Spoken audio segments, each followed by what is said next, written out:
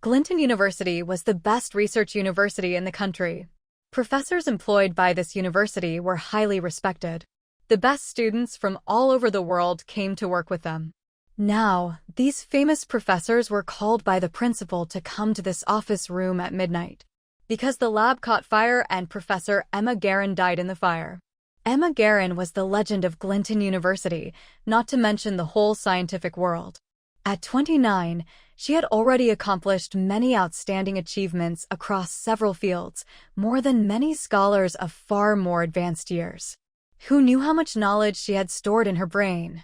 There had never been a question she didn't know the answer to. Perhaps the world is not perfect, so she lost the use of her legs in childhood, relying on a wheelchair to live only. Some people felt sorry for it.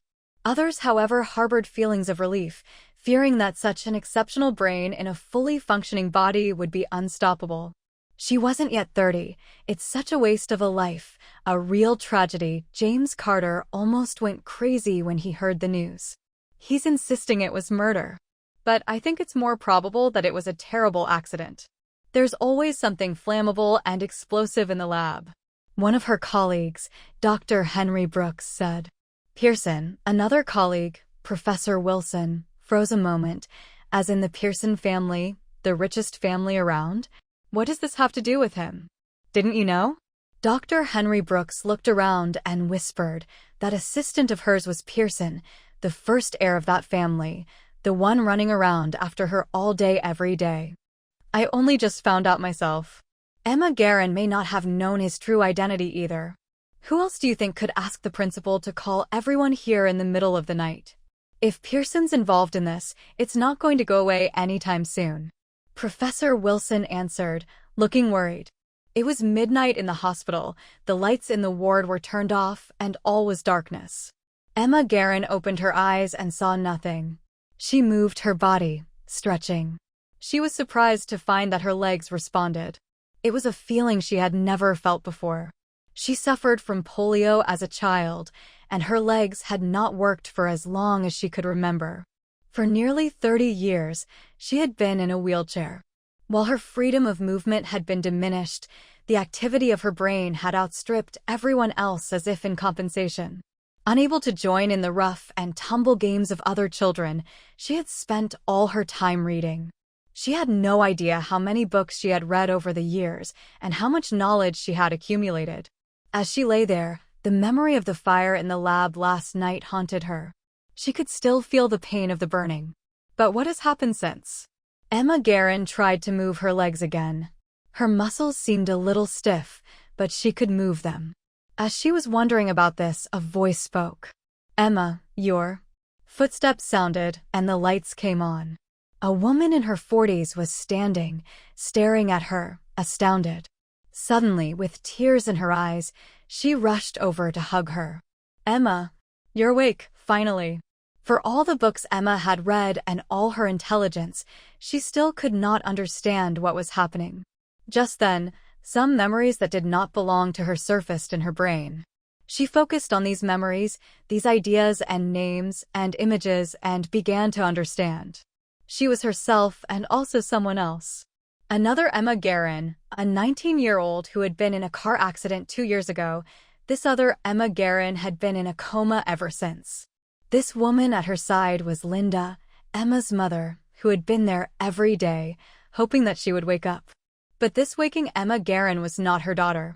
As she looked through this girl's memories, she found out that her father had died in an accident at work a few years ago. She and her mother were the only ones left. They were poor. She wouldn't have even been in the hospital if it hadn't been for the compensation paid by her father's work. It was not dawn yet. The light had woken the other patients up, but when they saw the girl who had been in a coma for 2 years finally conscious, no one was angry. Everyone was ecstatic for her. Linda had called in the doctor, and they gave Emma a thorough examination. All functions of the body are normal, except for some weakness. Congratulations, Mrs. Green, the doctor said, but she's been lying still for so long that her muscles have atrophied. She will need physical rehabilitation before she can make a full recovery. Linda Hayes looked over at her daughter in bed, eyes open, and still couldn't believe it. These past 2 years had been years of desperation and painful hope. She had quit her job in order to take care of her daughter and be at her bedside every day. She had had the darkest of times, even thinking of taking her own life. But now that her daughter was awake, she felt the world was full of hope again. Emma Guerin stayed in the hospital, working on her rehabilitation, and every day she made progress. Finally, 2 months later, she was allowed to leave. She was still frail, but she was strong enough to walk freely out of the hospital with her mother at her side. Linda Hayes lived on the 5th floor of an old apartment block without an elevator. Emma Guerin had never been so happy to be exhausted as she made it to the top of the stairs. It was such a pleasure to be on her own 2 feet. Linda had been a junior high school teacher, but she had no job now, and so naturally, there was no income. But Emma wasn't worried. She was here now to take care of her newfound mother. And she had something else to think about. A new school year was beginning. Emma Guerin had been 17 years old when she had been in a car accident. It was during the summer holiday of her sophomore year. After the accident, Linda Hayes had managed to get Emma's schooling suspended, and now that she was recovered, it was time to go back. High school memories were far away for one of the Emma Guerins. At school, she had always been the one to be specially taken care of and looked after. Now, she was looking forward to going to school like a normal student. "I'll go with you," said Linda anxiously. "Oh, please, Mom. Take a rest. It's just some readmission formalities." "I can do it." Linda Hayes had married early. She was only 39 years old, but she looked older, thanks to the sadness and worries of the past few years. Emma Guerin felt very sorry for taking up her daughter's body. She didn't want Linda Hayes to worry or work for her anymore. She didn't want to trouble this lady who was now her mother if it was something she could do herself. It was enrollment day, no classes, just handing out textbooks and getting organized for the year ahead.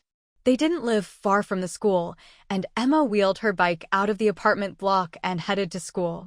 It was the first time she, Emma Guerin, had ridden a bike. Thanks to the other Emma's memories, she found her muscles knew what to do, and she felt like she was flying. After 10 minutes of glorious cycling, she arrived at school. Armed with the relevant papers, Emma Guerin entered the Office of Academic Affairs. "Hello.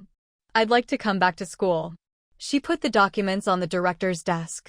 In her alternate memory, she found she knew this man, a difficult person, it seemed, called Mr. Bull. "I had an accident 2 years ago, and I recently got released from the hospital, so I'd like to return to school." Director Bull had been reading when she entered. He raised his head on hearing the words. He glanced up at Emma Guerin and started. She was back. The troublemaker was back. He had thought Emma Guerin would never come back to school even if she did wake up, and here she was, right in front of him. Was she coming to school right out of the hospital? She should take more rest, he thought. If only so he could make her wait another year before she was readmitted.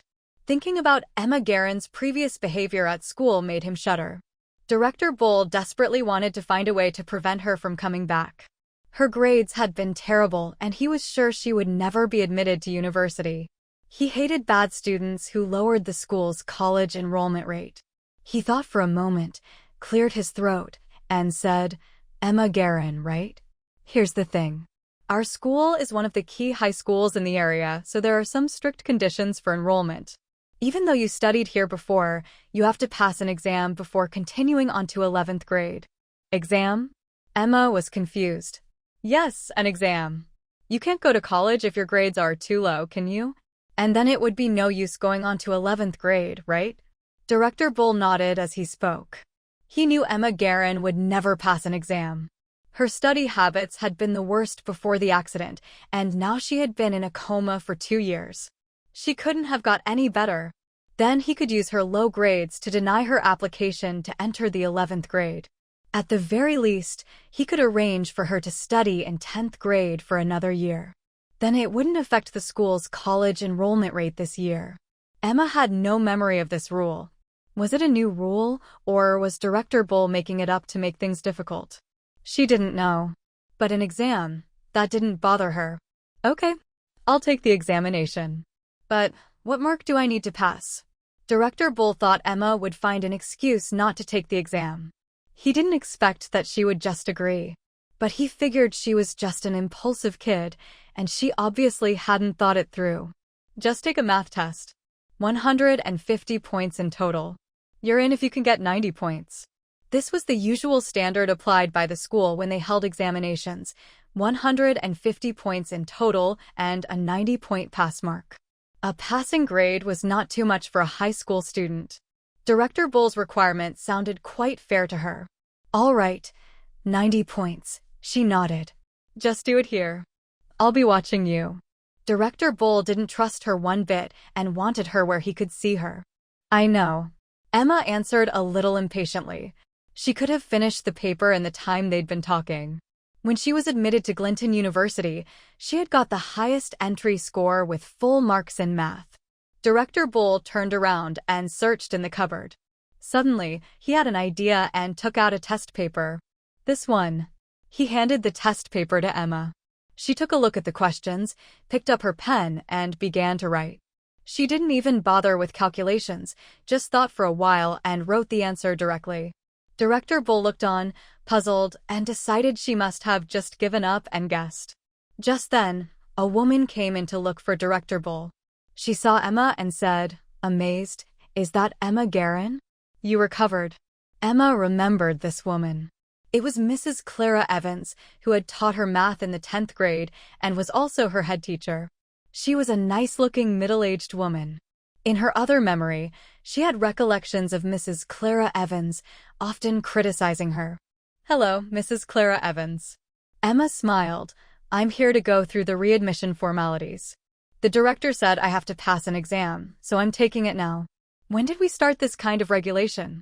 Mrs. Clara Evans frowned. "The notice was just issued. It's not your area, so, of course, you wouldn't know." Director Bull responded. "Isn't this year's college entrance exam paper? She hasn't learned this stuff yet. It's not appropriate for her. You must have got the wrong test paper." Mrs. Clara Evans taught mathematics herself, so she knew the level at one glance. That's why she'll pass as long as she can get 90 points. "Anyway, what do you want? Do you want to talk to me?" Director Bull was scowling at her. It reminded Mrs. Clara Evans of her reason for coming. "A student in my class has asked for 5 days leave. The school regulations state that more than 3 days leave must be approved by the director." "That's right, isn't it? Here's the note." She handed a piece of paper to Director Bull. "Michael Guerin? This student is in the top 30, right? Why is he taking so much leave? It will affect his studies." On hearing the name, Michael Guerin, Emma Guerin stopped her writing and put down the pen. Michael Guerin was her brother. Emma had been waiting for a chance to go and find her brother, but she hadn't expected him to turn up here. His family suffered a terrible loss. His older sister was burned to death in a fire. It was just him and his sister in the family. Now it's just him, poor boy. And he has to organize his sister's funeral all alone. Mrs. Clara Evans sighed. Emma Guerin had died 2 months ago. The funeral should have happened by now. She thought that it was probably because she had died abnormally that her body must have had to go through a series of procedures, like an autopsy, for them to investigate the cause of her death, and that was what had caused the delay. Director Bull was silent for a while and nodded.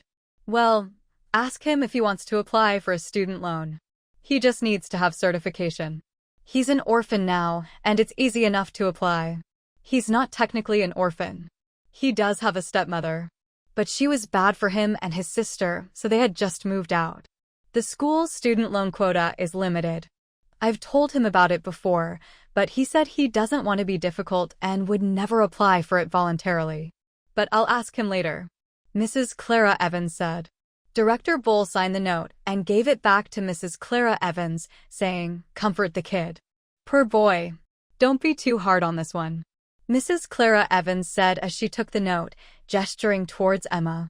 Director Bull waved his hands, dismissively. "I won't." Mrs. Clara Evans turned and left the office.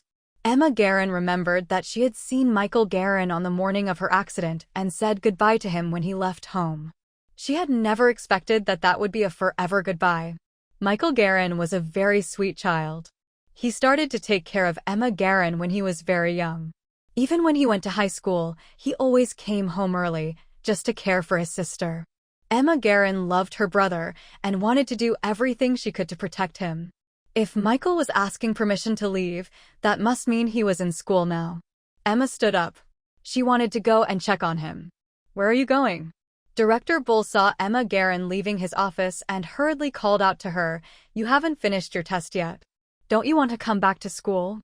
"I've done enough to get 90 points, she said. She didn't even look back. As she strode out the door, she saw that Mrs. Clara Evans was not far away, and she ran after her. "Emma, what are you doing? Didn't Director Bull ask you to do that test?" Mrs. Clara Evans asked as Emma caught up to her. "I want to check on Michael Guerin." Emma said, "Students should take care of each other. After all, we're at the same school and we'll be classmates soon." She didn't mention the test, and Mrs. Clara Evans didn't ask either. College entrance papers were completely beyond Emma Guerin's aptitude level. She probably hadn't been able to figure anything out and had just given up. If that was the case, Director Bull probably wouldn't allow her to study in 11th grade, but make her stay in sophomore for another year. Mrs. Clara Evans smiled. "How considerate of you. Okay, you can try and comfort him. You are about the same age and probably have lots of things to talk about." She didn't think Emma Guerin would be in the same class as Michael. Collin High School had an advanced class. After midterms, the top students in each year would be assigned to the advanced class. Michael Guerin, who was always in the top 30 of his grade, was sure to get in. But Emma, it would be a miracle if she even passed Director Bull's test. They soon arrived at Mrs. Clara Evans's office, and Emma, with one glance, saw Michael waiting beside Mrs. Clara Evans's desk. Michael Guerin had just turned 17 this year. He was tall and thin. It had been 2 months since his sister's death, and he seemed calm. After all, it was a reality. Whether he accepted it or not, nothing could change the fact. Emma Guerin looked at him and felt sad. She knew she couldn't tell him the truth that she was still alive, just in a different way. It was so weird, so improbable that no one would believe her. People might just think she was crazy. And more than that, she wasn't sure how long she could stay in this body. It was all so irrational and unscientific that it made her feel quite uncertain. If she was destined to leave again, she would rather no one had ever known about it at all. "Your note." Mrs. Clara Evans handed it to Michael Guerin. "If there is anything I can do, please tell me. I will try my best to help you. We're classmates. I'll help you out too." Emma walked over and patted him on the shoulder. Michael looked puzzled at first, looked up and asked in a low voice, "You are?"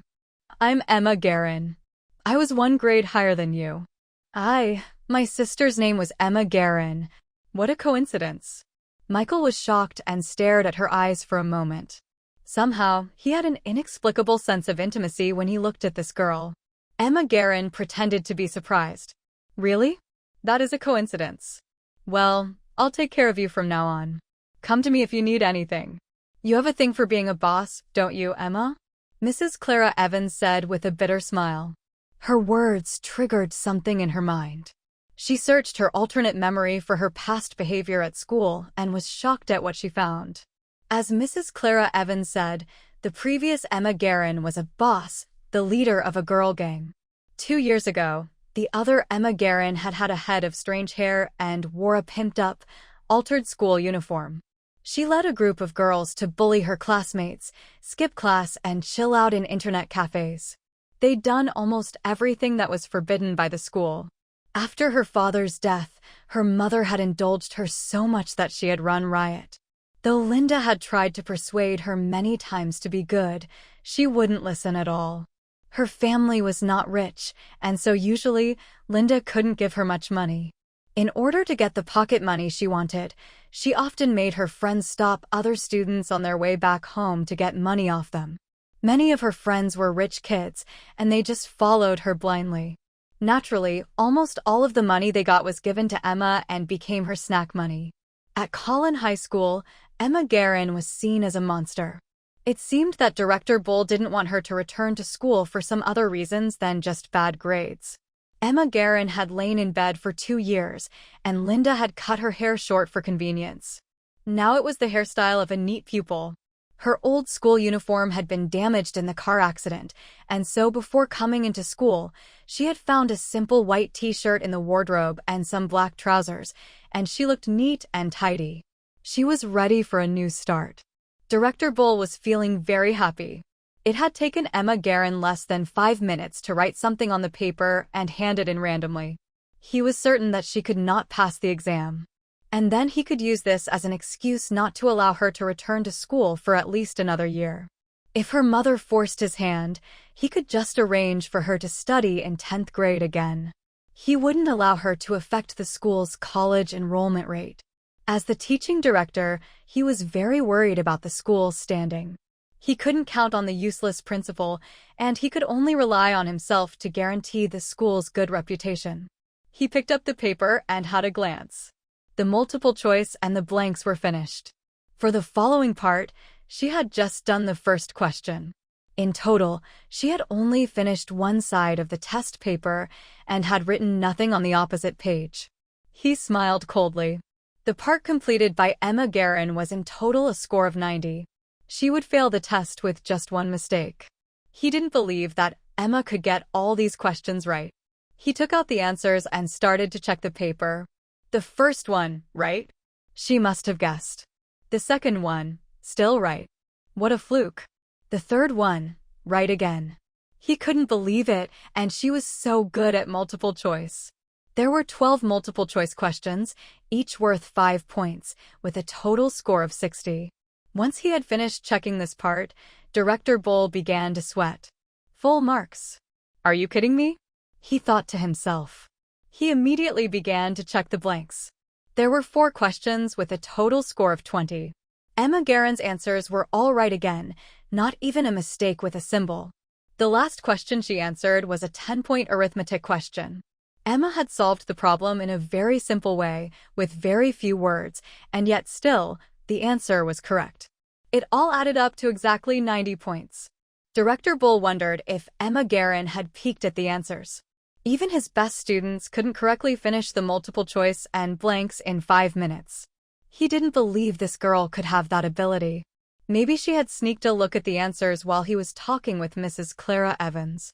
The answer booklet lay on the table, not far away. It would have been possible. But Emma Guerin's calculation steps were different from the answer booklet. How could he explain that? Could she have done this test paper before? But it was the original paper for the college entrance examination taken before the summer vacation this year. Maybe she really was getting better, Director Bull thought. She might have changed her mind after she woke up from the coma and intended to work hard. If so, that would be a good thing. Well, Mrs. Clara Evans, I'm going home now, Michael Guerin said. Yes, call me if there is anything I can do, she replied. He turned away, heading to the bike shed where he had parked his bicycle. You seem to have something on your mind. Is there anything wrong? Emma asked as she followed him. No, but thanks for asking. His feet shuffled along as he shook his head. Mrs. Clara Evans mentioned that you have a stepmother who is not good for you. Be careful. She may make trouble, Emma said. Michael stopped suddenly. Make trouble? She didn't even attend my sister's funeral. But your sister will have left you some money, right? I just mean, you should watch out. Your stepmother may come for it. Emma had been thinking about this and was trying to find the solution.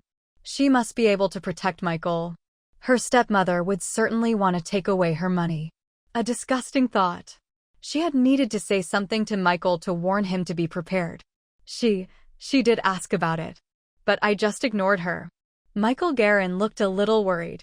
Well, just be careful. I don't think your sister would be happy to see her hard-earned money taken away by your stepmother, right?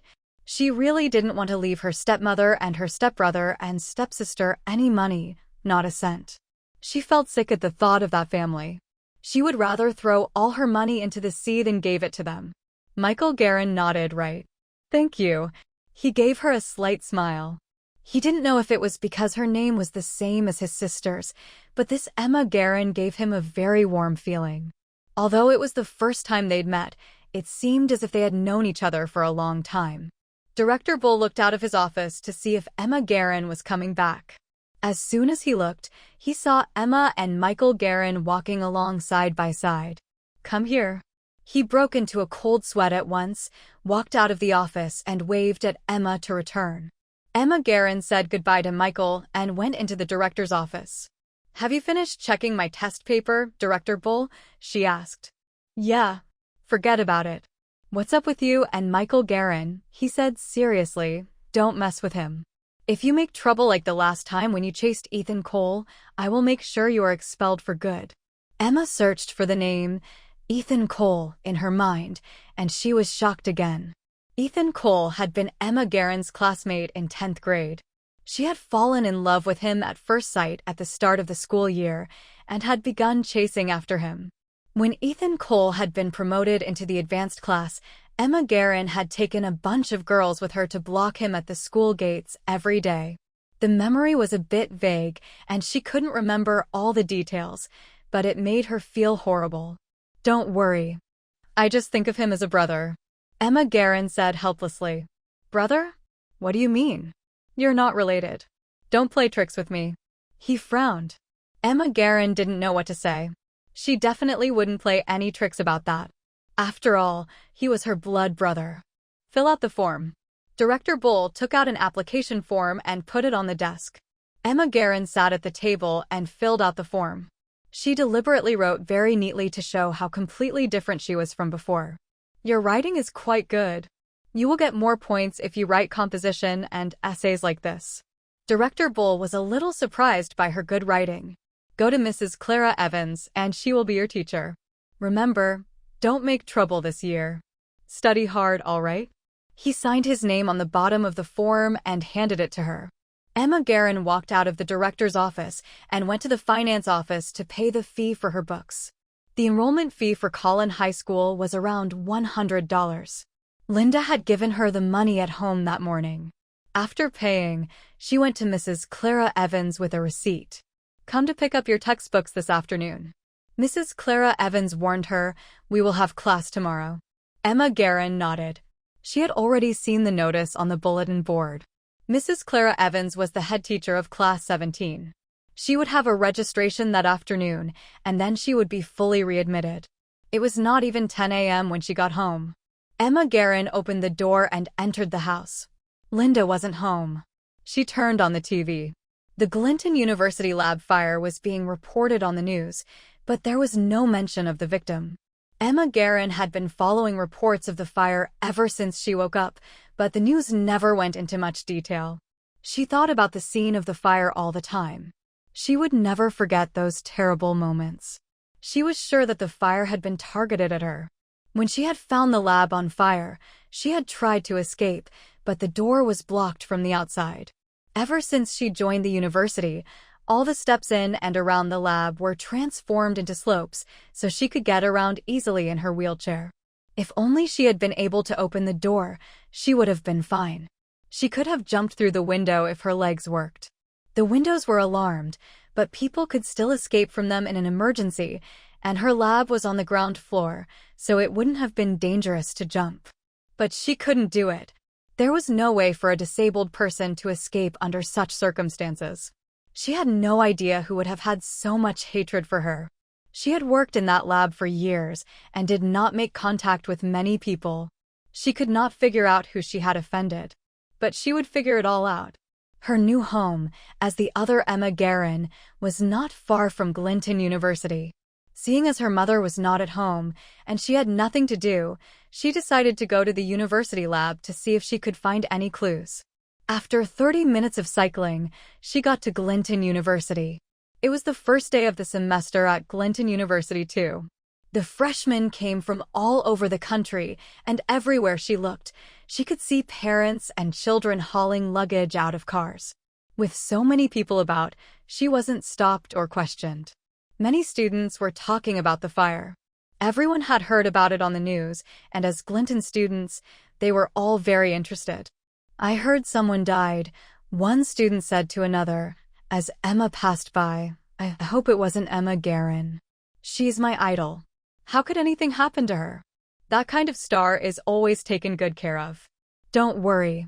Maybe it's just a rumor and no one died. There's been nothing on the news about it, right? The other student said. Emma Guerin sighed inside. Her university had taken good care of her. But the fire was completely unexpected. There was nothing they could have done. She cycled towards the laboratory. It was a big school campus. And it took her a while to get there. And here it was. The school's energy research station. It was an old building with 3 floors.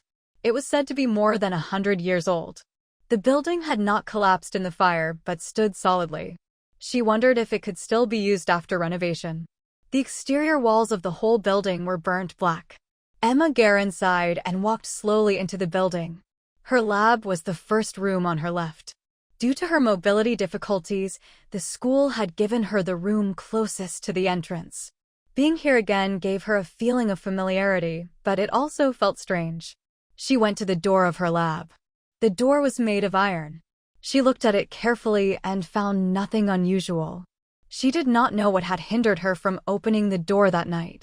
She gently opened the door and stepped into the laboratory. As she entered, she saw a familiar figure standing with his back to her. A tall young man in a simple and dignified black suit. She had always been looking up at him and had never noticed how nice his back looked in a suit.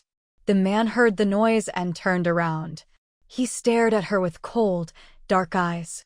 In her memory, the eyes of James Carter were always smiling. And whenever she had looked at him, there had always been a faint smile. But the person in front of her was completely cold. He was not like that warm James Carter at all. She would have doubted whether it was even him if it wasn't for this familiar face. "Who are you?" His voice was as cold as his eyes. "A freshman. You shouldn't be here. Leave now." Emma Guerin felt funny. She did not know why he pretended to be cold. No matter how cold he looked, he was still Pearson, the cute, warm assistant who followed her around all day. "Why are you here?" she said lightly. "I work here." James Carter replied tersely. "I'm a student." Emma Guerin replied. She didn't say she was a student of Glinton University, deliberately misleading him, though she should have been at college by now, and not just headed into the 11th grade. Students should not come to the laboratory. This place is badly burned. So you can't be here to work. Since neither of us has any good reason to be here, you can't judge me. I don't want to talk about it. If you don't leave, I'll have the porter take you away. Hearing his own irrational words, James Carter had nothing else to say and frowned. She was not a student here, so if the porter asked her to leave, it was not the end of the world. "I'm not a bad person. I'm actually a big fan of Emma Guerin's. I heard she had an accident. So I just wanted to come and check if it was true. You must be a big fan, too. We are all so sorry about it." She spoke politely. And she looked at James Carter with a little expectation. She was curious about her assistant. Had he worshipped her? Judging from the way he had always acted, he seemed to. "I'm not her fan." James Carter was not angry anymore, but his tone was surprisingly firm. She was a little disappointed. So, she did not have a place in his heart, but surely he was only here because he missed her? "You can check around. But you can't touch anything. The police have obtained evidence, but they may have overlooked something." James Carter continued. "I won't touch anything. I just want to look around. I won't touch a thing." Several oil paintings were hanging on the walls of the lab. They had been damaged in the fire. They were all badly burned and were almost unrecognizable. These paintings were not famous works, but they had all been lovingly painted by wonderful artists. Many of them were colleagues at the Academy of Fine Arts. Some of the works were by teachers, and some were by students. One of Emma Guerin's favorite paintings was a gift from James Carter. It was of a little girl looking up at the sky. The style was abstract. The girl's face was not very clear, and yet it gave a feeling of hope. She still remembered how James Carter had offered it to her like a treasure, Miss Green. "I painted this for you. What do you think?" "Pearson, you can paint?" She had been a little surprised. "I learned a little as a child." He was looking at her expectantly as if waiting for her opinion. Emma gave him the compliment she was sure he was looking for. "Very good. Hang it up for me, please." James Carter smiled. He didn't hang it up immediately. Instead, he lingered in the lab with the painting in his arms for a long time before saying, "I shall hang it here, and then you can see it while doing your experiments." 6. Alex. She remembered how fond he was of the painting. He would take it off the wall every couple of weeks to wipe off the dust. None of the other paintings received this treatment. In fact, she never saw James Carter dust them at all. But now, the painting was burned to a half-scorched frame. The beauty of the painting was gone and would never be recovered. Standing behind Emma Guerin, James Carter suddenly said, "Mississippi Green's favorite painting used to hang there." She was startled, but he just walked to the side of the room and stopped talking. The laboratory was located in the corner of Clinton University, far away from the student activity area, and it was very quiet all around there. Emma Guerin walked slowly to the fire extinguisher lying in the corner of the room. She crouched down and examined it carefully. The fire extinguisher had been badly burnt. She remembered that she had picked up the fire extinguisher when the fire broke out. But it didn't work and it was broken. She had had a very bad feeling at the time. Now, as she thought about it again, she realized a killer would have known she would try and use the fire extinguisher, and he would have broken it beforehand. After the fire, it was so damaged it was impossible to tell if it had been broken before or not. James Carter stood in front of one of the experimental tables for a moment. Then he turned to the door as if about to leave. Emma Guerin stopped him with a question, "Are you still working here?" James Carter paused but didn't look back. There was a slight bitterness in his voice. "She's gone. How can I still work here?" Then he strode away. Emma Guerin suddenly felt sorry for Pearson. He was the assistant the school hired for her, not an official member of staff. Was he fired after she died? He had lost his job because of her. She wondered what he was doing now. But she wasn't worried about him. James Carter was hardworking and intelligent. It shouldn't be hard for him to find another job, a better job. In fact, she had always wondered why a person like Pearson was willing to be her assistant. She had asked him once. And all he had said was that he had a personal interest and that he enjoyed scientific research. She thought that he would probably find a new research job somewhere else. Emma Guerin searched in the laboratory for a little while longer, but did not find any useful clues. It was almost 12 o'clock. She was afraid that her mom would be worried when she didn't find her at home. So she left Clinton University and cycled home. Linda Hayes was there when she got back. She had bought a lot of delicious food and was preparing lunch in the kitchen. Hearing Emma come back, she poked her head out of the kitchen. "Emma, go and wash your hands. We're going to eat." "Yes, Mom."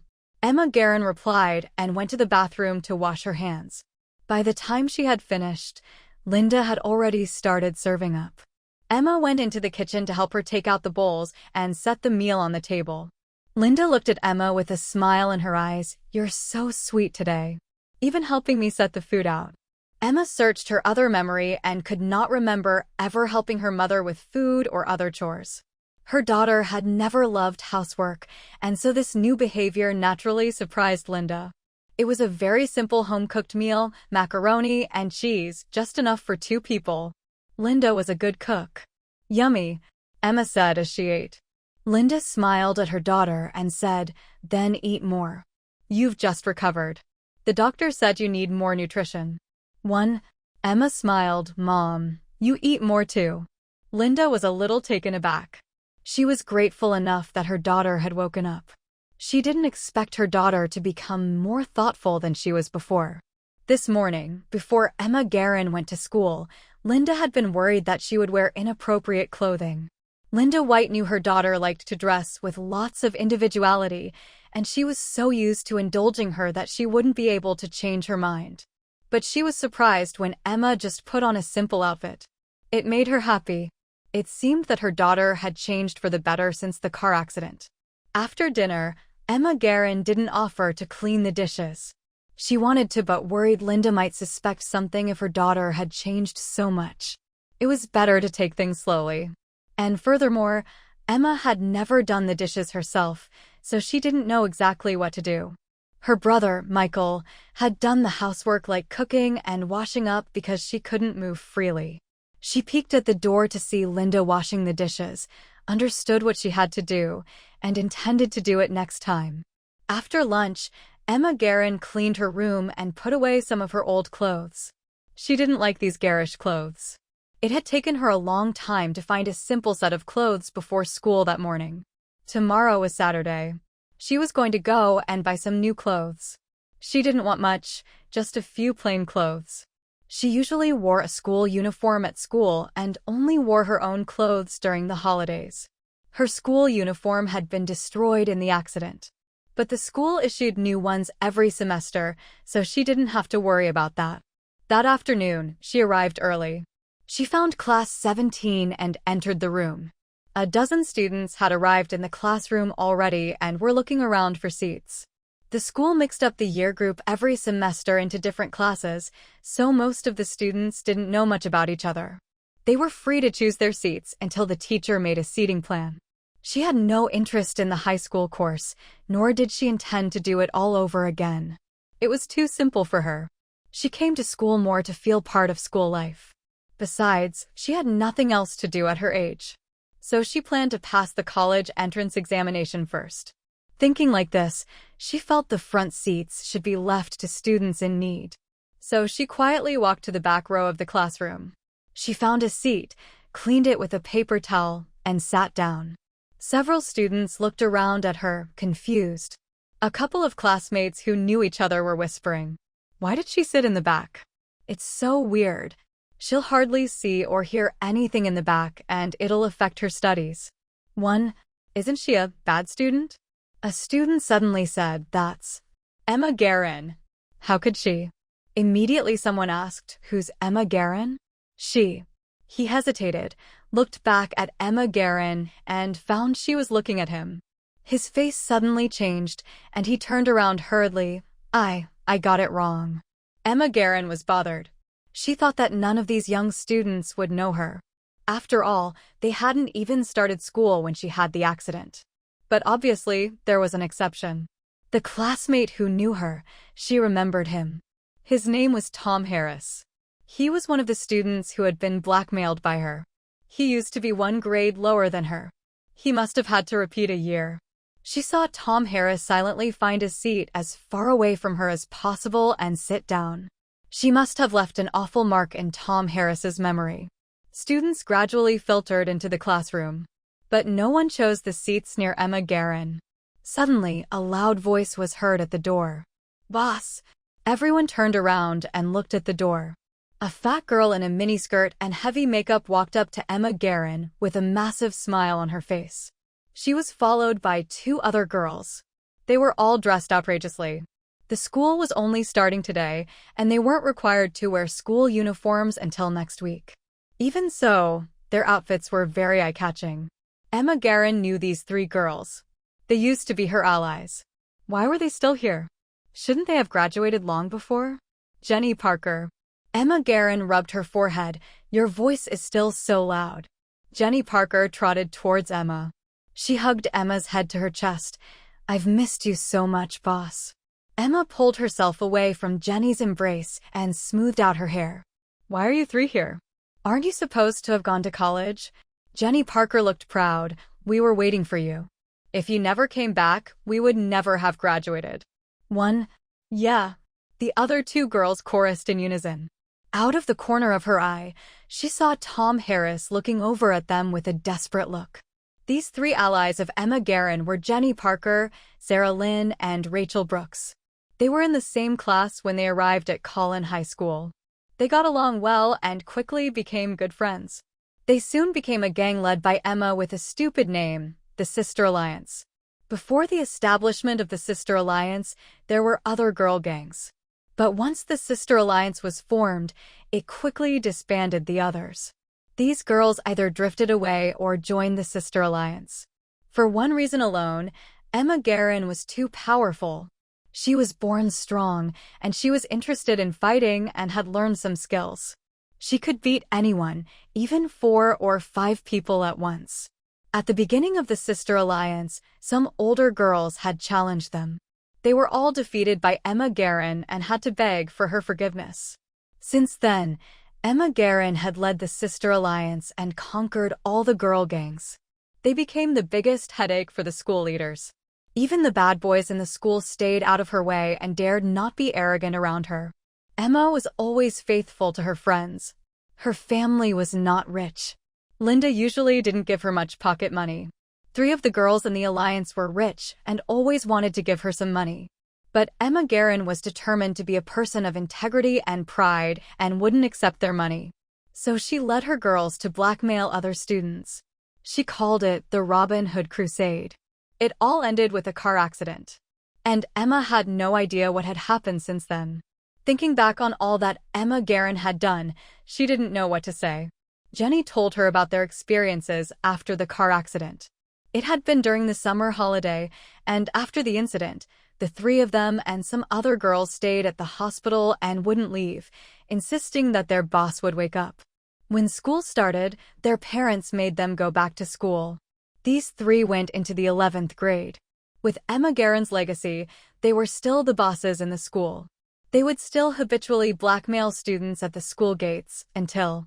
What's the money for? Holding the money, Jenny Parker was confused. Sarah Lynn was confused, too. We used to use this money to buy snacks for boss, pay for combat training, and buy clothes. Now she can't eat snacks. Rachel Brooks said, yeah, we don't need it. So they gave the money back. Before the college entrance exam application, Director Bull called them to the office and said gently, do you want to sign up for the college entrance examination? With your grades, there seems to be no hope of actually getting into university. And after you fail, you have to retake courses on the South Campus. And then you wouldn't be on campus with Emma if she comes back.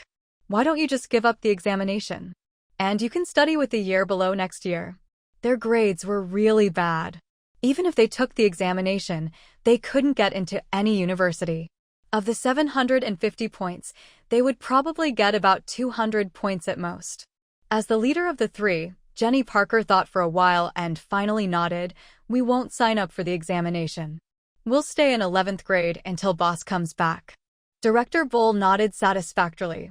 If they didn't sign up for the exam, they were not in the transition rate. The year's enrollment rate was safe again. Then a year went by. The next year, when they were faced with college entrance examination applications again, Director Bull persuaded them to agree to wait another year with the same words he used before. Alex, Alex, Alex. Emma Guerin didn't know what to say. Director Bull was always trying so hard to get a high college enrollment rate. She remembered the way he had behaved yesterday when she re-enrolled. If it hadn't been for the change of soul, Emma Guerin would never have passed that exam. Jenny Parker sat down beside Emma Guerin. Sarah Lynn and Rachel Brooks sat close to them. Jenny began to talk as soon as she sat down. Boss, I took girls to see you yesterday and found that you had been discharged from the hospital. I was wondering if you would come to school today, and here you are. You're really here. Rachel Brooks poked her head around the side. I asked my dad to find out what class you were in, and he found out you were in class 17, so he went to the principal and got us transferred into this class. Now we can be the sister alliance again and keep ruling the world. Rachel Brooks's family owned a big company. They had donated a building to the school. So the principal usually satisfied her requests and would not offend her for something that seemed so trivial. In fact, her family donated money to the school every year. Another reason, Director Bull might want her to stay at school for 2 more years. Emma Guerin couldn't help asking Rachel, haven't your parents thought about other ways for you to study in the last 2 years? Like studying abroad or something? Some students with poor grades and rich families would be sent to study abroad. They could pay their way into foreign universities, and their degree would be acknowledged when they got back. Many companies were willing to hire people with a background in studying abroad. Rachel Brooks looked proud. My mom wanted me to study abroad. But I wouldn't agree. I had to wait for you to come back. If you didn't come back, I'd still be waiting here. I wasn't going anywhere. Sarah Lynn said, my dad also asked me to go abroad. But he couldn't do anything if I said no. Emma Guerin really didn't know what to say. She couldn't bring herself to praise them. Other students were looking at them. They didn't know Emma Guerin, but they knew the other 3 girls. Everyone looked afraid. Hearing these girls call Emma Guerin boss, they knew that Emma must definitely be a bad student. Students moved even further away from them, and there was a big space around them. Jenny Parker, with sharp eyes, saw Tom Harris sitting in the front row. She smiled at him. What a coincidence. Tom Harris. You're here too. Tom Harris said nothing. He touched his wallet subconsciously. He wanted to cry and go home. Just then, Miss Clara entered the classroom, and the students gradually quietened down.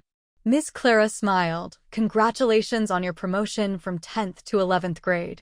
As you know, the 11th grade is the hardest and most important year of high school. You can call me Miss Clara. I used to teach the 10th grade, and I will be your lead teacher this year. I hope you will get good grades in the college entrance examination at the end of this year's studying. As she used to take 10th grade, some of the students knew her. Those that did whisper to their classmates beside them, Miss Clara looks nice, but she is very strict. It's impossible to be naughty in her class. With her here, those bad students can't make trouble and hopefully will be obedient. The students were talking, and some glanced back at Emma Guerin occasionally. They wanted Miss Clara to teach those in the back a lesson to stop them from making trouble. Jenny was annoyed and gave hard looks to any of the students who were turning around to look at her. They were so frightened, and they quickly turned around. Boss, how about scaring a few students so they won't dare to talk about you behind your back? Emma was getting a headache from these girls. She hadn't figured out how to deal with them yet. They seemed to trust her, and she couldn't let them go the wrong way. Stay low-key. Emma said, no action without my instructions. Is that clear? Yes, madam. Jenny nodded obediently. You're the boss. We'll wait until you give us an order. Emma Guerin was speechless. It was going to be a long and arduous task to get them on the right path. Miss Clara asked several pupils to carry books for her. The class began to whisper again. Emma said to 3 girls, wait for me after school. Let's go to the hairdresser's. Sarah smiled. Do you want to do your hair? Amazing. I don't think your hair is fashionable enough. But it is a little short, and so it may not be easy to curl. But a small curl would look pretty good. Emma gave her a look. It's not me, but you who need to get your hair done. Us. Sarah was confused. I just did my hair 2 days ago. It took, 6 hours.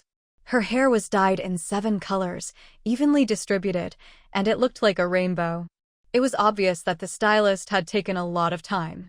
Dye it back to black, Emma said. Sarah looked like she was about to cry. No, boss. It's so ugly. Rachel chimed in. Yes, boss. The same hairstyle won't highlight the strength of our sister alliance. Only Jenny Parker did not object and stiffly said, boss is boss. No nonsense. We need to keep up with the boss. By the way, put it in a ponytail after you've dyed it back. Don't let your hair down, Emma said. Despite being the boss order, Sarah Lynn and Rachel Brooks were struggling to accept it. Emma Guerin could see it wasn't easy for them. After all, it had been their way for many years. She thought a bit and said, you see people who have status on TV. Their hair is all clean and tidy. It's a status symbol. I didn't realize that before. But from now on, our sister alliance should be like that, you know? We can't be looked down upon. When she said so, the 3 girls cheered up and happily agreed to go with her to the hairdresser after school. While they were talking, people were distributing books around. Piles of books covered the teacher's desk. There weren't many textbooks for 11th grade, but the school had ordered a lot of revision materials. The whole desk was piled up. Miss Clara asked her helpers to classify the books and give them out. There were a lot of books. Each helper had a pile to give out, and it didn't take too much time. The stack of books in front of Emma gradually piled up. She didn't intend to read these books, but with the 3 girls next to her, she felt obliged to set a good example for them and inspire them to study hard. She sorted the textbooks, laid them neatly on the desk, and looked around at them. Jenny was the most obedient one. She saw what Emma did, and while confused, she also put her books away carefully. Sarah and Rachel didn't take it seriously, but did the same. Emma was satisfied. Treating books with respect was the first step, and they did it very well. After all the books were handed out, Miss Clara cleared her throat and said, each student should have 17 books and 10 exercise books. Count your books. If you don't have enough books, check the book list on the blackboard to see which one is missing. Also, check to make sure you don't have a duplicate book. Students started to count their books. Some students didn't get enough books, and they reported books they missed. Emma Guerin saw the girls were still. She coughed and began to count her books. And so the three girls had to count too. I don't have the mathematics guide manual, Emma said as she raised her hand. I don't have a Chinese textbook. Sarah raised her hand too. Miss Clara looked up all the books that were missing from the extra ones. Finally, she said in a bit of a quandary, there is only one mathematics guide manual left. But both Emma Guerin and Molly McDowell don't have one. How about you negotiate between you who will use this book first? And I'll check if there is one left over somewhere else. Emma was just trying to show her seriousness and set an example to her friends. She didn't really want the book. She wanted to give it to Molly McDowell. But Molly McDowell said quickly, Miss Clara, I get really good grades in school and she won't study with the book. Give it to me. This book has to be used when the class starts, and it's more useful to me. I'd like to look over it this weekend. Mathematics Guide Manual was a book for students to read before class. Hardworking students usually finished it before class. When Emma Guerin heard what she said, she got upset. She had intended to give this girl the book, but now she changed her mind. Jenny Parker was also very angry, but she couldn't exactly deny what she had said. She looked at Sarah and Rachel. They also didn't know what to say. It was true that Emma didn't study hard. There didn't seem to be a point arguing with Molly McDowell for a math book. Emma Guerin stood up and smiled. I'm sorry, Miss Clara. I also need this book. Molly McDowell stood up and said angrily, what do you want books for? Can you even do math? I know, I'll pick a question. If you can work it out, I'll give you the book. 1. Miss Clara heard their quarreling and hurried to calm the situation. Molly McDowell, don't joke. We haven't learned this book yet. How could you make her do that? I'll keep the book. And I'll give it to you when I find another one. Is that fair? Emma Guerin didn't actually care. She just felt angry about what Molly had said. If Molly McDowell hadn't said those words, she would have given her the book quite happily. But Molly McDowell didn't agree, Miss Clara. I really need this book. It's no good for you. Give it to me first. It's not too late to give her another one. Miss Clara was a bit awkward. Well, Emma was not a very patient person. She suddenly said, McDowell. Do you mean what you just said? Molly McDowell didn't react. Which bit? You said you'd give me the book if I can work out a problem. That, of course, that counts. Molly was delighted. She hadn't expected Emma to be so angry that she was actually willing to do some work. Choose a question. Emma Guerin said lightly. Jenny gently pulled on Emma's arm, a little worried, and whispered in her ear, Boss, don't bet on it. If you lose the bet, you'll lose face. She knew Emma well. She couldn't even work out the math questions in 10th grade, let alone 11th grade tests. Emma smiled, patted her hand, and said nothing. Molly said happily, you've said it. Don't blame me when you lose. Please give me the book, Miss Clara. I'll find her a question. Miss Clara couldn't help with it. Now that the two students had reached an agreement and it was a study test, after all, she had no reason to object. So she gave the book to Molly McDowell. Molly flipped through the book and pointed to one of the questions at random, this one. Do it. You'll have 20 minutes. If you can't work it out, this book is mine. Emma picked up the book, took a look at it, and said lightly, it won't take 20 minutes. The answer is that x equals 7 and y equals 15. Molly McDowell handed the book to Miss Clara. Miss Clara, there is no answer here. Please check whether she is right. Miss Clara took the book back and saw that it was a very complicated geometric problem. Although she was a math teacher, she could not tell the answer straight away. She picked up a student's pen, drew 2 auxiliary lines, and spent a couple of moments working it out. She looked up in surprise. Emma Guerin's answer is right. Molly McDowell looked surprised. How was that possible? Even Miss Clara had taken some time to solve the problem. Emma Guerin just gave the answer at once. She must have guessed it. Miss Clara handed the book to Emma. Emma Guerin has been studying hard lately. It's paid off. Then she turned to Molly McDowell. I will check if there are any extra books. If not, the school will order it. We'll get it soon. It won't affect your studies, don't worry. Emma took the book, returned to her seat, and put it on the pile of her books.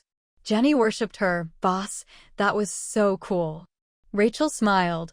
This is the first time I've ever been impressed by a good student. You are so great, boss. Emma smiled. In that case, let's study hard together from now on. Jenny wanted to take back her words. I'm just kidding, boss. Boss is just joking. Don't be serious. I'm also impressed by the way you rob money, Rachel said. Sarah was glad that she didn't have to say anything. She turned her face away and pretended nothing had happened. Emma was helpless. It seemed that it would take some time to get the girls to behave and work hard. Molly McDowell walked sulkily to her seat, muttering, even if you're good at math, you can't get into college. Emma Guerin heard that but ignored her. There was no class that day. After the books were handed out, students were allowed to leave. It was Friday. They would not have class until Monday. As everyone left school, Emma Guerin waited at the door for the three girls. She worried that they would change their minds and wouldn't go to the hairdressers with her. When all three girls had arrived, she happily set off with them to the shed to pick up their bikes. Then 4 girls rode their bikes to the nearest hairdressers. Under her supervision, the 3 girls sat in the chairs as the hairdressers straightened their colorful curls and dyed them back to black. A little while later, they were all back to a fresh schoolgirl style. And now it was just their outfits that didn't match with their crisp hairstyles. I'm going shopping for clothes tomorrow. Will you come? Emma said. Boss, a lot of new styles have come out recently. Of course, I'll come. It's been a long time since I went shopping with my boss. Rachel was instantly cheered up. Jenny and Sarah also agreed. Okay, so see you at the school gate tomorrow. She wouldn't tell them in advance what kind of clothes she was going to make them get. If she'd told them, none of them would have turned up. She had better save that until she saw them tomorrow.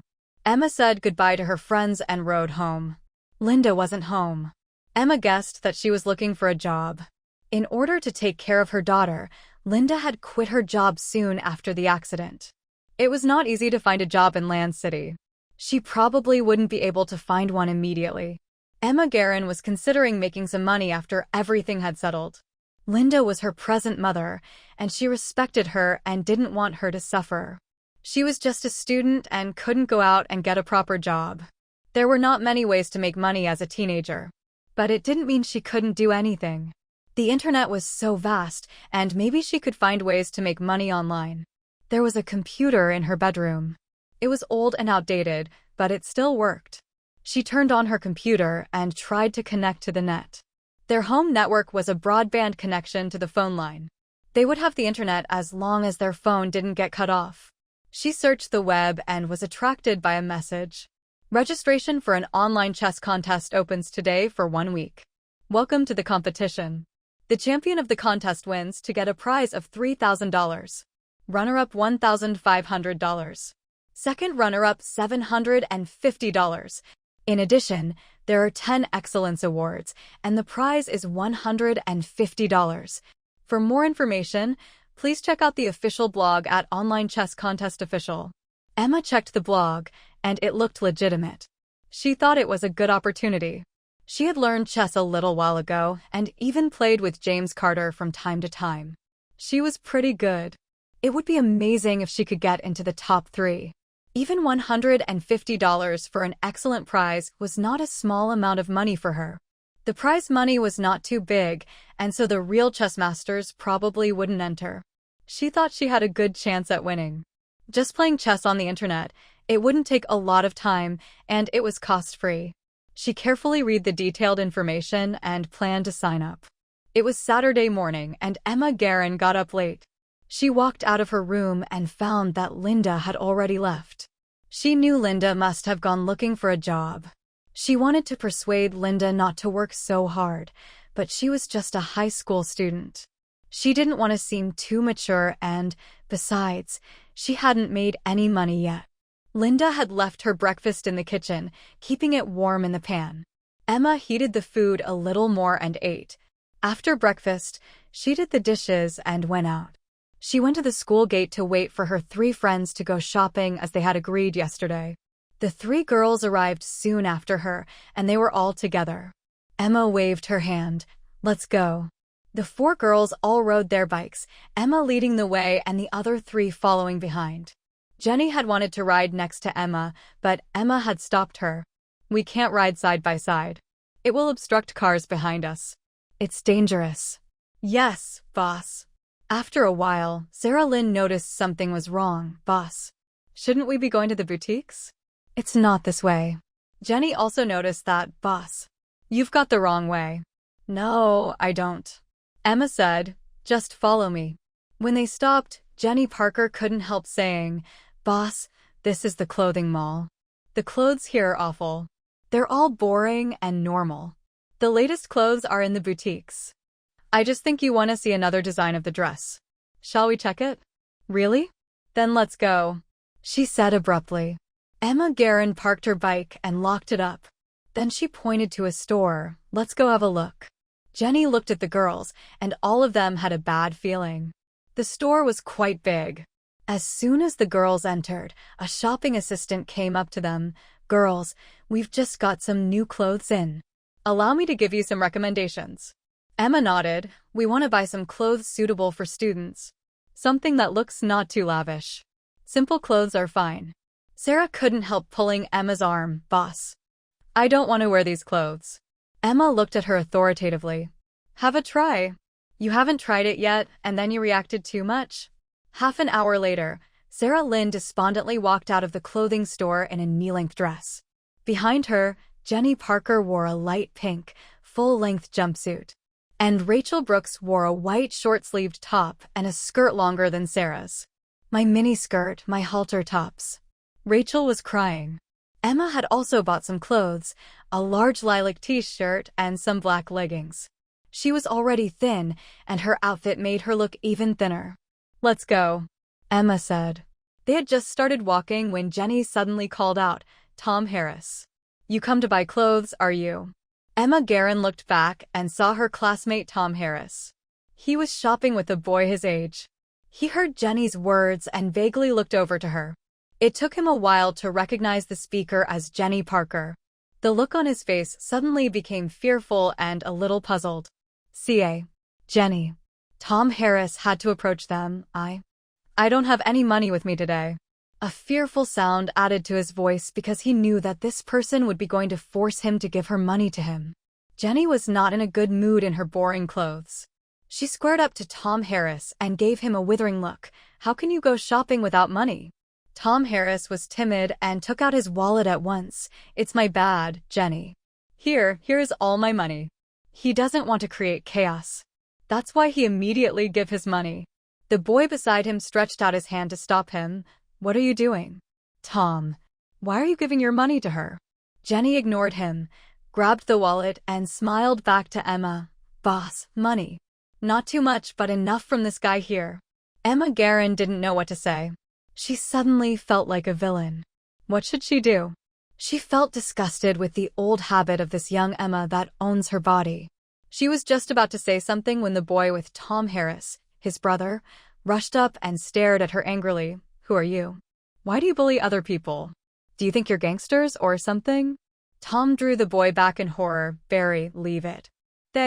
Sarah Lynn couldn't believe her ears.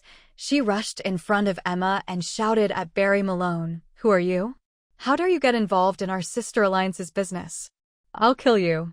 Believe me or not. Kill. She can't believe what she heard. Emma Guerin was shocked. She pulled Sarah out of the way, walked up to Jenny, and took the wallet from her hand. Jenny smiled with pride. Give him a lesson, boss. Let him know the strength of the sister alliance. Kick his ass. Emma Guerin walked slowly up to Tom Harris. The look on his face suddenly changed.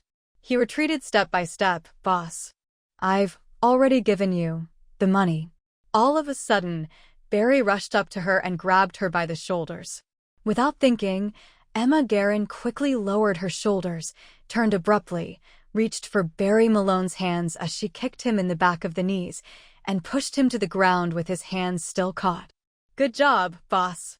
The girls cheered. Who is he, I wonder? Does he have a ranking? No. People with rankings wouldn't play for just $3,000. It would be beneath their dignity. Something occurred to him, and before Gray Cooper finished talking, James had hung up the phone, turned on the computer, and entered the game interface. He searched, and sure enough, there was a user named Knowing a Person. They were currently offline. He sighed. Maybe it was just his foolish hope. How could she? He had seen her autopsy report. He had seen her cremated. Maybe he just missed her so much that he would connect everything with her. Even though he knew that no matter how much he missed her, she wouldn't show up again. He still couldn't help. James Carter hadn't known the origin of Emma's name at first. He had read lots of books, but he couldn't remember everything he saw like Emma Guerin. He could only remember some of the famous poems he had learned by heart. Once, he asked casually Miss Green, "Was your name given to you by your mother?" Emma was doing an experiment. When she heard his words, she replied, "Yes. My mother liked classic literature, so she just picked a name from a poem for me." Classic literature? James Carter thought about it. I can't think of any poem it might come from. It seems my knowledge isn't really up to scratch. Emma Guerin laughed. Your knowledge is excellent, Pearson. You don't have to be too modest. It's an unusual poem. People usually haven't heard of it unless they're really into poetry. It's called The Eternal Love. There is a section in it, longing for a person for such a long time. Missing a person for such a long time.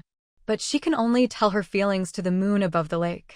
Knowing a person for such a long time. Actually, I don't really like this poem. It's too sad, right? James Carter also smiled. I think it's a good name and a good story. Is your brother's name also from your mother? Emma shook her head. No. My mother had difficult labor when she gave birth to him. She never got the chance to name him. My father gave him his name, and he just picked one at random. Speaking of that, you have a good name. Pearson. I can see that your parents expect a lot from you. The connotations of James Carter's name were easy to understand: brilliance and intelligence. Those were what many parents expected from their children, and James knew just how much his parents expected of him. Alex. After the game, Emma was tired. It had not been easy at all. She had just entered the game casually. She hadn't expected it would be such a battle. Interestingly, the way her opponent played was similar to someone she had played with before. Maybe it was just a common way of playing chess. Emma was even less confident than before. If her opponent for the tournament was better than this one, she would probably lose. It seemed likely that there would be someone better than them. She had thought she might get an excellence award, but now it seemed unlikely. While thinking, she heard the door open. She turned off the computer, went to the living room, and saw Linda had come back. "Mom, how was the interview today? Is it okay?" Emma asked casually, taking her bag from her. Linda smiled. "Fine. Are you hungry? I'll cook some of your favorite dishes." "Yeah, I'll help you." She followed her mom to the kitchen. She had not yet learned how to cook. As she helped her mother, she said, "Mom, I want to go to one of my classmates' sister's funeral tomorrow. Is that okay?" It is the last day of the funeral. She might be back late after the funeral, so she thought it would be better to ask her mother's permission first, lest she should worry. Your classmate's sister. That sounds tragic. Of course, you should go and make sure you wear dark clothes, black preferably. It's not done to wear too bright to such a sad event. Where is it? If it's the funeral home, it's a little far from here. You'd need to take the bus. Do you know which bus you should take? Her mom's voice was full of concern. I know. I've checked. It's a bus 17. She answered quickly. With her mother's consent, Emma was reassured. She knew that Linda was very kind and would not object to her going out home alone. She didn't tell her friends. After all, they had nothing to do with it. Just thinking about the fate of her tragic death, she trembles hard. But she knew someone plotted behind it. She needs to keep calm and find the real culprit. She can't let the person roaming free while her own family suffered her loss. She needs to figure out possible clues that led her to that person. She can't remember that she offended someone in the past. Early the next morning, Emma searched in her wardrobe for a long time before eventually finding a more formal black coat. There were some embellishments on it that she thought made it look undignified, so she took them off. After a few minutes, she quickly fixes herself and throws a side glance to the mirror inside her room. As she gets satisfied with her look, she heads towards the door. There was a bus stop near Emma Guerin's home. She didn't have to wait long before the bus came. As it was a Sunday morning, there were not many people on the bus. Emma Guerin found a seat and was about to sit down when she heard someone behind her call out her name. She looked back and saw Miss Clara. "Good morning, Miss Clara." She greeted her immediately. Miss Clara nodded a greeting. "Where are you going?" "It wouldn't be. Are you also going to the funeral, Miss Clara?" Emma asked. "Well, I thought I'd see if there was anything I can do to help. Michael's such a good kid, and it's so unfortunate, and today is Sunday, so I was free," Miss Clara said in a sad tone. Emma was touched. She walked over to Miss Clara and sat down next to her. "It's very kind of you, Miss Clara." Miss Clara sighed. "I didn't expect such a thing to happen. In fact, I used to know his sister. She was also a student of our school." "Well, she's the same name as you, Emma Guerin. She was a legend at the time. She got into the university at the age of 10. Unfortunately, it seems only the good die young." Emma was silent. Miss Clara couldn't have imagined what kind of mood she was in then. A surge of pain and sadness crossed her heart. To go to her own funeral, even if she told everyone, would a single person believe it? If she tells Miss Clara that she is the original Emma Guerin, would she believe it or rather think she's crazy? The bus stopped near the funeral home, and Emma and Miss Clara got off the bus and headed towards the door. She had thought her funeral would be cold and empty. But surprisingly, there was a whole crowd. She never expected this kind of sympathy. Both sides of the road were lined with people dressed in black, male and female, mostly young. She didn't know many of these people. She only knew a few colleagues from Glinton University and some relatives. For a moment, she could not figure out why these people had come here. There were many wreaths in the hallway. Emma had a quick look at a few of them and saw most were signed by unknown names. Entering the hall, she heard a few people around her talking about her death. "I didn't even know she was dead. I thought it was a rumor. The TV news didn't even cover it. I almost can't believe it." "Neither do I. She was always the person I admire the most. I thought I'd get a chance to meet her at Glinton University. But I read all her academic papers and will always regard her as an icon. She is my inspiration. What a pity she died so young. She is a great inspiration to every young generation, but she met her end in a tragic way." Sophie heard all of it in a clear voice.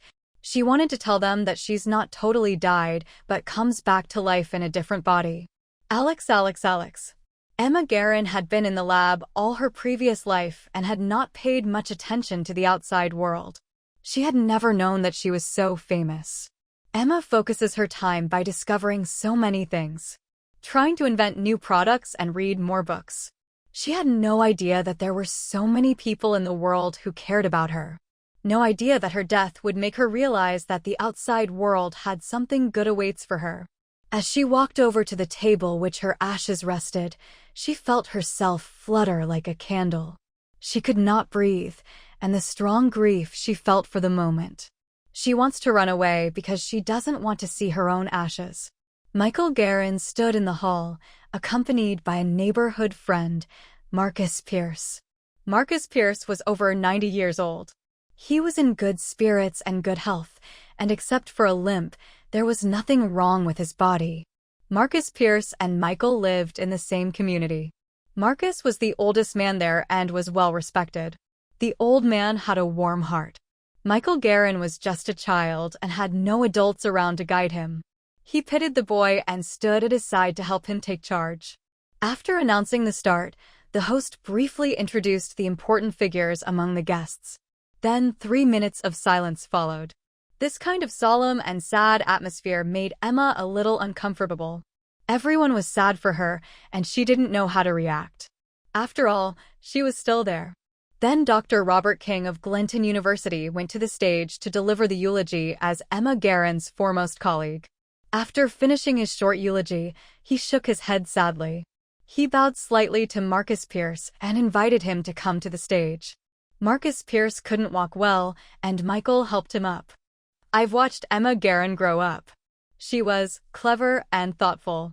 I'm really sad that she was gone so suddenly. Marcus Pierce never went to school and couldn't even read. He didn't know what to say, but his true feelings, the child was born, unfortunately.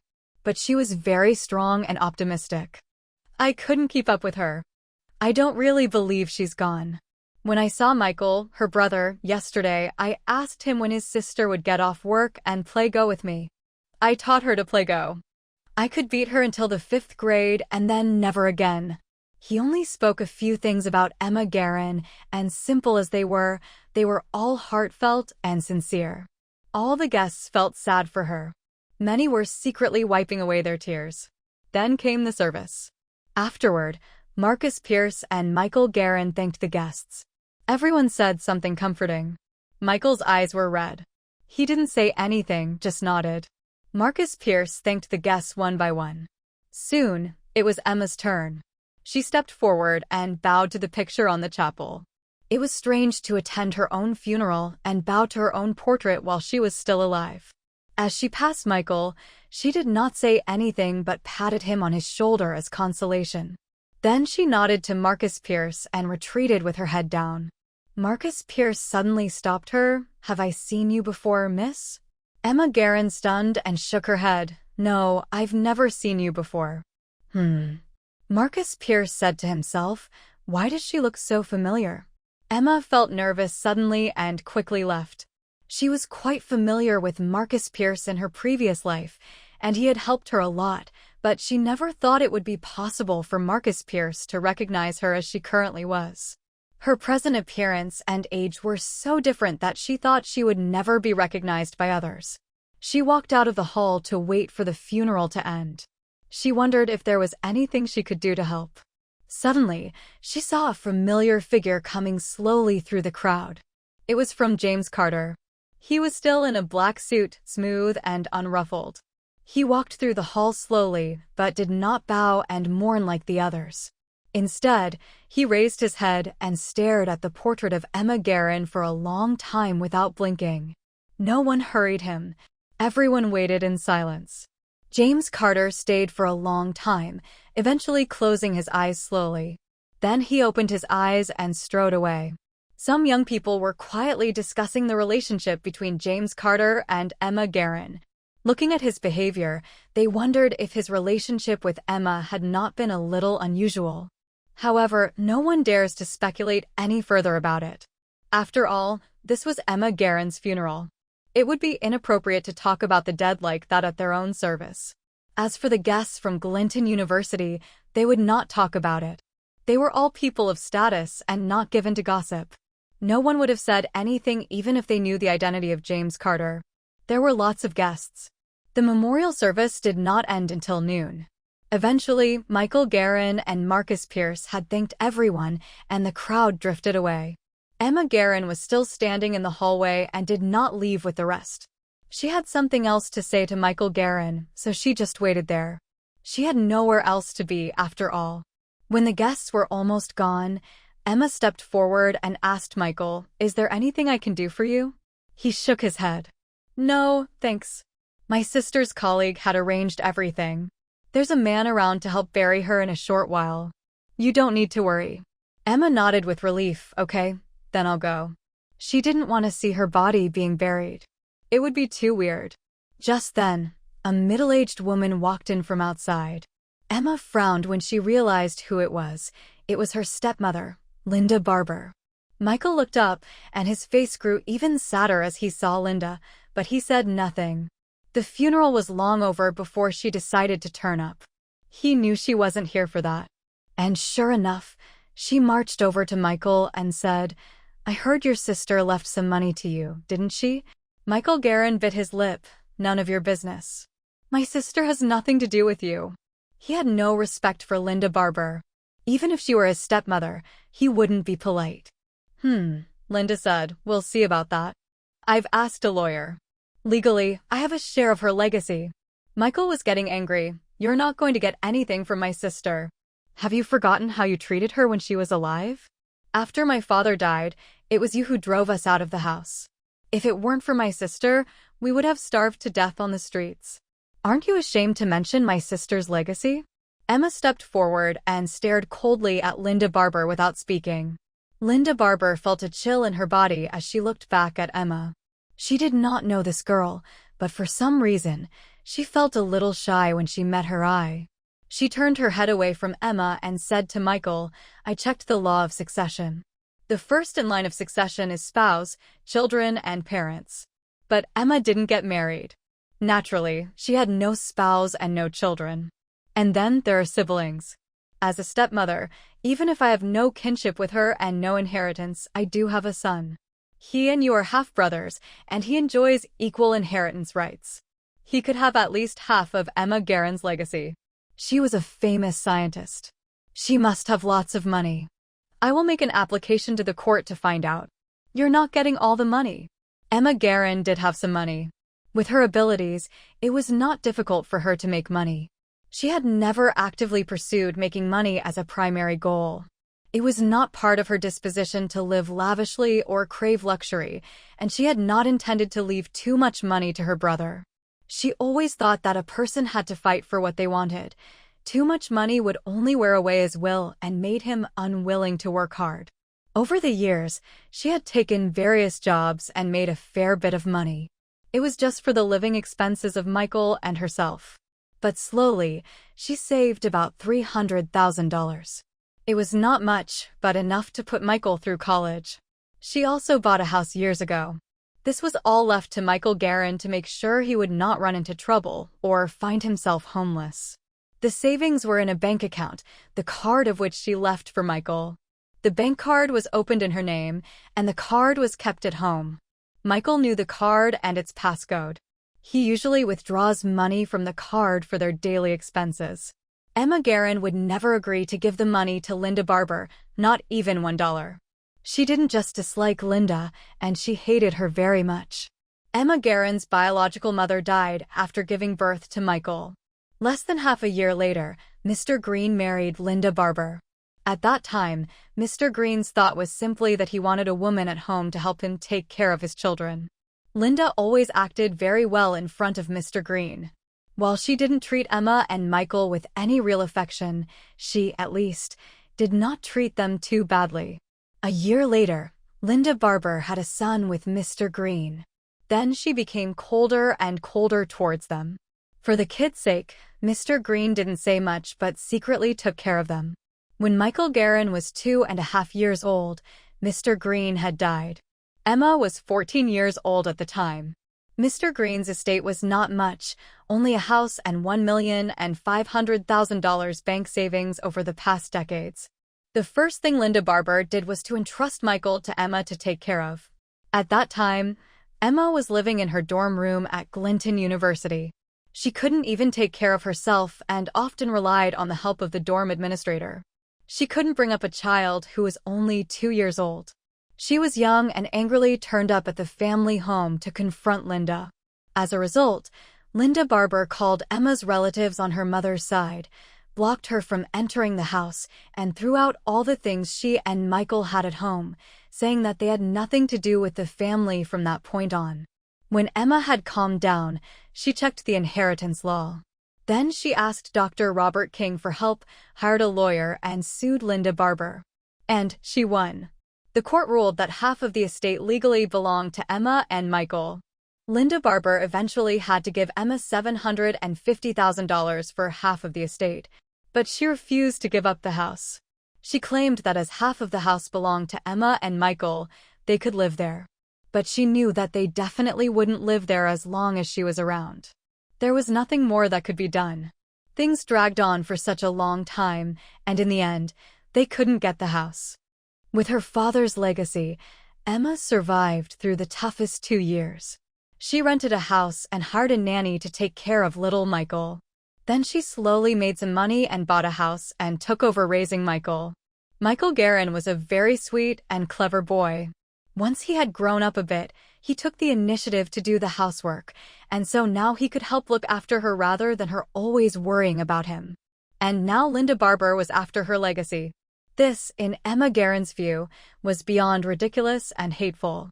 She hadn't asked Linda Barber for the part of her father's house that belonged to her and her brother, and the woman now dared to demand her money from Michael. Just then, two boys about the same age as Michael came running in through the door. Both of them looked a little confused when they saw Emma standing there, and they both stopped, amazed. Emma recognized them at once. One of them was Bernard Holmes and the other Luis Mendoza. They were two of Michael's good friends. Emma had met them several times when they used to come over to study with Michael at their house. They studied well. In school, it was usual for people with good grades to get on with other hardworking students, and the opposite was also true. Bad students hung out with bad students. It was a common phenomenon.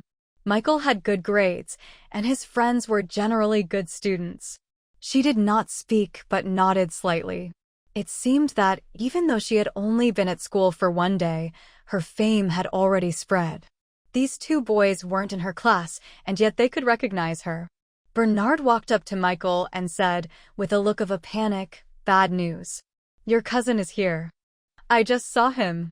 As he spoke, a young man with a broad face entered and shouted, "What's the matter, Aunt Elle? Have you got the money?" Emma looked at the man, and she saw it was Linda Barber's nephew, Nicholas Sands. He was very large, in every sense of the word. In the past, Linda used to call Nicholas every time she bullied Emma and Michael. Nicholas was tall and big, like a man-mountain, and he was very frightening. He was 2 years older than Michael. When Michael had just started high school, he was in 11th grade, and he always picked on Michael. At that time, Emma was still in a wheelchair, and there was nothing she could do.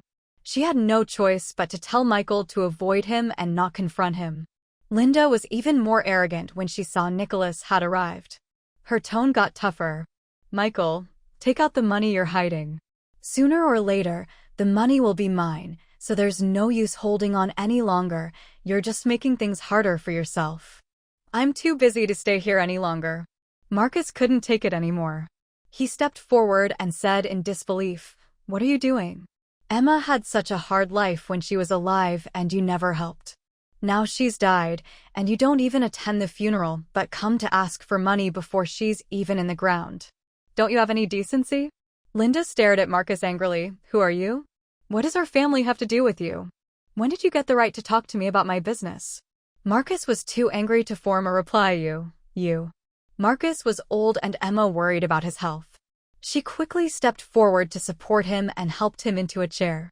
She turned around and said coldly and clearly, "Get out." Linda was startled. She glanced back at Nicholas and regained her courage. She said roughly, "Who do you think you are? Did you have any kind of upbringing? How dare you talk to your elders like that? It's none of your business. Get out of here and take the old man with you, or you will suffer." Emma replied as coolly as before, "How can you talk about upbringing to me when you talk to Marcus like that? Oh, and another thing. You talk about the inheritance law. You think you can get her legacy, do you? Go back and study it some more. How dare a person who has not fulfilled their duties as a relative talk about the right of succession? Even the doorman downstairs is more qualified than you to get something from Emma." In order to win her father's inheritance case, she had memorized all the inheritance legislation. Linda had picked the wrong person to bully about inheritance law. "What are you talking about? Nicholas, get this girl out of here," Linda said angrily. Following her order, he strode toward Emma. Suddenly, he stopped as if hit by a thunderbolt. Boss? With her new hairstyle and fashion choices, she looked very different from Emma from before the accident. Nicholas hadn't recognized her at first. Now, as he looked at her properly, he broke into a cold sweat at once. When Emma heard him say that, she looked back through her memories and realized that Nicholas Sands had been beaten up by Emma before. When Emma was a freshman in high school, Nicholas had been in the same grade as her. Unhappy with her and her gang, he led several boys to fight the Sister Alliance. As a result, a group of boys was beaten up by Emma, and Nicholas was too scared to come to school for 2 months. She looked straight back at Nicholas, got up, and walked over to him. In a calm tone, she said, "I heard you bullied my little brother. Is that true?" Brother? Who? I wouldn't dare." Nicholas backed away like he had seen a ghost. "Him." Emma pointed at Michael. Nicholas forced a smile, even uglier than a scowl out of the compost of his face.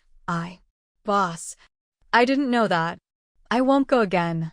I'll get out of here right now. From now on, Michael is my boss. I'll treat him really well. Boss, I'll definitely follow your orders." "I'm sorry." Emma looked at Linda.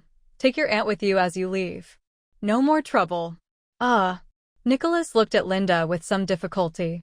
He was afraid of Emma, but he didn't want to mess with his aunt. Linda glared at him. "Who do you listen to, boy? She's just a little girl. Why are you afraid of her? Aren't you good at fighting? Didn't you hear me?" Emma said coldly. There was no emotion in her voice, but it was majestic. Nicholas sweated and dared not hesitate any longer. He immediately ran to Linda and took her by the arm to leave. If he angered his aunt, he would get a scold at most. But if he angered Emma, he didn't want to imagine the consequences. Linda bellowed as she struggled, Michael, you boy. That money will be mine sooner or later. I won't give up. I'll be back." Her voice grew fainter and fainter, and finally, she could no longer be heard. Bernard and Luis gazed in the direction of Linda's departure. They had hurried here for Michael when they had seen Nicholas. They thought things might get out of hand with such an odious person like Nicholas involved. They hadn't expected that it could be solved with just a few words from Emma. They had always thought of Emma as the gang leader, a devil that everyone wanted to avoid meeting. Everyone at school is afraid of her wrath. No one dares to go against her will. They were afraid of her, and at the same time, they despised her. But having witnessed what just happened, a new notion came to the pair of them. It seemed that maybe it was a good thing to be a gang leader's brother. Michael was stunned too, and after a little pause said, "Thank you, Emma. I am so grateful that you helped me." Emma's eyes softened as she turned to Michael. "We are classmates, and I'm older than you. So you can call me sister. Don't worry, I'll be there for you from now on, and I won't allow anyone to bully you. I won't allow any harm that might happen to you." Michael looked back into the hall, lowered his head, and said nothing. Emma's words had reminded him of his sister.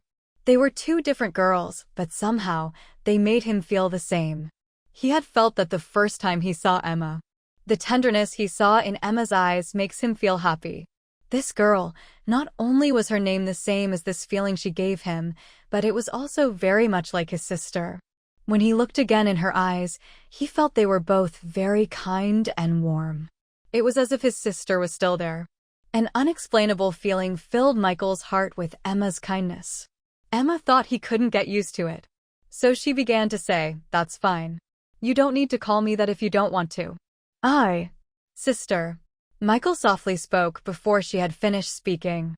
He wanted to cry on her shoulder because he feels that his sister is within this girl. He wanted to tell her how happy he is right now, being with her around. This long-lost word made Emma's heart shudder. She was frozen for a moment before she nodded her head slowly. "Yeah, that's it. From now on I will be your sister, Michael." Emma wanted to burst out of her tears in front of his brother, but she can't simply do it as she thought Michael would not going to believe her if she tells him that she's come back to life in a different body. Even if her identity had changed, even if she was no longer the same person in her body, in her heart, he would always be her brother, and this would never change. "I'm going home now. If that woman comes back to make trouble again, just call me," Emma said, turning away. She didn't want to see her own burial. If she stays longer, she can't hold her tears, which is threatening to drip down. As soon as Emma left, Luis couldn't help but say, "Michael, you're so lucky to have Emma as your sister. No one will dare bully you in school now. You can do whatever you want. She will always be at your back." Bernard was also a little envious. "How come she was so kind to you? I've always thought she and her friends were mean and bad." I didn't expect Emma to be so great. That's awesome. Can you tell her that we also want to be her brother? Bernard can't hold his emotions not to express his opinion in front of Michael. Witnessing what had happened a few minutes ago made them shocked. Emma Guerin really changed. Alex. In the evening, Emma called Michael and asked him what had happened after she left. She was relieved to hear that Linda hadn't gone back to make any more trouble, and the burial had gone well. She turned on her computer and saw that she had a response from the resume she had sent out for Linda. A primary school had invited her for an interview. She told Linda, who noted down the time and place. But Linda wasn't holding out too much hope. There were fewer children in the city and so less demand for teachers. It wasn't easy to find teaching work. To find a formal and stable job like the one she had before was almost impossible. She would never have resigned had it not been Emma's accident. But she didn't regret it. She had lost a job, but her one and only daughter had recovered. It was enough for her. Emma was also not holding out much hope. She didn't expect much from the chess tournament, and she wasn't sure she would even pass the first round. Now that she had a moment, she logged on to the game page and decided to have a practice. Perhaps she could improve. She clicked Start. Soon the system assigned her an opponent, and the game quickly began. 2 minutes later, the system popped up a message, Checkmate. She had captured her opponent's king. It was game over. She played a dozen more games of chess, and every time Emma beat her opponents in less than 3 minutes. She was shocked. Were those people all new players? Finally, in her 18th game, she found an opponent that made her work a little harder, and it took her about 10 minutes to win. She sighed with relief. It seemed that there were a lot of new players and no one on the same level as the player she had met last time. She had regained some of her confidence in her chess skills. It seemed that it might be possible for her to win an excellence award after all. She logged off. What she hadn't known was in that final game she had been playing James Carter. James stared at his computer screen in a daze. As he watched the profile named Knowing a Person go dark, something lit up in his heart. He had hopes that suddenly arose in his heart as he gazed at the screen. Maybe the person is Emma. Yesterday, he had asked his staff to notify him as soon as the account Knowing a Person went online regardless of what he was doing.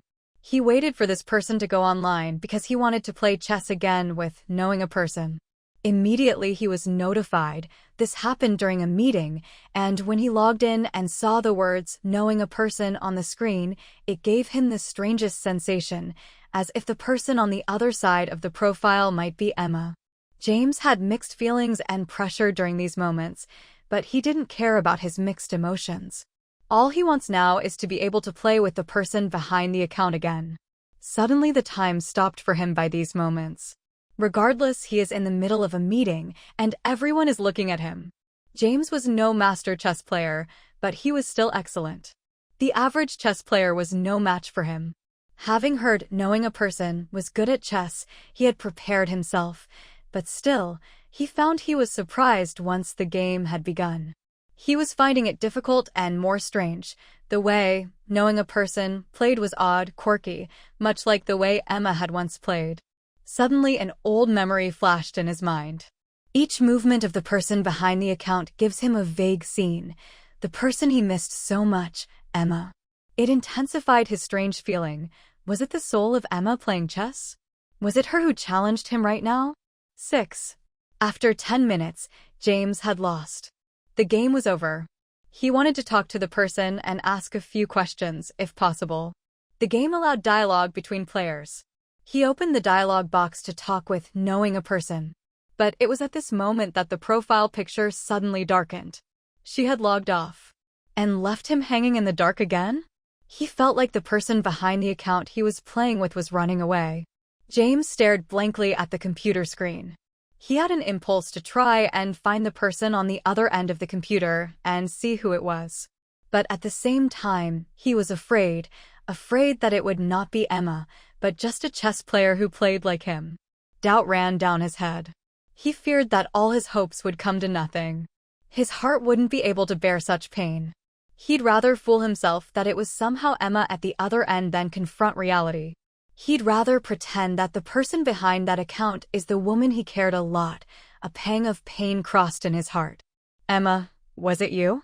Give me some hint and ease this pain of loneliness that I am bearing right now. He silently told himself all these thoughts. His subordinates in the meeting looked at each other, wondering why Mr. Pearson had been staring at his computer for so long, saying nothing. But James was known for his quick temper, so no one dared to ask or even move. They sat quietly. The whole conference room was silent. They waited for him to talk again and hear his instructions. After a while, James noticed that he was in the conference room surrounded by people. Slightly staring them, he said abruptly, "Let's all take a break." The employees, finally relieved, got up and left the room. Only his assistant, Nathan, remained by his side, waiting for his next orders. As James's assistant, he couldn't leave with everyone else. His job was with his boss, and only he had an inkling about what might have just happened. "Nathan," James said, "keep monitoring this account and report to me as soon as it logs on again. Don't forget to inform me." Nathan was puzzled. "Mr. Pearson, why don't we have a hacker check the address? When she logs into the game server, she'll leave an IP address. We could follow this and find whoever it is." James shook his head. "No. For one thing, it's immoral, and secondly, it's illegal to employ hackers to invade other people's privacy. We're not doing that. We are protecting our own privacy too, not to leak important information inside our company. Hiring a notorious hacker will be a big risk for us. We have lots of confidential information that should not be exposed to our opponents." 9. Nathan was speechless. It wasn't as if they had never done that before. He was confused by the sudden change of Mr. Pearson's behavior. This was the first time he had refused to take any easy steps to ascertain the identity of the person behind the account. Nathan is aware that the company has important documents to protect with, but his suggested solution is a simpler, easier way and does not endanger the entire company's security. He quickly shook his head while following his boss, fading back. Why did his behavior change so suddenly? A question that strained Nathan's mind, and he heaved a deep sigh. Confused, he just followed him out of the meeting room. He could do nothing to criticize every decision he made. He was just a lowly assistant to Mr. Pearson. During his many years of serving him, he was well aware of his attitude.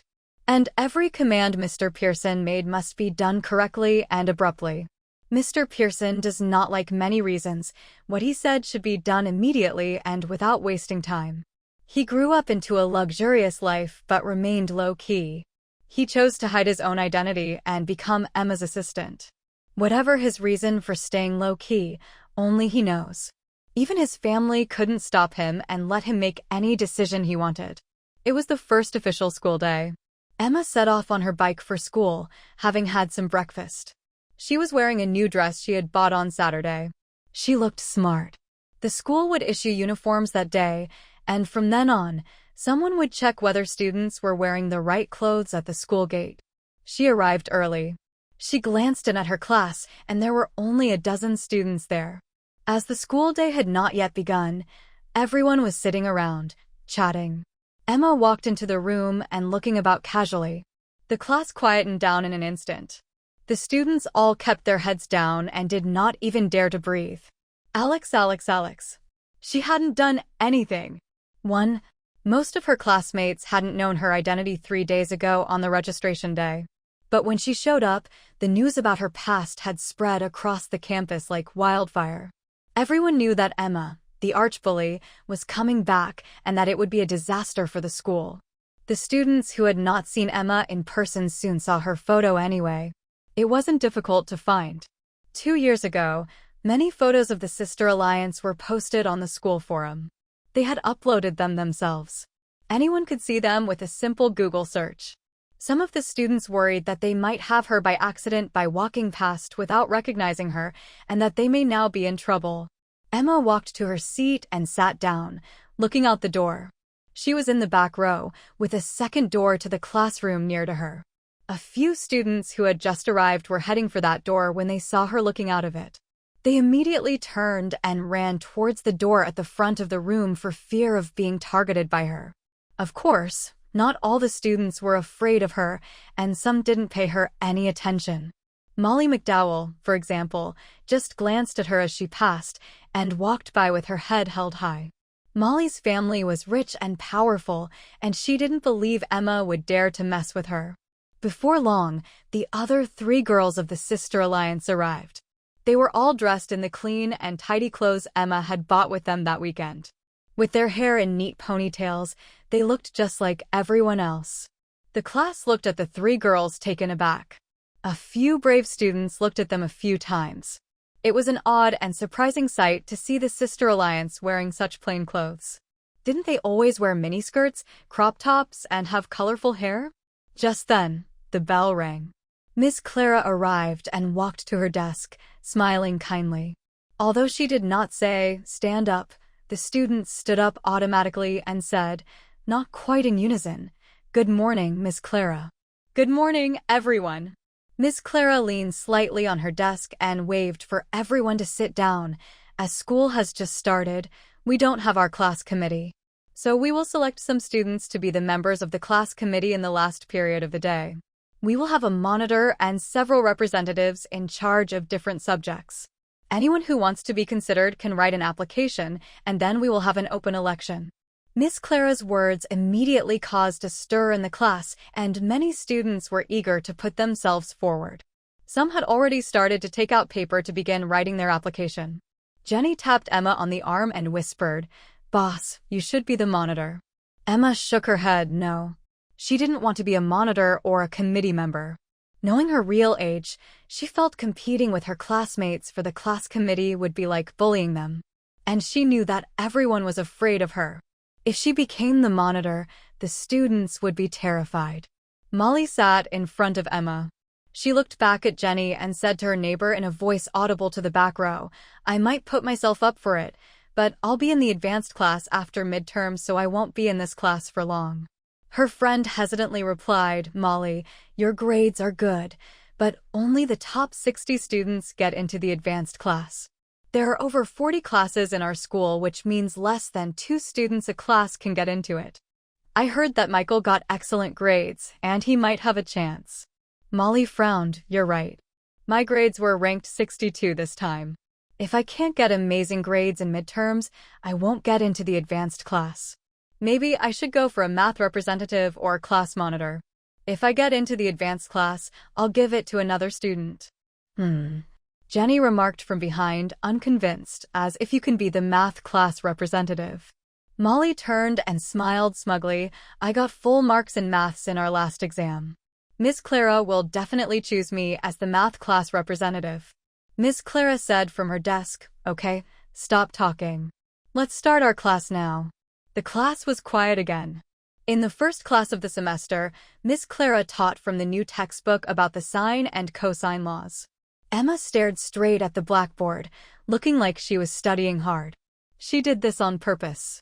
She wanted to set a good example for the 3 girls and motivate them to study hard. Of course, she was just acting, and she had no interest in such simple knowledge. She knew it all. The girls of the Sister Alliance were following her example, and they listened to the lesson carefully. Their grades had never been excellent, but they were not too bad. They could keep up with the lesson. As Emma was listening, they were willing to listen too, just for their boss. "Okay, that's all for the new lesson. Now let's have the practice to check what you have learned in this lesson." All the classrooms in Collin High School were equipped with projection equipment. Miss Clara projected several questions for students to do. After a while, Miss Clara asked, "Are you finished? Now let's look at the first question."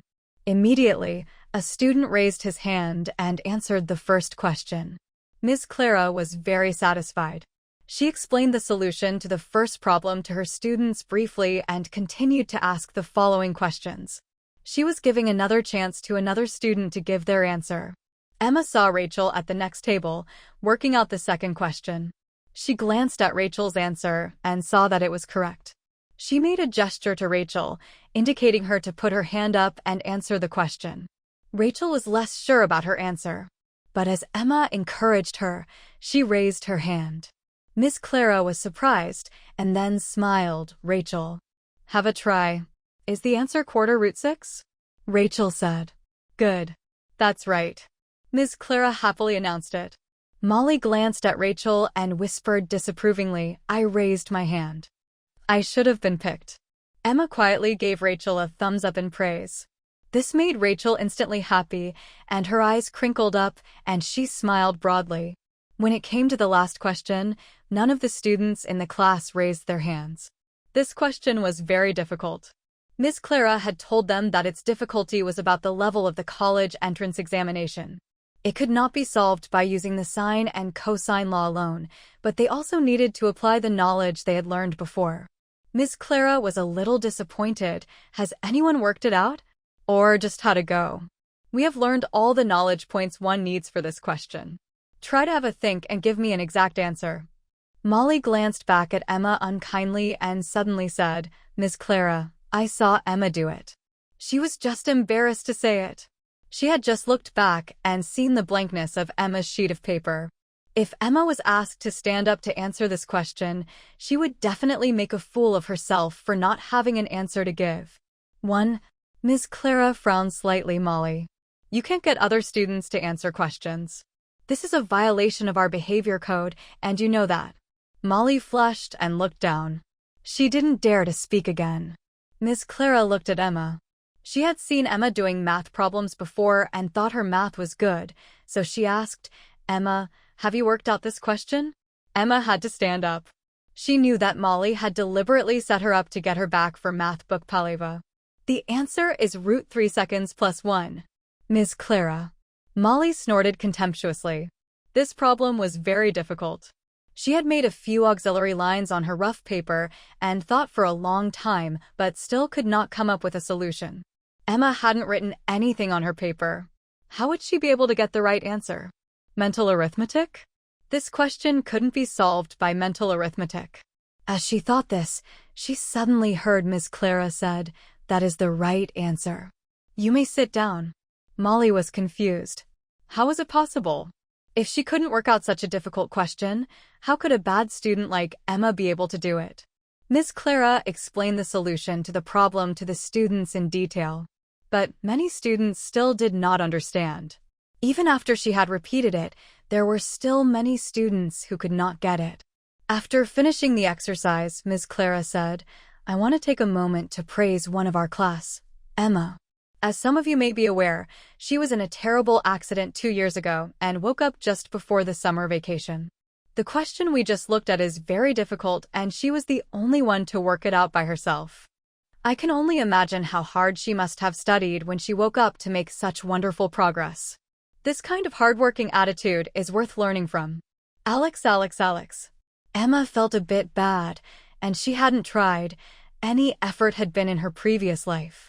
She had been so overwhelmed by the joy of being in a body that could freely move that she had just run around all day and never read a book ever since she woke up. Miss Clara continued, so I have decided to ask Emma to be our class math representative. Would anyone like to comment on that? A few of the students who were hoping to be the math representative themselves were surprised and a bit disappointed. But no one directly stood up against it. Even Molly could not say anything. After all, that question had proven Emma's strength in math. She couldn't match her. Emma had somehow become the math representative for her class. She didn't really know what the class representative should do. She had never been a class representative before. In her previous life, she studied well, but she was paralyzed and couldn't move freely, and so had stayed out of that side of school life. And the other Emma Guerin had been a troublemaker. No teacher ever asked her to be a class representative. She imagined that the class representative probably assisted the teacher, giving out and collecting homework and other things like that. After class, the Sister Alliance gathered around to congratulate Emma. The elections were in the afternoon, and yet she was just elected as the math representative in the first period of the day. Jenny Parker, who had been a class representative before, explained the role to her. Besides giving out and collecting homework, class representatives had a few other responsibilities, but mainly they just did whatever the teachers wanted of them. They had a longer break time after the second class, and Miss Clara asked everyone to pick up their school uniforms. Each student had 2 sets of uniforms so that each of them always had a spare set. Colin High School uniforms were very plain. Girls wore white short-sleeved shirts with blue trim and a blue knee-length ruffle skirt. Boys had the same short-sleeved shirts as girls, but they had to wear trousers, which made them very unhappy. They thought it was too hot to have to wear trousers in summer. The uniforms were not custom-made for each student, but there were plenty of sizes. The school had measured the students' dimensions before, so there were enough clothes for each size. The student had no choice but to accept the standard uniform provided by the school. Emma got her items of school uniform and put them away. She planned to take them home for cleaning at lunchtime. The new clothes would inevitably be contaminated with bacteria from the production process, so it was better to wash them. She is a neat little freak and doesn't wear clothes without it washed. Her mother had a great influence on her way of living since childhood. When she got home at noon, she saw that her mother had prepared lunch and was waiting for her. Linda looked very happy. "I got the job." Linda couldn't wait to announce the good news. "I start straight away, and I am going in tomorrow. It's the primary school you found online. I went to the interview today and taught a lesson. The principal was satisfied and asked me to sign the contract this afternoon." "Congratulations, Mom." Emma smiled and felt happy hearing the good news. Linda smiled, too. "I've never taught primary school. I'm used to junior high, so it might be a bit tricky to begin with. I've got a lot to learn. For the first few days, I may not be able to come home and cook lunch. There's a canteen at your school, and you can buy a meal card and eat there for a little while, right?" "Okay." She nodded and went silent. She had no choice but to eat at the canteen since Linda had informed her immediately about the new arrangement they'll have. There was a canteen, and she just hadn't been there yet. After arriving back at school in the afternoon, Emma went to get a meal card. She didn't know how long she would eat at school, so she put $10 on the card. Before she left home, her mom gave her enough allowance for school. She is thankful that Linda didn't notice any changes in her attitude and behavior. Even her friends at school didn't hint that she is a different person now. The first class in the afternoon was PE, one of the students' favorite lessons. As soon as they could, everyone rushed to the playground. Emma went to the playground with her 3 friends. The sun was very hot, and Emma looked for a shady place where they could rest. When her classmates saw her, they began to move away to the other side, fearing to come closer to her and don't want to get her offended. Emma wanted to do something about it, but it was almost time for class, so she didn't say anything. She just let this moment pass, for now. Maybe one day she'll change their thoughts about her. She saw a horizontal bar in the shade of the tree, so she pulled herself up onto the bar and rolled over to sit on it. The horizontal bar was high.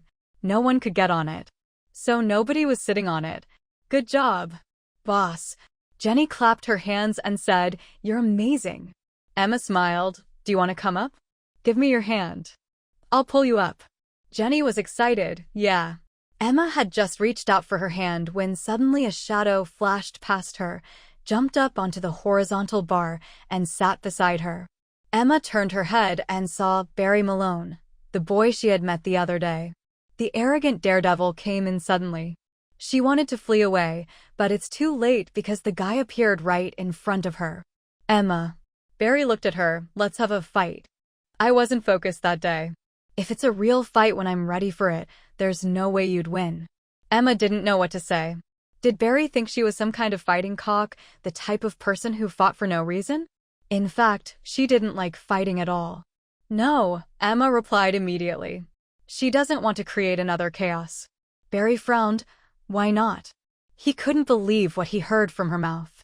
"Fighting is not allowed here." "Anne," Emma added thoughtfully, "fighting is not good for the unity of the school or its students. This will ruin both our reputation and could be the deep grounds for both of us get expelled in the school." "Alex, Alex, Alex." Just then, the bell rang.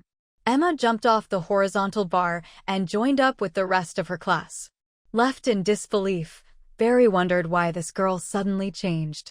The arrogant Emma Guerin, the most notorious gang leader, refused to have a fight. Normally, the Emma Guerin he knew wouldn't give a chance to any person to slip away once she was being challenged.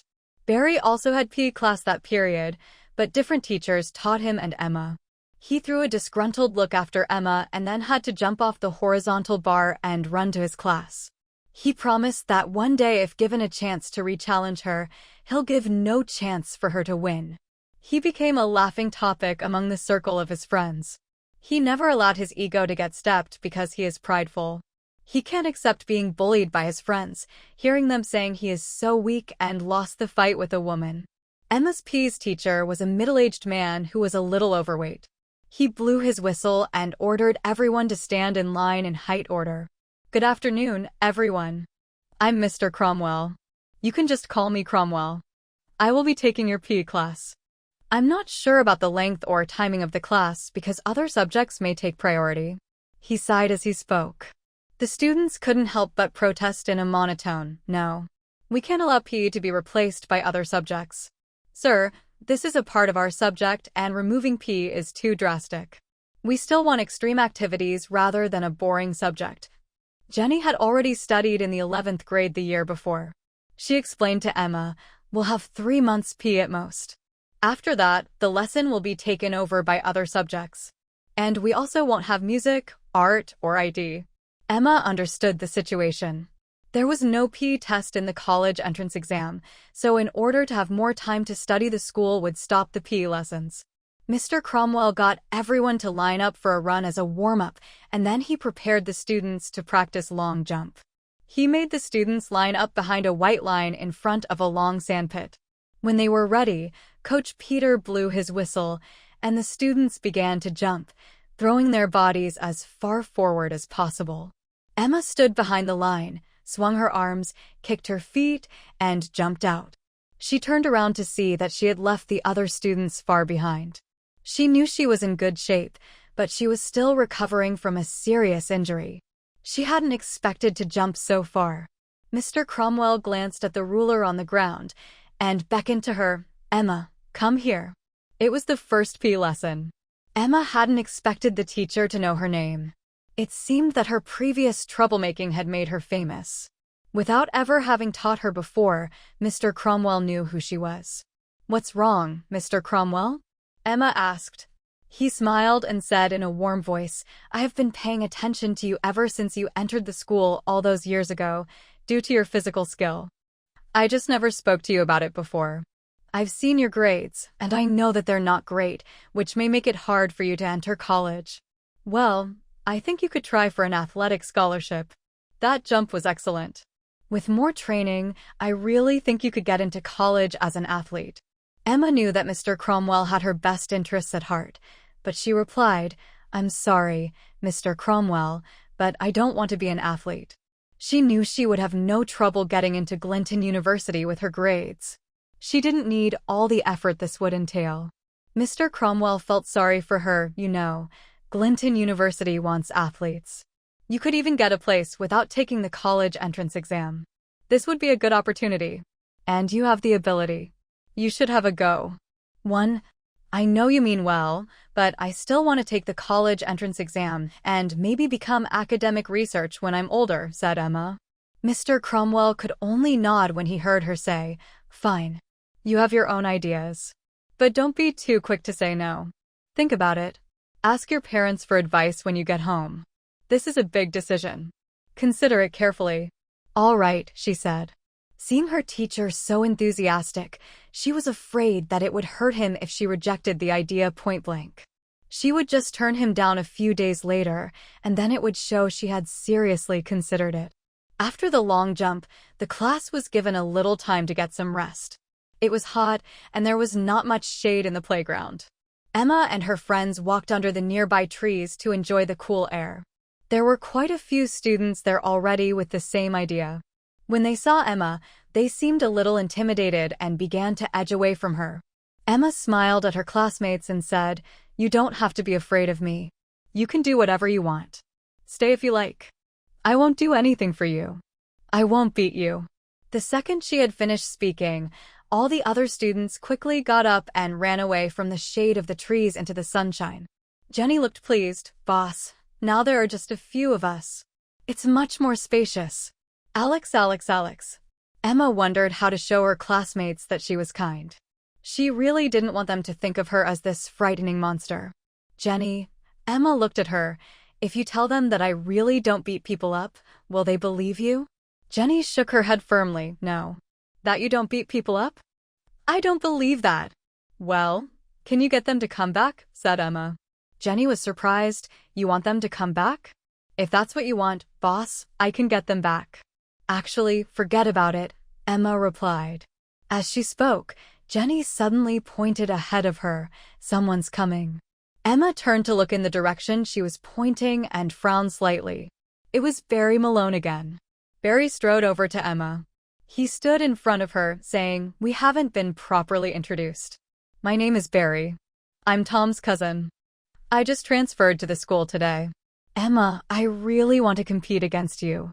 Emma found that there were only two kinds of students at the school, the kind who were afraid of her, like the ones who had just run away from the tree, and the other kind who were not afraid, but rather were always trying to challenge her. Like Barry Malone and Molly McDowell, was there a kind of student who was neither afraid of her nor wanted to challenge her? She didn't look at Barry. She said, "If you fight with me, I'll let you beat me up." Barry frowned and took a step toward her. Emma continued saying, "If you beat me up, I will tell the teacher." "Have you completed your enrollment file yet?" She was implying that as he had only just transferred to the school, his enrollment would be cancelled if he was caught fighting on his first school day. Alex. He had heard various stories about Emma's bad behavior from Tom, and he had been very angry. He wanted to be Robin Hood, and he felt that it was his duty to stand up and protect the other students from Emma. Just now, he had seen that Emma had driven all the students out of the woods and occupied the shade herself. He intended to get rid of evil for the people, but if he beat her up, would people really think he was bullying her? Would anyone believe it? Sarah laughed. "Look at you, you're so frightened. Go away. She will kill you if you upset her." "Shut up," Emma said. These words would only make others hate her more. She saw a girl in the middle of the playground suddenly drop to the ground. The student nearest to the girl hurried forwards and shouted, "She's fainted." Emma hurried over and bent over to pick up the girl. She didn't know her. The girl wasn't in the same class as her. She saw the girl's eyes were closed. Her face was pale and sweaty. She reached for the girl's hand and frowned. "She has heat stroke." Several students had crowded rounds. They were afraid of Emma, but they were also worried about the safety of the girl. Several of her classmates bravely came closer. They were panicking. "What should we do? Should we call the doctor?" Mr. Cromwell and the other PE teacher were still far away on the other side of the playground. They were calling the school nurse while running towards the girl. Emma recalled the first aid for heat stroke from her reading. She bent over and picked up the girl. Then she took the girl to the shade of the tree and laid her flat on the ground. She was strong and could easily pick this girl up. The onlookers were stunned. Was Emma helping to save someone? In their minds, Emma, head of the Sister Alliance, wasn't kind enough to not beat people up. Would she really try and help this girl? Didn't she have ideas for any bad reasons for it? One student, a close friend of the girl, gingerly came up and tried to ask Emma, "Boss, are you? Who's got cold water?" Emma ignored her and asked the other students. The students were scared when they saw Emma, but hearing her question, one of them raised his hand. Shakily, "I've got a bottle of water." "Give it to me." Emma opened the bottle.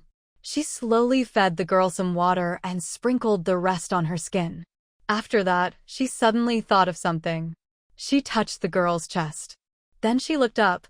"Could the boys please move aside for a moment, and could the girls surround us? Don't let the boys see inside our circle." The boys did not know what was happening, but they didn't dare to disobey Emma and quickly scattered. The girls had realized that Emma was trying to help, so although confused, they did as they were told. Mr. Cromwell had hurried here with the other PE teacher, and as they arrived, trying to get close, a boy stopped him hurriedly. Boss said boys couldn't go any closer. Mr. Cromwell was puzzled, but he didn't want to embarrass anyone or be embarrassed himself. So he stood a little way off and called to Emma. "What's happened, Emma? This girl has a heat stroke." "Have you called the school nurse?" "Yes, I have. They'll be here soon." Emma asked Jenny to support the girl. She reached her hand up the back of the girl's top and undid her bra. As the bra loosened, the girl's flat chest suddenly bulged upwards. The girls looked at each other and were a little embarrassed for her. They knew the reason why she had heatstroke. Her underwear had been too tight, so she couldn't breathe properly, and that, coupled with the high temperature, had caused heatstroke. After a little while, the girl came round and opened her eyes slowly. She was startled. Then it began to sink in what must have happened. With a flushed face, she lowered her head. Then the car from the infirmary drove into the playground. The school nurse got out of the car. Seeing that the girl had come round, the nurse examined her efficiently and said, "You had a heat stroke. Come with me to the infirmary. Good first aid.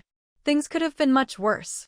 The girl turned her head to look at Emma and said in a low voice, "Thank you." Emma smiled. "That's all right. You're welcome." And she bent down and whispered kindly in the girl's ear, "Don't wear your bra so tight anymore. It's not good for you." The girl blushed, and she bit her lip with embarrassment. The nurse took the girl away. Mr. Cromwell came forward. "Emma, I didn't expect you to know first aid. Thank you for helping." Emma thought she should be modest and said, "It's nothing.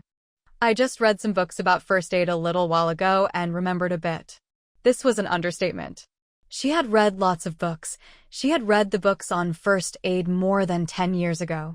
However, with her amazing memory, she could remember everything clearly. She wanted to seem modest, so she said she had read them recently. There was some time before the end of the class. Emma saw that the students who had just gathered under the tree had not left, though they still kept a certain distance from her. This was a relief. After the incident with the girl, her bully image should have shifted a little, right? Barry, who was standing not far away, did not approach. It looked like he wanted to say something, but he didn't. He turned around and walked away. The last period in the afternoon was a class meeting when Miss Clara would preside over the election of the class representatives. Students had already handed their applications to Miss Clara. For some posts, there was only one candidate, and so they could be elected directly. When many candidates were competing for one post, they had to give a speech to persuade the class they were the right choice. Then there would be a vote. The candidate with the highest number of votes was elected. Miss Clara stood in front of her student, holding the applications. She said, "Two students are running for the class monitor, Jenny Parker and Molly McDowell. Please welcome them to the front to give their speeches. The first one will be Jenny Parker." Emma was surprised. She hadn't expected Jenny to run for the class monitor. Jenny hadn't mentioned it that day when they were together at the canteen. Jenny smiled sheepishly at Emma. "Boss, I didn't think Miss Clara would give me a chance actually to be considered, so I just applied on the off chance. I was afraid of losing face, so I didn't tell you." Emma smiled and encouraged her. "Go on. We'll be supporting you. You can make it, and we're on your back." 1. Jenny went up to the platform, cleared her throat, and said, "Hello, everyone. I'm Jenny Parker. I want to be the class monitor because I want to make progress. My boss, my good friend, has been doing very well in school recently. I don't see her working hard, but I know she must be working very hard. So I want to work hard too, for all of you. I'm a responsible person. I really am. Hopefully, you guys will give me a chance to be your class monitor." She spoke haltingly but with feeling. She smiled nervously and went back to her seat, silently wishing she could get the most number of votes from her classmates. She even saw Emma gave thumbs up after her short speech. That earned her supreme confidence, recognizing Emma's support. Molly gave her a scornful look and went up to the front. She smiled. "Hello, everyone. I'm Molly. I want to be the class monitor to develop our class better and unite us as one. Meanwhile, I want to practice my own ability to become a great leader and could help other students when they have a concern." Her speech lasted about 10 minutes. Miss Clara actually had to interrupt her, explaining there was limited time before she stopped. Then a few more students made a speech for other positions, and when they were all finished, the students started voting. Emma wrote Jenny's name on the paper. Then she wrote down the names of several other students who had run for class positions and handed the slip in. She wished Jenny could win as a class monitor. Miss Clara asked a couple of students to help count the votes, and with their help, the results were quickly discovered. I will announce the names of our class representatives. Miss Clara looked at the list in her hand. The monitor will be. Molly glanced triumphantly at Jenny. Her speech was much better than Jenny's rambling speech. She had spent all last night looking up online campaign speeches, and it had taken her a whole hour to memorize it. Besides, she got good grades. Jenny's grades were bad, and her behavior was poor. It was clear who would be elected as the monitor. The elected class monitor was Jenny. Miss Clara announced it loud and clear. Jenny was shocked. She didn't think that she would be elected as a class monitor, and when she heard Miss Clara call her name, she was stunned. It took her a moment to stand up. Quickly glanced at Emma, who was silently sitting beside her, and gave her best smile as if telling Emma that they made it. The students broke into applause. "Congratulations, Jenny," they said in a loud chorus. Only Molly looked annoyed. She can't accept that she was defeated by a student who had a poor class performance. She was mad, she thought to herself. Her speech had been perfect, so perfect it could have qualified for a composition competition. She couldn't believe Jenny's simple and stuttering words had beaten her. What on earth had the class been think when they voted for her? It was so unreasonable.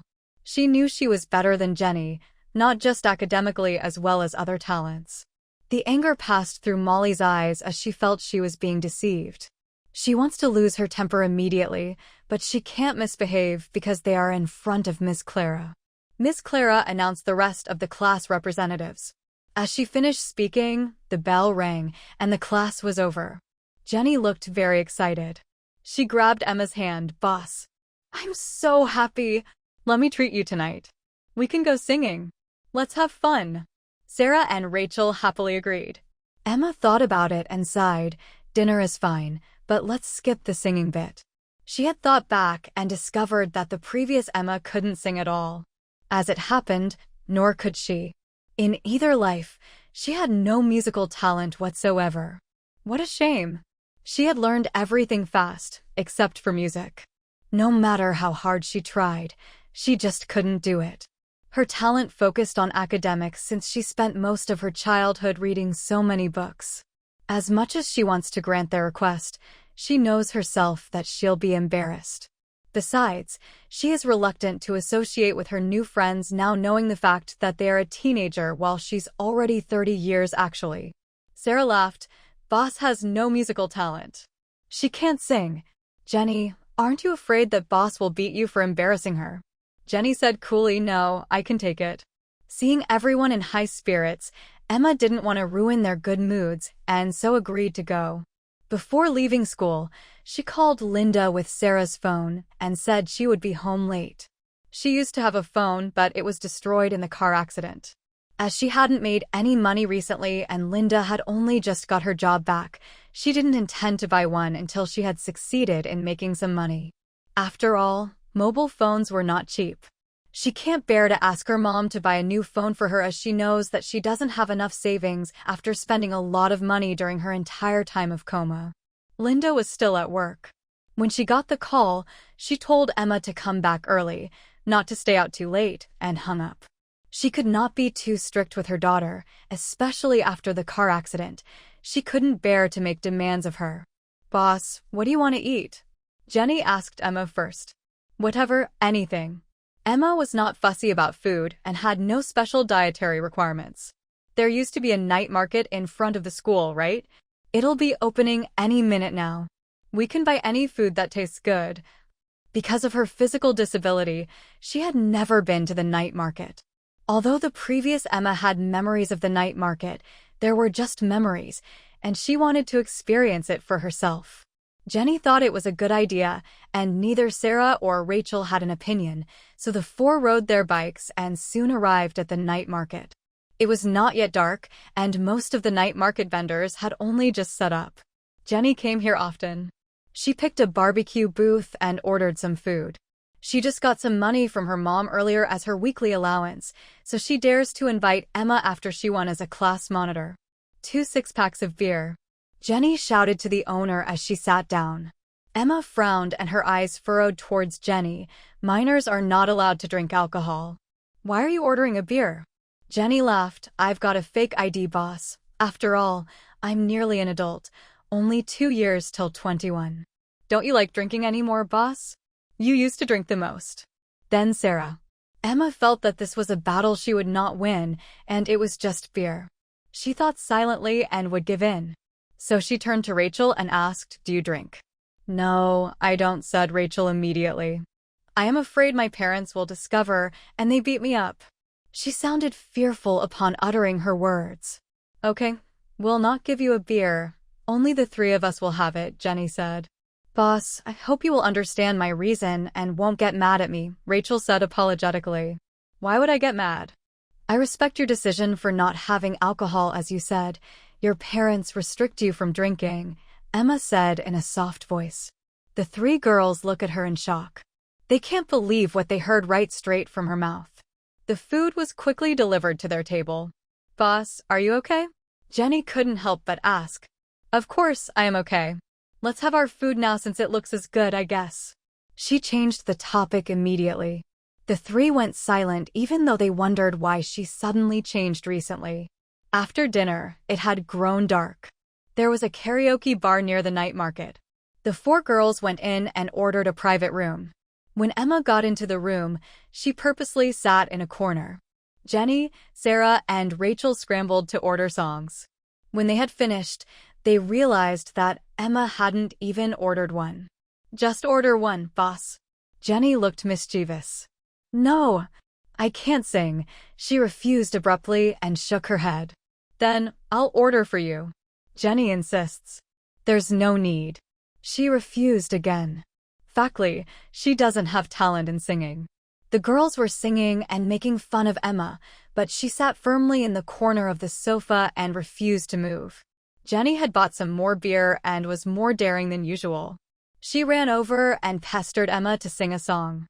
Emma regretted that she had not stopped Jenny from drinking.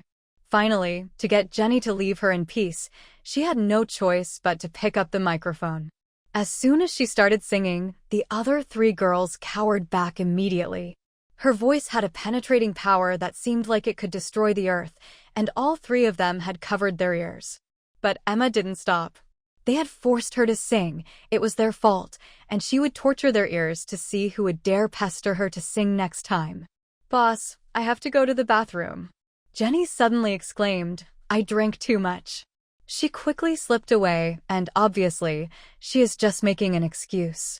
Sarah immediately followed, me too. Boss, I have to pee. Rachel glared after these 2 unfaithful companions and turned around and said, boss, the barbecue didn't seem very well cooked. Oh, I have to go to the bathroom too. Without waiting for her response, Rachel flew away. And she rushed out of the private room before she had even finished speaking. Suddenly, Emma was left alone in the whole room. She continued singing her song. Although she knew she was not good at singing, it was just for the fun of it. The 3 girls had ordered lots of songs. Having heard them once, she was able to remember them, though when she sang, they sounded totally different. As she was singing, she heard someone push the door open behind her and come in. She couldn't help laughing. You're brave. You want to hear this? But when she turned around and saw the person coming in, she was stunned into silence. It was from James Carter. How was he here? She noticed that Rachel had not closed the door properly, and it was half open. The noise in the room was very loud, without the soundproof door shut, and he must have overheard. Emma didn't know what to say to him for a moment. Finally, she said, Are you the one from Glinton University that day? How come you're here? James's eyes were a little cloudy, and he seemed drunk. He narrowed his eyes and laughed. You still sing so bad. As he spoke, he walked over to her, grabbed the microphone from Emma's hand, and shouted into it, Do you know how badly you are singing? She did know actually. He didn't have to yell it into the mic. James took a look at the screen, held up the mic, and started to sing along with the lyrics. He had a good voice and a good sense of music. Emma had heard him sing before and always thought that he would have made a good singer. After the song, James suddenly turned to Emma and said slowly, "It should be sung like that, you know?" Then he handed the microphone to Emma. "Your turn." Emma took it but did not go on singing. She looked out and grabbed a passing waiter. "This gentleman is drunk. Which room is he in?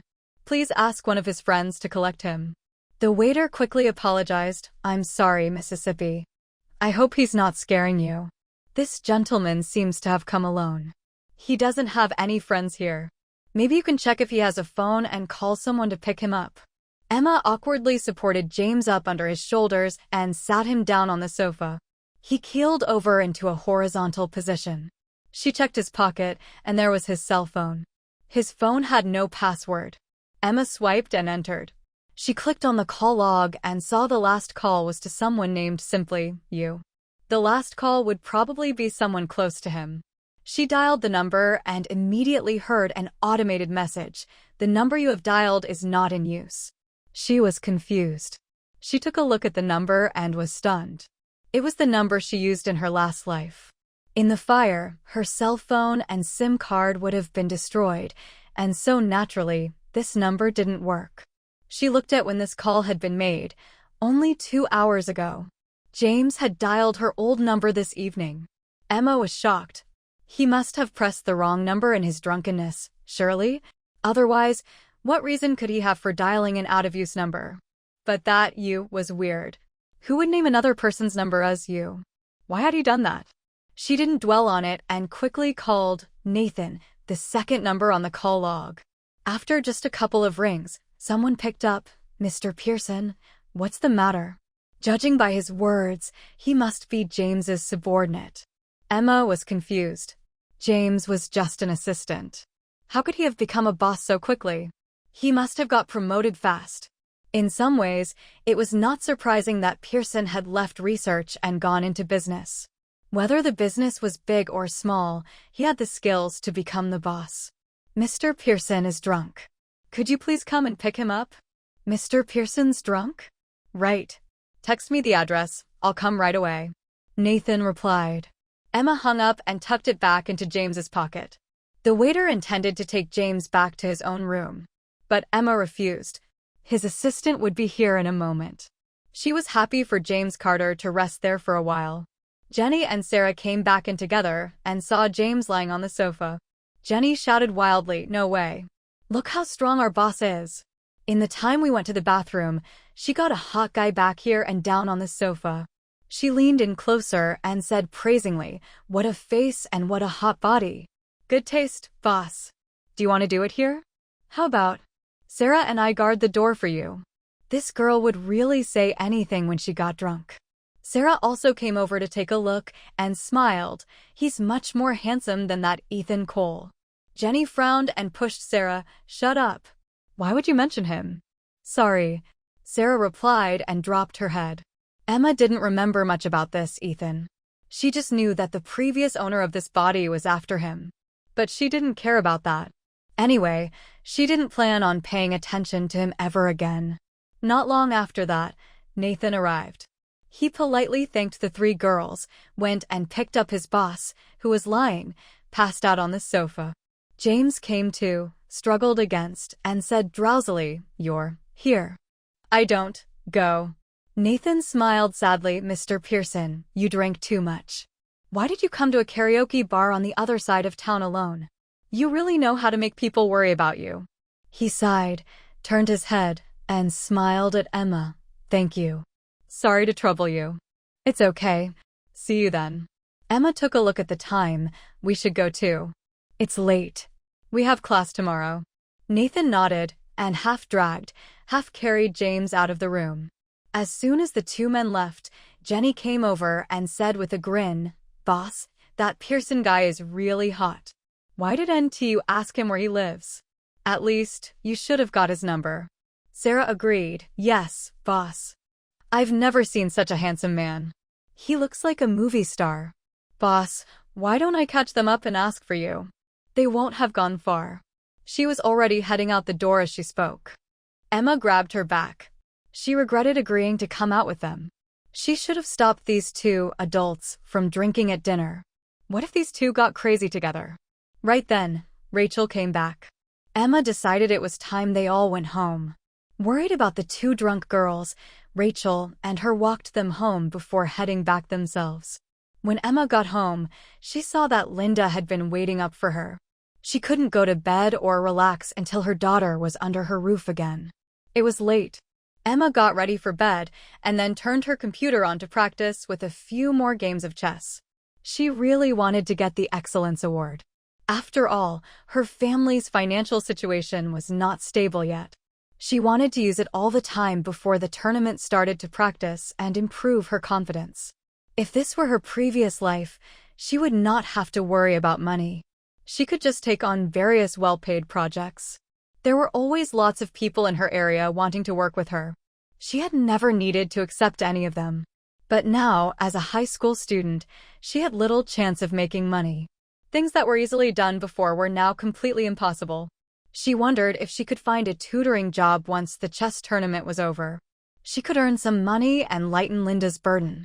She knew the family was not well off. Almost all the savings had been spent on her treatment. After logging into her account, Emma clicked Start. The system automatically paired her to an opponent, and the game began. They're online. Greg Palmer stared at the user icon of Knowing a Person as it lit up on the screen. Immediately, he picked up the phone and dialed a number. Hey man. The account I was telling you about just got online. Check it out and you'll see I'm not lying. I'm sure it's chess programming playing automatically. It's such a dirty thing to do. Why don't you try it, man? Yeah. I'm getting online now. But come on, you're not stupid, are you? If they had this program, the company would be so excited to promote it. Why do they cheat in secret? What's good for them? How much do you think it costs to develop a program like this? And then cheat for $3,000? As if. Kip Strong hung up the phone. He was logged in. Searching through the list of players, he found the account Knowing a Person. He didn't really believe Greg's paranoid words. He thought he was probably making excuses for losing. The game showed that the account was playing chess at table 27. He found the table and went in to watch and wait. During the game, other players could enter the room to watch at any time. If either of them left, the watching player could click Start to join the table to play. He watched for a while and couldn't understand the way Knowing a Person played. Just as Greg said, it was quite strange, and there didn't seem to be any learned strategy. Every step confounded his expectation, and he could not guess where the player would go next. Generally speaking, only a novice who had not learned the strategy of the game would play so irregularly. But each step KP took was so effective, and in less than 2 minutes, KP had checkmated its opponent. The opponent sent a message, I'm done. I'm going to sleep. You're good. Are you a professional chess player? No, KP replied. It did not say anything else. As soon as the player who played with KP left, Jack immediately clicked Start. Soon, the opposition clicked Start, and the game began. Alex. When Emma played the second set, she quickly realized it would be much harder. Her opponent was really good at chess, every step unlocking an impressive sequence. She had to concentrate on defense, so each step took time. It took her more than half an hour to checkmate her opponent. She was unsure about this Excellence Award. Making money online was not proving easy. She had already met 2 strong opponents, and there were most likely lots more opponents at the same level as these 2 and probably even a lot better than them. She thought she should consider the tutoring job. After all, it was more reliable. She turned off the computer with some frustration and went to bed. Kip was sweaty all over. He hadn't met such a strong opponent for a long time and only in international competitions where that happened. Even then, Bruce, the world #1 player, had taken 40 minutes to checkmate him, while this KP had just checkmated him in less than 30 minutes. It was just horrible. He was half persuaded that this KP might be a computer program. Could there really be such a tough chess player in the world? But on the other hand, he felt instinctive that KP's strange way of playing was nothing like a mechanized procedure. He was also good at Go. He had once seen the match between the Go programming against the world champion, and the machine had behaved like the most flawless player, completely in accordance with the normal strategy. This KP didn't act like a computer program at all. But if it was a real person, Jack had no idea who they were. Kip ranked 16th in the world. He had studied the chess play of all those above him, but KP's chess methods were completely unfamiliar to him. He was sure, and this person was definitely not anyone among the top 15 in the world. So, who was this KP? He had recorded the match on his computer, and he studied it all night with no luck. After a lot of thought, he finally dialed a number. Paul, I've met a very tough opponent, and I've sent the video to your inbox. Have a look when you're free. Tough opponent? Who? How tough? Paul laughed. He or she can checkmate me in 30 minutes. Paul couldn't laugh. He knew what that meant. I'll watch it right now. Give me a moment. He hung up the phone and went straight to his emails. An hour later, Jack got a call from Paul. Next time this person gets online, please be sure to tell me. 7. 2 days later, Emma arrived in class early and saw a face that made her very happy. Her brother Michael appeared in front of her. Michael, you've come to school. Emma walked up to him and quickly asked so many questions. Have you taken care of everything at home? Your stepmother didn't come back, did she? It's all done. My stepmother hasn't come to me since that day you saved me. Thank you, Mississippi Green. Michael nodded, and a shy smile slipped in his lips. Mississippi Green? Didn't we agree last time that you would call me sister? Emma stared at him, feeling a little when she heard her little brother addressed her. Oh, sorry, I mean sister. Michael was embarrassed, but he repeated it, sister. There. Sorry, I am not used to it. Yeah, it's okay. That's right. Emma smiled and patted his shoulder. She walked to her seat, not noticing that the rest of the class was watching her petrified. They were surprised at Emma's behavior before Michael. They have no idea what happened to her. Had Emma just made Michael Guerin her brother? Did she wake up at the wrong side of her bed today? These are the thoughts lingered in her friend's mind. In just one morning, the news had spread all over the school, and everyone knew that Michael was now Emma's younger brother. To everyone's surprise, no one dared to question Emma because they were afraid of her. Even her close friends are amazed at the sudden change she has made in recent days. There had always only been 4 girls in the sister alliance. It was the first time that Emma had involved a boy, the first brother in their group. Is it true that Emma's got Michael Guerin in her gang now? Don't get on the wrong side of him, and you better be careful when you see him. Emma had his back now as they said he now her declared little brother. Oh, no, I bullied Michael last term. I'm finished. I'd better transfer to another school. Emma might run after me. One of the students exclaimed. Oh, Michael is so lucky. How come he got included in Emma's group? Maybe because he's hot? Maybe Emma really likes him or knows him before, another one uttered. When Michael arrived that morning, he had applied for a bed at the school dorm. His home was quite far from the school. He used to go back home every day to take care of his sister, but now his sister was no longer there. Staying at home would only make him sad, and so he decided to live at school from now. After the burial of his sister, he went back to school to start a new life. He often misses her older sister after her tragic death. Miss Clara immediately agreed to arrange this for him, but there were so many students already boarding at the school dorm that he would have to go wherever they could find a free bed. It seems that only room 509 has an empty bed. That dormitory. Miss Clara hesitated. The students there are rather badly behaved. I'm afraid that. It doesn't matter. Dorm 509 is fine. He quickly assured Miss Clara that he could handle bullying from other students. He doesn't want to get pitted from his teacher. He thought that he needed to stand alone. Michael didn't care. The dorm was just a place to sleep. He usually studied in the classroom and would only go to the dorm at night, so all he needed was a place to lie down. To skip the sad reality, he is bearing silently. You can live there for now. If there are any problems, just tell me. When another dorm becomes available, I will switch you out. Miss Clara was worried. The boys in that dorm were particularly troublesome. She can't let harm happen to Michael because his sister Emma had become close to her heart. Thank you, Miss Clara. Michael bowed his head to give his thanks to his teacher. Don't mention it, Michael. Don't hesitate to inform me if other boys have done something against you, Miss Clara said. Noted, Miss Clara. Despite her concerns, there was nothing else to be done. She repeatedly told Michael to tell her if he had any friction with his roommates. Michael got the key to dorm 509 and went to class. The dormitories at Collin High School were 4 bedrooms with 2 top and bottom bunks and 4 simple desk cabinets.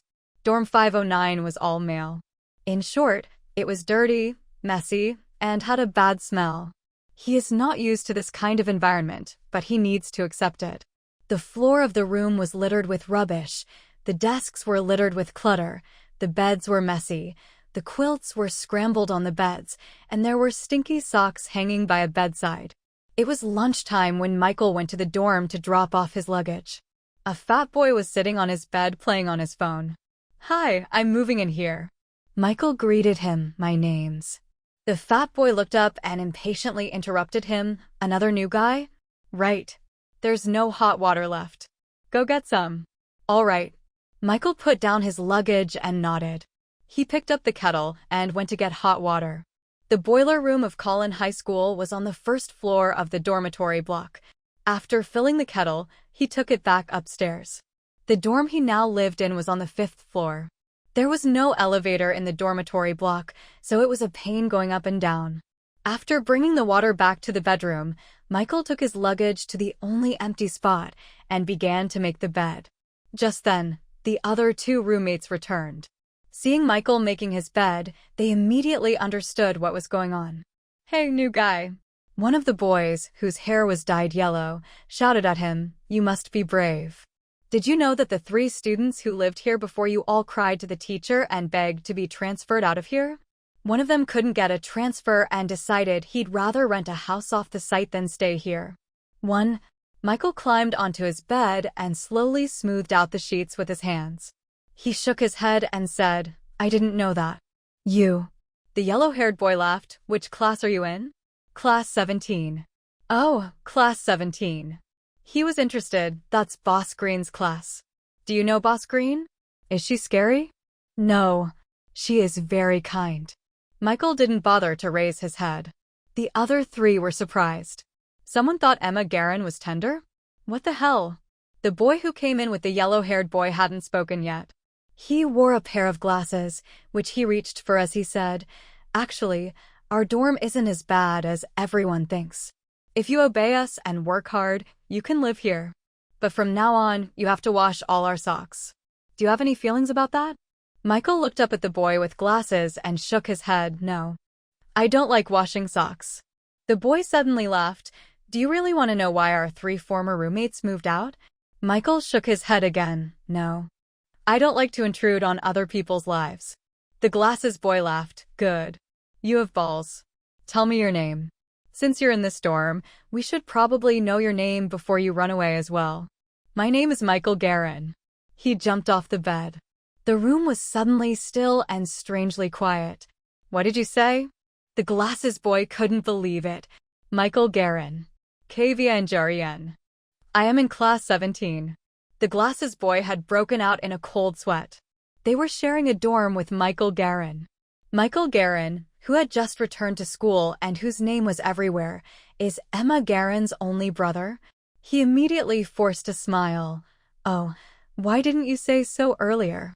"I was just joking before. Haha, we're all very friendly." "Hey, brother, do you have any socks you need washing?" "I can do that for you. I'm really good at getting them clean." 7. The fat boy who had just asked Michael Guerin to get hot water jumped out of bed and smiled. "Me too. I was just kidding, brother. I didn't really expect you to go get the water." "Oh, you're so funny. Let us do these things for you in the future. Have you eaten lunch? Shall I buy you some food?" Michael Guerin was puzzled. "I'm not your brother, and I've already eaten." The yellow-haired boy smiled at him ingratiatingly. "Brother, you must be exhausted making the bed. We'll do that for you." Were they kidding? The boy with glasses hurriedly went to pick up the broom leant against the wall behind the door. It was dusty and clearly hadn't been used in weeks. He began sweeping the floor and laughed. "We're never usually this messy. I can't believe you 2 haven't cleaned up the dirt already. Do you want to upset my brother?" Yeah. Sorry, Michael. And my socks are too stinky, sorry. I'll wash them right now. Whose leftover noodles are these? They've gone all moldy. We need to chuck them away. One, and suddenly all three of them started cleaning in earnest. Michael didn't know what to say. He unpacked his bag, put his things away, and got on his bed to have a rest. At this time of year, with the long summer days, afternoon classes were later. He liked to take a nap at lunch, so he would have more energy for the rest of the day. None of the boys dared to make any noise, and they too crept into bed. They stared there, silent, until Michael, having had a good rest, got out of bed. I'm going to class now. See you later, Michael said, leaving the room. The three boys looked at each other. They all looked worried. Do you think Michael will complain to Emma? I heard that she's very protective. Someone once picked on one of her sisters and beat them up so bad they ended up in the hospital. One? Yeah. I heard that too. She's so strong no one can defeat her. Apparently, she's totally unreasonable, and it's no use begging for mercy from her. Someone in our class said that Emma just beats people up with no reason. It's super horrible. What should we do? Do we have to transfer? Well, let's see. Michael seemed pretty cool. Maybe he won't ask Emma to beat us up. Before class in the afternoon, Emma asked Michael, how does it feel to be living in school? Are your roommates bullying you? No. They're nice, a little odd but nice. Well, if someone bullies you, just tell me. I will. Michael still found it hard to believe that they hadn't known each other for longer. He felt so used to her manner, and it felt natural to do as she asked. Was it just because her name was the same as his sister? Or was it her eyes, always full of concern? Although Michael had said everything was fine, Emma was still not at ease. She asked one of the boys in her class to help point out Michael's three roommates after school. She wanted to have a friendly word with them. My brother Michael lives in your dorm. I hope you'll help me look after him. He doesn't always find it easy to get along with other people. If he does anything wrong, please don't mind. This is the first time he's lived at school, and so it may take him a little while to get used to things. If you can help him, that would be brilliant. Thank you. The three boys of dorm 509 nodded. Yeah, don't worry, boss. We will treat him like family, said the bleached blonde boy. You all seem great. I'm happy he has roommates like you. I'm relieved. She left satisfied, but leaving the three boys in a mess. Did she come specifically just to threaten us? 7. Looks like it. So, should we consider transferring? Do we have to? I don't want to leave here. It must be so cool to be boss little brother. I wish we were so lucky. Emma hadn't realized the effect her words had had on those three boys. She still hadn't fully accepted her gang boss image. She still saw herself as quiet Professor Green. As she was now the math representative, she had to help Ms. Clara collect and give out homework every day. She thought the job would be tiresome. After all, there were around 30 students in the class, and it was likely at least a few of the students would be lazy and not finish their homework on time. She was ready to have a friendly chat with students who had not handed in their homework properly. She wanted to encourage everyone to do their homework well. But she soon discovered that her fear was unnecessary. Although some students in class 17 didn't get good grades, they were very serious about doing their homework and would always hand their homework in on time. Every time she needed the math homework in, she found it had been collected by the group leaders and put neatly on her desk. At no point had she had to urge anyone to hand in their homework. 1. She was very satisfied with her classmates' attitude towards learning. Lainey Diane, who taught English to class 17, looked at Ms. Clara's desk and sighed. Ms. Clara, all the homework isn't already? You've only just finished your math class, right? Whereas my class representative has still not received all of the assignments yet, there are still several books missing. These students are too disobedient. They always put off doing their homework. Sometimes I have even finished all the rest of the marking, and they will still not yet have handed in. As the former teacher in charge of the class, Miss Clara felt responsible for this problem. Some classmates are not handing in their homework on time. I will talk to them. School's only just started. This is not good. I thought all the students in my class studied hard. Maybe it's because I was the head teacher that they are extra careful with my homework. 1. Just then, the English representative came in with several homework books. Ms. Diane, here is the rest of the homework from the students who didn't hand in yesterday. There are still 3 books missing.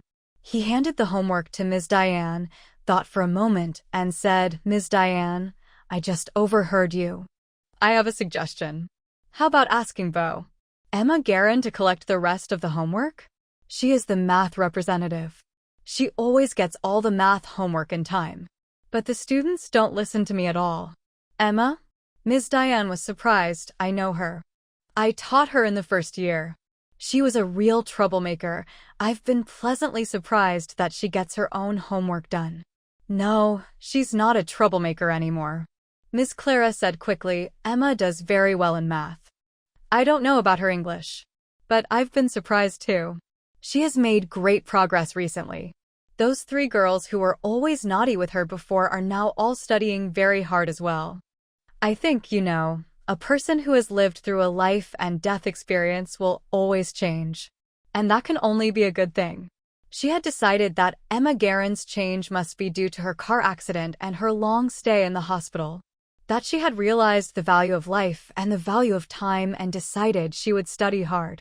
It had only been a week since the start of school, and Ms. Diane had also already formed a good impression of Emma Guerin.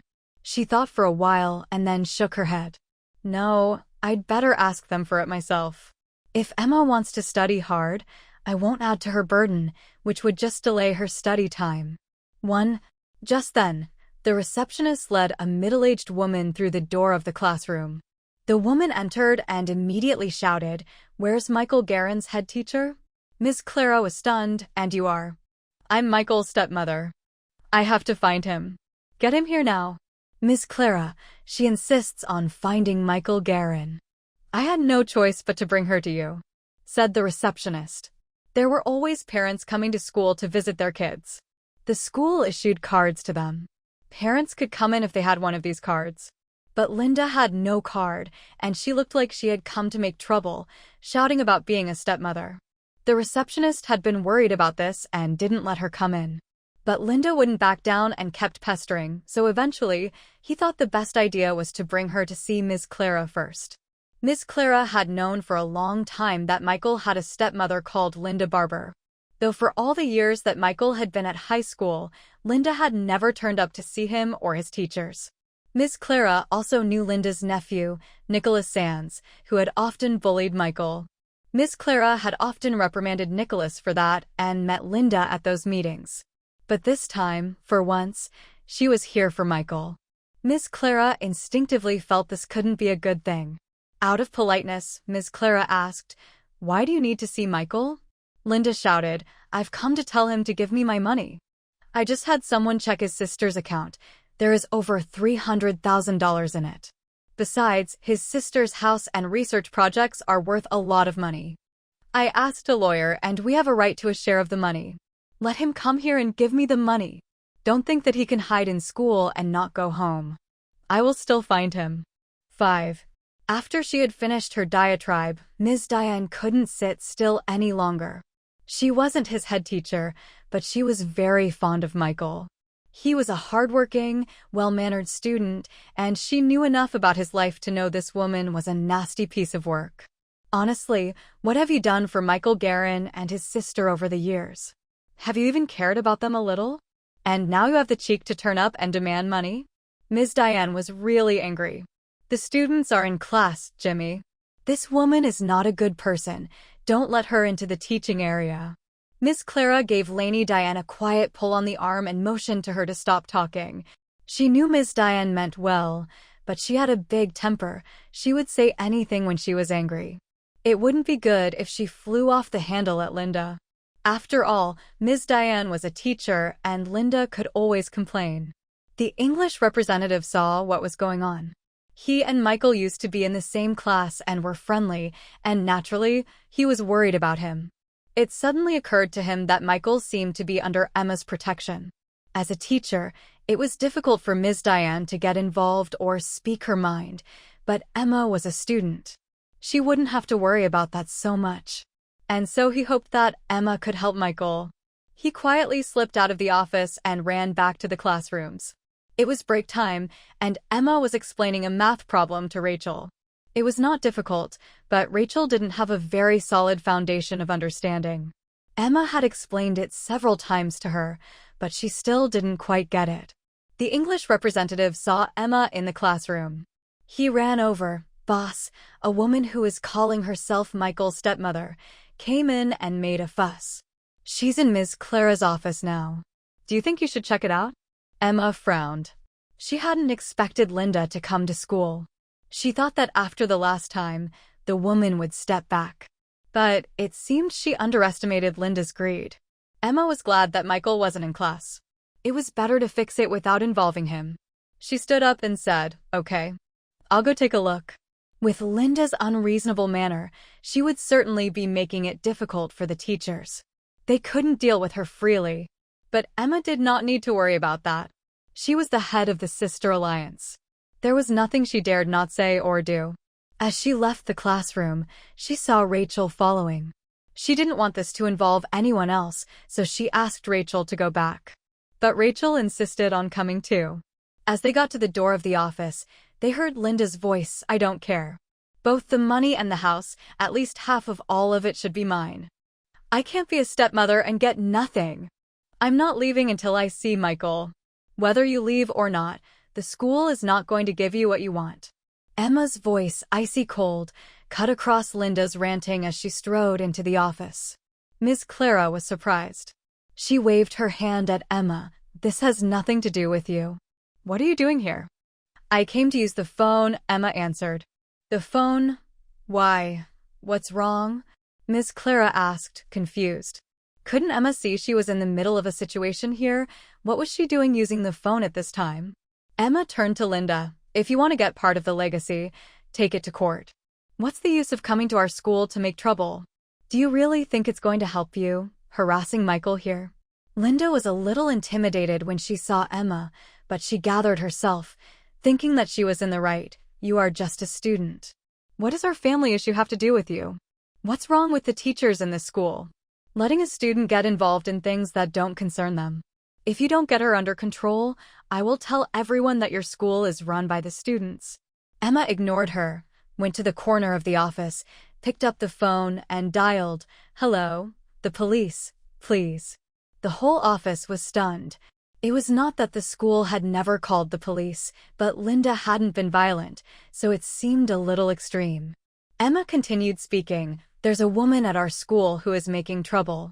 She is trying to extort one of our students without good reason. She is also threatening the teachers. I think she's dangerous."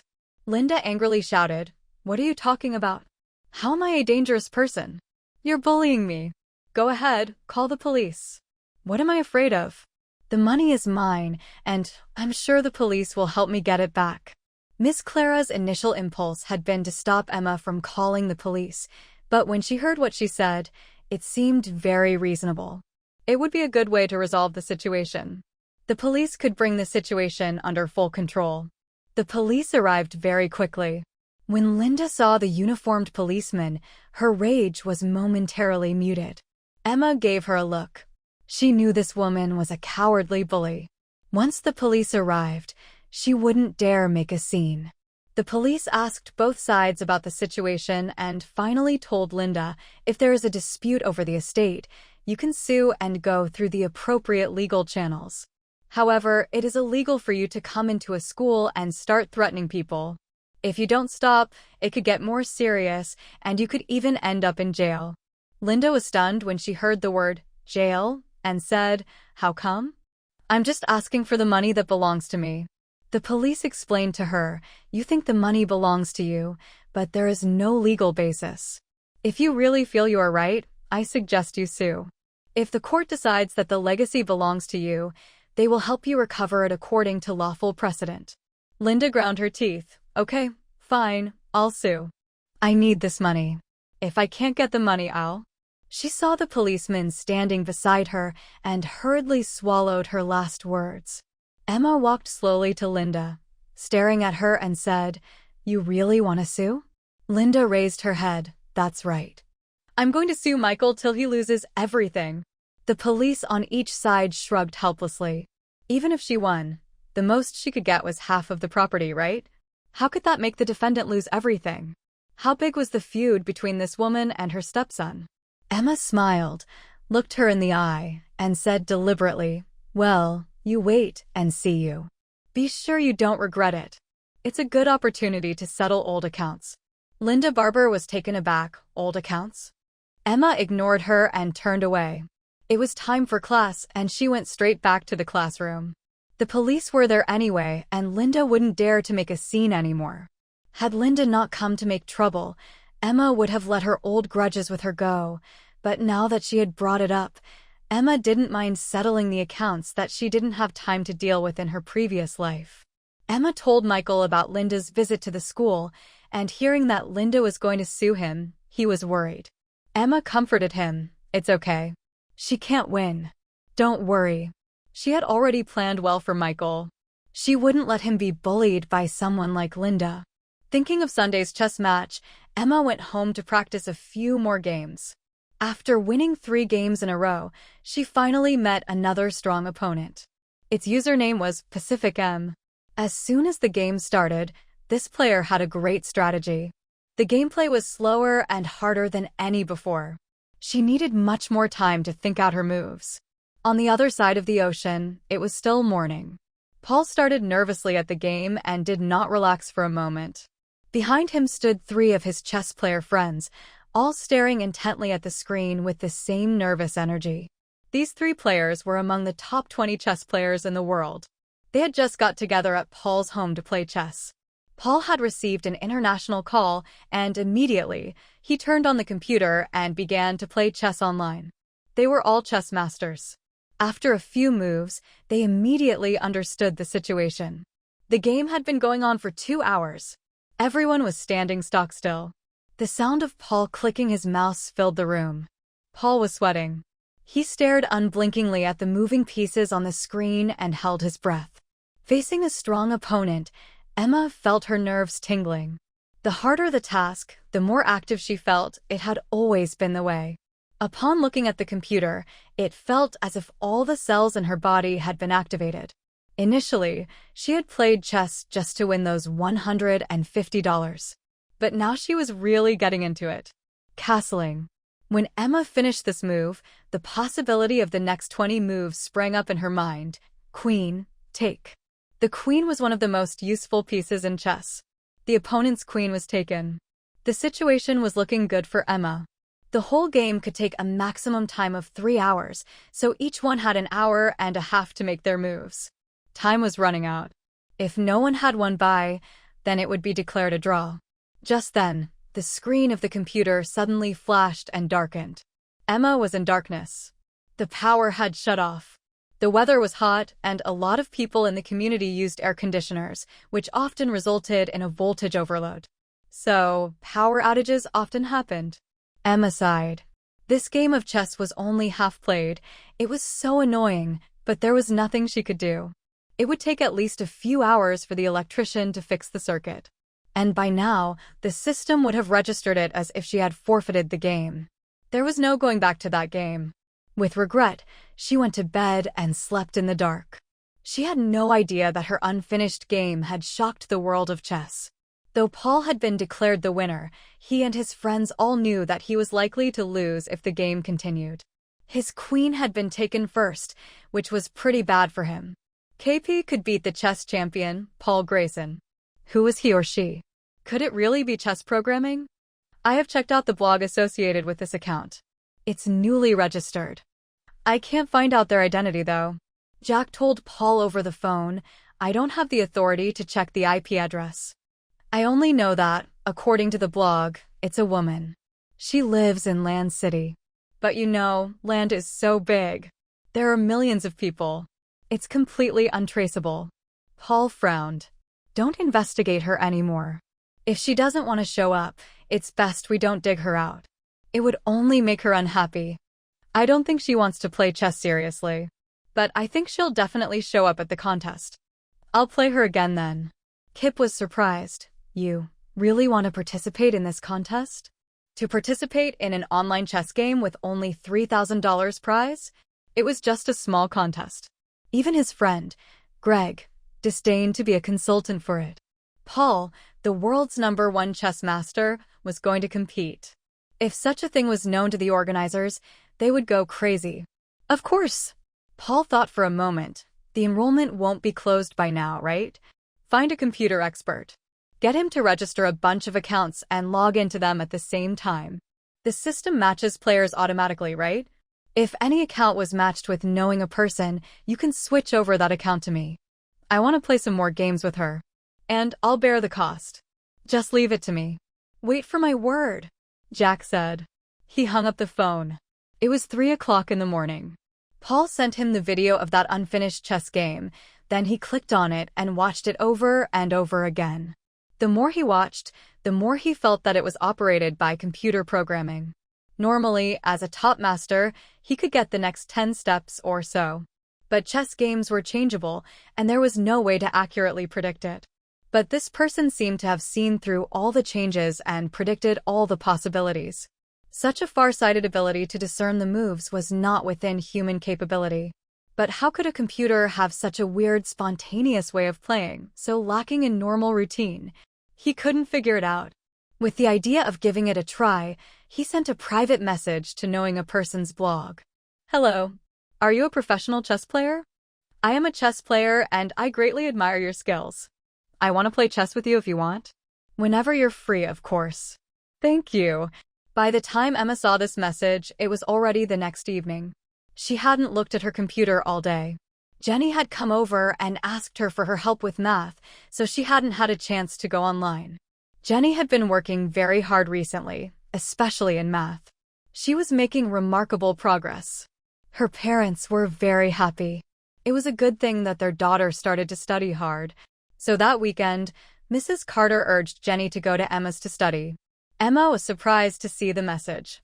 Had she crossed paths with a professional chess player during her games? It was just a small online contest. How would it attract professional players to participate? But she was very keen to play chess. She logged back into the game interface, found a table to sit down at, but did not click start. Then she replied to the message, I'm online now. I'll wait for you at table 89. She waited a few minutes before someone sat opposite her.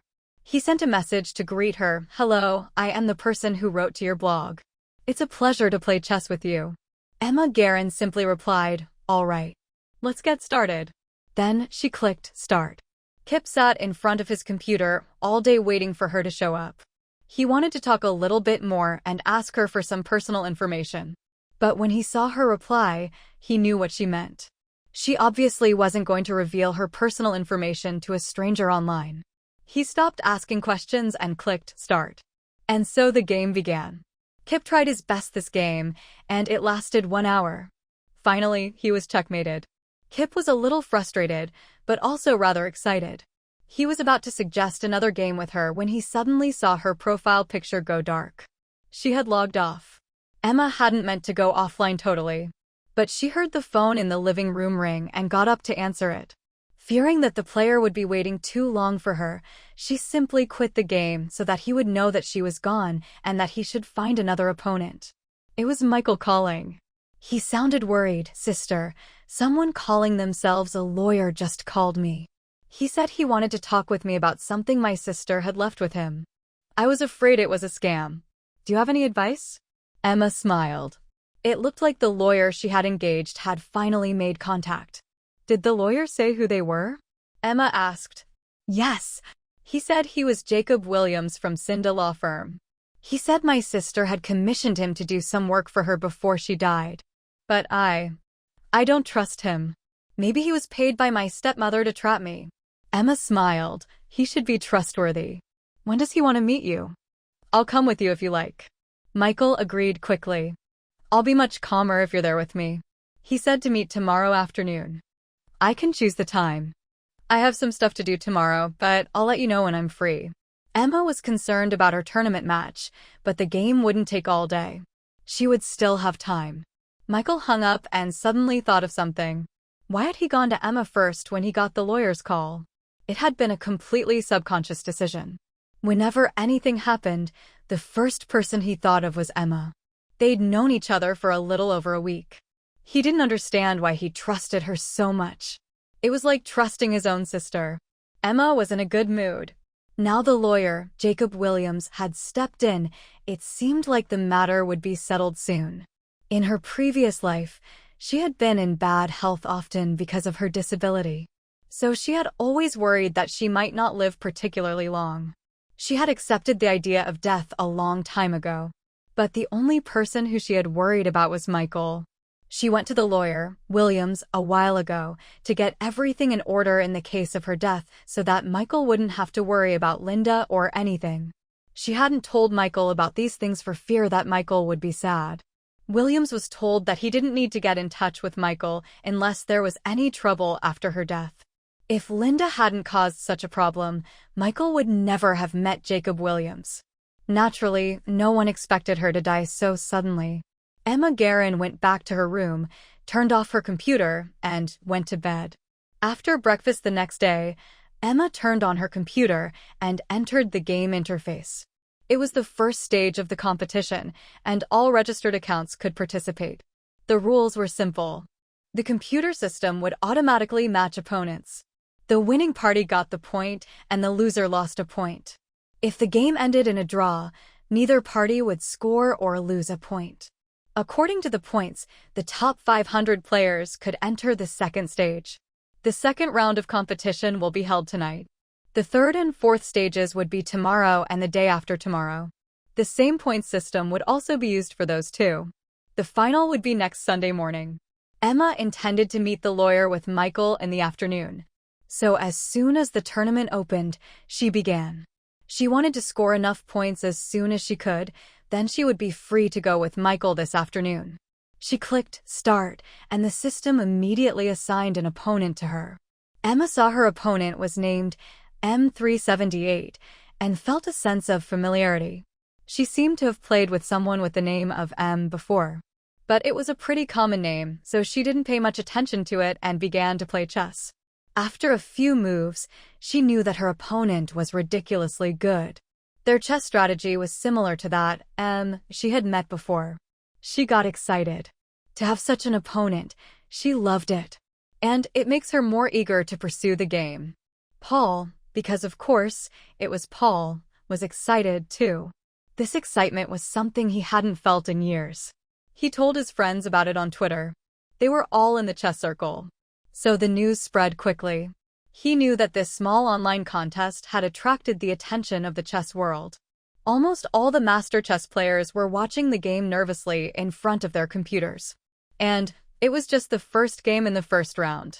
The game interface displayed the number of people watching.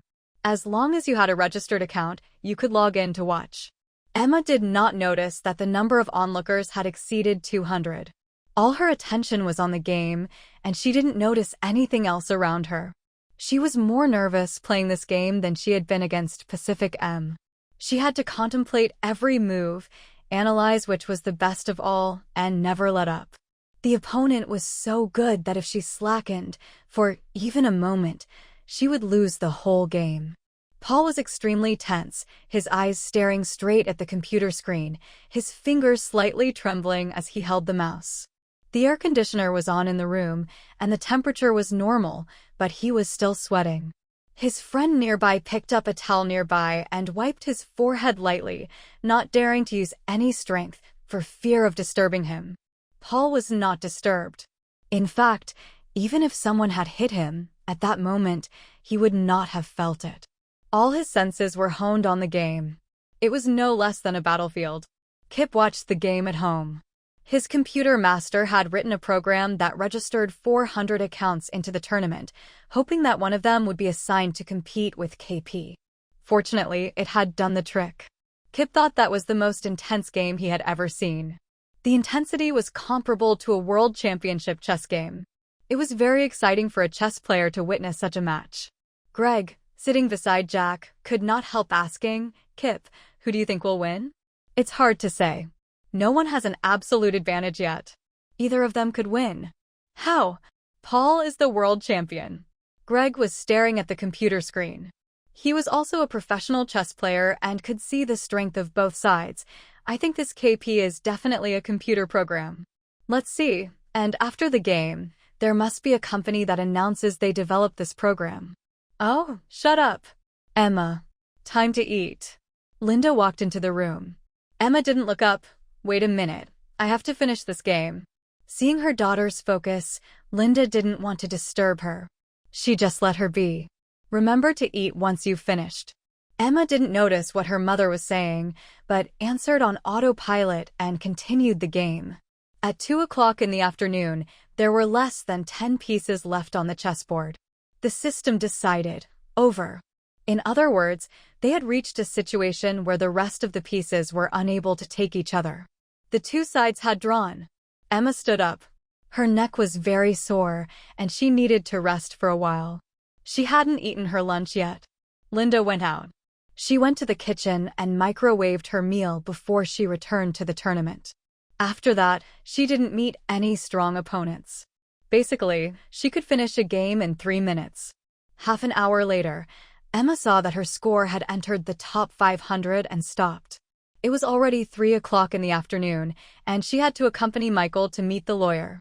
Professional chess players chatted excitedly in the most popular chess chat room.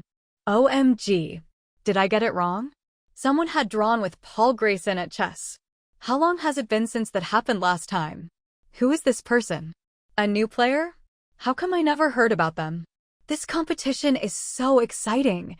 I have to register an account and join the game. Me, too. No.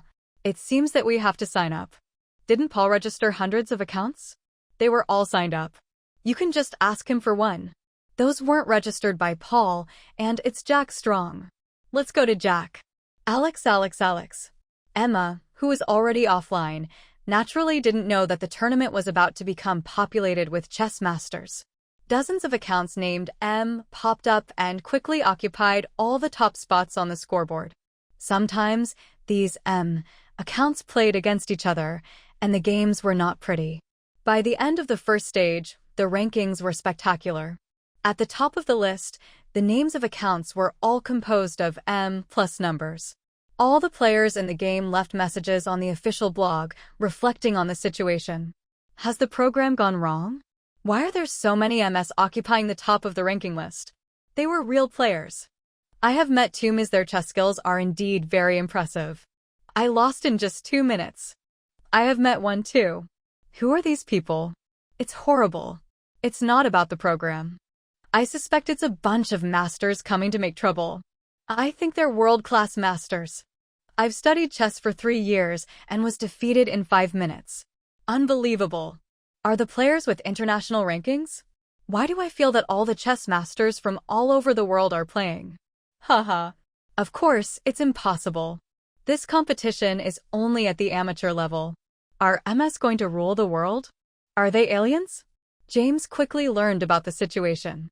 He immediately looked at what was going on, looking at the records of the games. Each game was made a record of and stored in a hard drive. Each step of each game was there. James's chess skills were not as good as those international players, but it was not too bad. He knew what he was looking at. He found that each of the M players was good, all playing at an international competition level. But why would international players come to participate in such a small tournament? He immediately sent someone to check the IP addresses. The results came back quickly. Those players with M in their username, M, were all from foreign countries. James couldn't figure out what had happened and why this amateur online chess game had suddenly attracted so many foreign experts' attention. He suddenly thought of a reason. That secret player named Knowing a Person. He found KP's chess game out to watch and was stunned. What kind of duel was that? The strength of both sides was extraordinary. It was totally unthinkable. Who were these players? There was a smile on his lips. No matter who those MS were, this Knowing a Person really made him. I feel excited. Emma rode to Michael's and asked him to call the lawyer to make an appointment. They would meet in a coffee shop near Michael's house. Not long after, William's car stopped in front of the coffee shop. He walked in and approached Michael without hesitation. Michael stood up. You are? Hi. I'm Jacob Williams from Cinda Law Firm. I read your profile. You're Michael Guerin, aren't you? William sat down and took out a piece of paper from his briefcase. This is the will that your sister, Miss Green, had notarized during her lifetime. She said that after her death, if no one tried to take your property away from you, there would be no need to trouble you with this. But I've heard that someone named Linda Barber has brought a lawsuit against you. The court is in the process of hearing it. So, according to my previous agreement with Miss Green, I will be responsible for the whole thing. Michael was stunned. Why, will? Why did she make a will? What was she worried about? Was she so unhappy when she was alive that she... Jacob Williams hurriedly waved his hands. You're overthinking it. Almost everyone who has something to pass on will make a will. We do this for a lot of people. It's just a very sensible thing to do, just in case. It doesn't mean anything else. You can take it as a sort of insurance. In fact, many of the people who come to us have very happy families and successful careers, and that's what they want to safeguard. But there is no guarantee against accidents, right? Michael felt a little more at ease. He took the will and saw the familiar handwriting. His eyes began to itch. In the will, Emma made it clear that all her estate was to be left to Michael Guerin without any other heirs. The legacy she mentioned was also specified, including the house that Linda Barber lived in. The house Linda lived in was bought at the expense of Emma's parents. Later, Linda took it after the death of Emma's father. Emma had filed a lawsuit. The court ruled that half of the house belonged to Emma and Michael. But Linda did not follow the verdict. Emma got enough money at the time to support her and her brother, so she hadn't made a fuss about it. But her indifference did not mean she had forgotten about it. Don't worry, I'll get all the property mentioned in the will for you. You won't lose a penny. Williams was very confident. Also, Miss Green said, if your stepmother came to make trouble after her death, I could help you file a lawsuit and pursue her for abandonment. She could face up to 5 years in prison. Michael was confused. Abandonment. Yes, the crime of abandonment. When you and your sister were both minors, Linda Barber, a stepmother, had the obligation to raise you. But she forced you out of the house, which constituted a crime of abandonment. For a moment, Michael was finding it hard to keep up. He hadn't realized his sister had planned so much. Williams continued, if you have no objections, I will file a suit for you in court now. You're a minor now, so Barber is still your legal guardian. But as she will also be the defendant now, you'll need to appoint another guardian. Of course, I will help you do all these things. 1. Michael thought for a while and finally nodded, I agree. Williams added, and if there's anything in the future, call me anytime. If Linda Barber threatens you again, I'll take care of it for you. If she dares to touch you, I will sue her and she will really feel it. Alex. It was Michael's first contact with a lawyer. It felt really good and pretty cool. Williams gave Michael a business card and told him to contact him whenever he needed help. Then he left. Michael was silent on the way home. He knew his sister was good to him, but he had not thought that she had thought so much about him and his future. Even dead, she was still trying to protect him. His eyes were wet. He bit his lip and clenched his fists to keep his tears from falling. Emma noticed that Michael was crying and thought he was sad about what might happen. She reached for Michael's hand and whispered, Don't worry. I'm here. Michael paused for a moment. Through his hazy, tearful eyes, he seemed to see his sister standing beside him. Every time there was trouble, his sister would do exactly that, hold him by the hand and tell him, Don't worry. I'm here. A sudden impulse arose in his heart. He turned and hugged Emma. Emma didn't push him away. She patted him on the back and whispered in his ear. It's all right. Sister. Michael kept repeating the word. It was a long time before Michael got a hold of himself and let go of her hand. Sister, I will go home, Michael said, turning to the neighborhood. Normally, he would say thank you at this moment to thank her for being with him and comforting him. But he didn't want to say it. And he didn't want to say it to her in the future. Just like with his sister, no matter how much you do for each other, you never need to say, thank you. 1. When Emma got home, it was 7 o'clock in the evening. Linda had prepared dinner and was waiting for her. After dinner, Emma turned on her computer, and the second stage of the contest had already begun. When Emma opened the ranking list, she was just as confused as the other competitors across the country. What did those rows of neat M+ numbers mean? From number 1 to 39, they were all Ms. Among them, it also included M378, who had played chess with her. Has the server been hacked by hackers? She opened the official blog and saw that people were also talking about the tournament. They all said that the MS were very strong. It was like a team of chess masters had come to join the tournament. But it was just a $3,000 prize. Could it really attract so many chess masters? Emma couldn't help wondering whether these chess players were poor. 7. Emma quickly got into her next game. There were 500 contestants in the second round of the competition. According to the ranking scores, 400 contestants would be eliminated, and only 100 left to enter the third stage. The match was getting quite brutal. Basically, losing a game or two meant it was all over for you. Emma had seen the comments and was a bit afraid of these Ms. The M she had met strongly, and now there were even more of these Ms. It was nerve-wracking. When Emma got to the third game, she met another M. It turned out that her opponent's chess skills were very high. But Emma tried her best and managed to win this game in 40 minutes. She took a rest for a while, drank some water, and continued to play. At the beginning of the second stage, no one had any points. 3 hours after the start of the round, those MS had quickly sprung to the top of the list again, neat and eye-catching. Emma had encountered 3 MS in this round. Each of them was skilled, and it took more than half an hour to finish the game.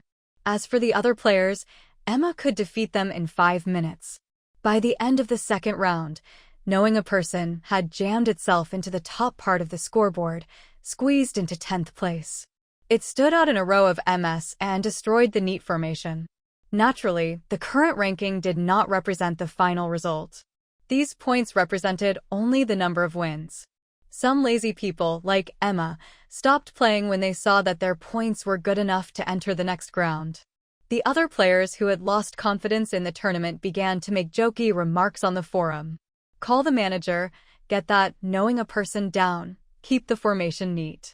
Hey, people with obsessive-compulsive disorder can't stand it anymore. 1. I suspect that KP is a traitor to the M Army. M Army is the alien who conspired to capture the Earth. Come on, Miss KP. The Earth is under your guard. Am I here for the game or for the show? I'm out now, but I'm still so excited. She opened her blog and saw a notification in the upper right corner that there were more than 500 people following her and more than 1,000 messages. The game was directly linked to her blog account, so everyone could see each other's blog name. This nickname couldn't be changed during the contest. Otherwise, they would lose their right to continue in the tournament. There were so many people writing to her, teasing her and inviting her to play chess, including some of the Ms. She didn't want to play more chess. After 2 rounds, she had played dozens of games. She did not want to continue playing anymore for fun. Unbeknownst to Emma, the words chess match started trending. Usually, not many people care about chess. Such a small match would only be noticed by some chess enthusiasts. But it had become a hot topic because people were talking of knowing a person was a takedown of the M Army. Many internet users who didn't know anything about chess had joined the discussion. It feels like a group of students in a group fighting, and the teacher has come to instruct them. M378 must be the top student in the class. They never fail, and they've even tied with the teacher. Have you noticed that the sponsor is Flying Network? Does it seem to be owned by Pearson's? Why is the prize money so low then? It is Pearson's. Oh, it's such a small amount.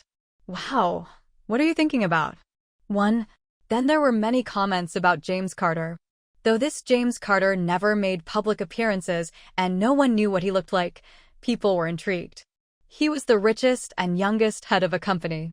It didn't matter what he looked like. Mr. Pearson could just be whatever he liked. The next day was Monday. Emma had to go to school. Yesterday's match restored her confidence in winning the Excellence Award. So she was in a particularly good mood. In the first class of the day, Miss Clara presented a new student to the class. He introduced himself as Alex Cruz. The arrival of Alex Cruz had an immediate effect on the girls for no other reason than Alex Cruz was very, very handsome. After class, many of the more confident girls approached Alex and chattered away to him. Alex seemed a little intimidated. He lowered his head and didn't utter a word. Is he really that good-looking? Emma asked Jenny. Were her aesthetics out of date? She couldn't see what the fuss was about. Alex had fair skin, a thin, wiry physique, big eyes, and a delicate, almost feminine bone structure. With a wig and some makeup, he would make a beautiful woman. Emma preferred men who looked manlier, more like James Carter. She caught herself, and she shook her head fiercely. How could she think of him like that? He was just her assistant, and she had been 5 years older than him. He was basically like a little brother. Jenny was looking down at her book. Hearing Emma's question, she replied, I don't think so. However, Rachel had already rushed over to him. She looked excited and was chattering with the other girls who circled him. During class, many of the girls were very distracted, and they kept looking over at Alex. Miss Clara frowned when she noticed what was going on. Alex Cruz, switch with. Jenny Parker, sit at the back for the time being. Jenny was unhappy. She really wanted to share the table with Emma. But she had to separate from her. She had no choice but to pack her things and sit in the third row where Alex had been. Alex packed his things up and moved next to Emma. Hello, I'm Alex. I'm Emma. Miss Clara had done this with good reason. With Alex sitting in the back row, the students at the front had to turn back if they wanted to look at him, which was a much harder thing to achieve unnoticed. Sharing the table with Emma also ensured that the girls would not harass Alex during recess. And sure enough, it worked. After the second class, only Rachel could have continued trying to get to know Alex, but even she just went back to do her homework after Emma asked her if she'd finished it. The other girls in the class wanted to come up, but they didn't dare to disturb Emma. Between Alex's beauty and life, they chose life. Alex wondered why no one harassed him now, and he had changed seat. It didn't take long for him to hear of his next-door neighbor's reputation, and he was a little in awe of her. He did not say another word for the rest of the day. Emma didn't start any conversations with him either. She had her homework to do. Although none of it was difficult for her, she still had to get it done. She couldn't be a bad student who did not hand in her homework. It would set a bad example for other students. The Sister Alliance, in particular, needed her as an example to study hard. After school, she set off for home immediately. None of her friends lived in the same direction as her anyway, and this evening marked the beginning of the third stage of the chess tournament. She had to get home in time. It was getting dark. There was an alley that turned off from the street, which was a slightly quicker route home. Emma rode her bike into the alley and decided to take the shortcut. The alley was very quiet, the streetlights were dim, and the light was not good enough to see the way. Emma usually didn't go this way after dark. But she was in a hurry. As she entered the alley, she saw several girls gathered around. The girls all wore Collin High School uniforms, but they had been refitted so the skirts were shorter and the tops were tighter. The other Emma Guerin used to wear her school uniform like that. Generally speaking, the girls who did that were mostly bad girls. They often bullied other students after school and blackmailed them for pocket money. Emma frowned. She thought that she had been the only really bad girl in school, and since she was now reformed, she thought the problem had been solved. She didn't expect that others would continue behaving badly. It looked like they were mugging a classmate. She thought that as the boss of Collin High School, she couldn't just stand by. She cycled up and stopped beside the girls. She was shocked at what she saw. Come and play with us, handsome boy. I promise you, and it'll be fun. Let go of me. A boy's voice rang out. Come on. It'll be exciting. Haha. Scream if you want to. No one will come to save you. The girls had surrounded Alex Cruz. Alex's uniform was looking messy and disordered. He was struggling to resist the girls' wandering hands, and he looked scared. Emma was surprised. How could she handle this? She gave a cough. A few of the girls turned around and saw Emma. They stopped what they were doing and looked at each other. The leader came up. Boss. We're not messing with you so. Emma raised her chin slightly and pointed to Alex. He's my desk mate. The other girl looked unhappy at this interference, and she clenched her fist tightly, threateningly. But soon, she realized that the strength difference between them was too great. She unclenched her fist. "Let's go, girls." The other girls followed the lead girl and walked away. Several of them turned round to look back at Alex from time to time. Alex looked like he was about to cry. He was clearly overwhelmed. Emma Guerin didn't even know how to comfort him. He had been harassed by a group of girls, and then she had rushed out to save him.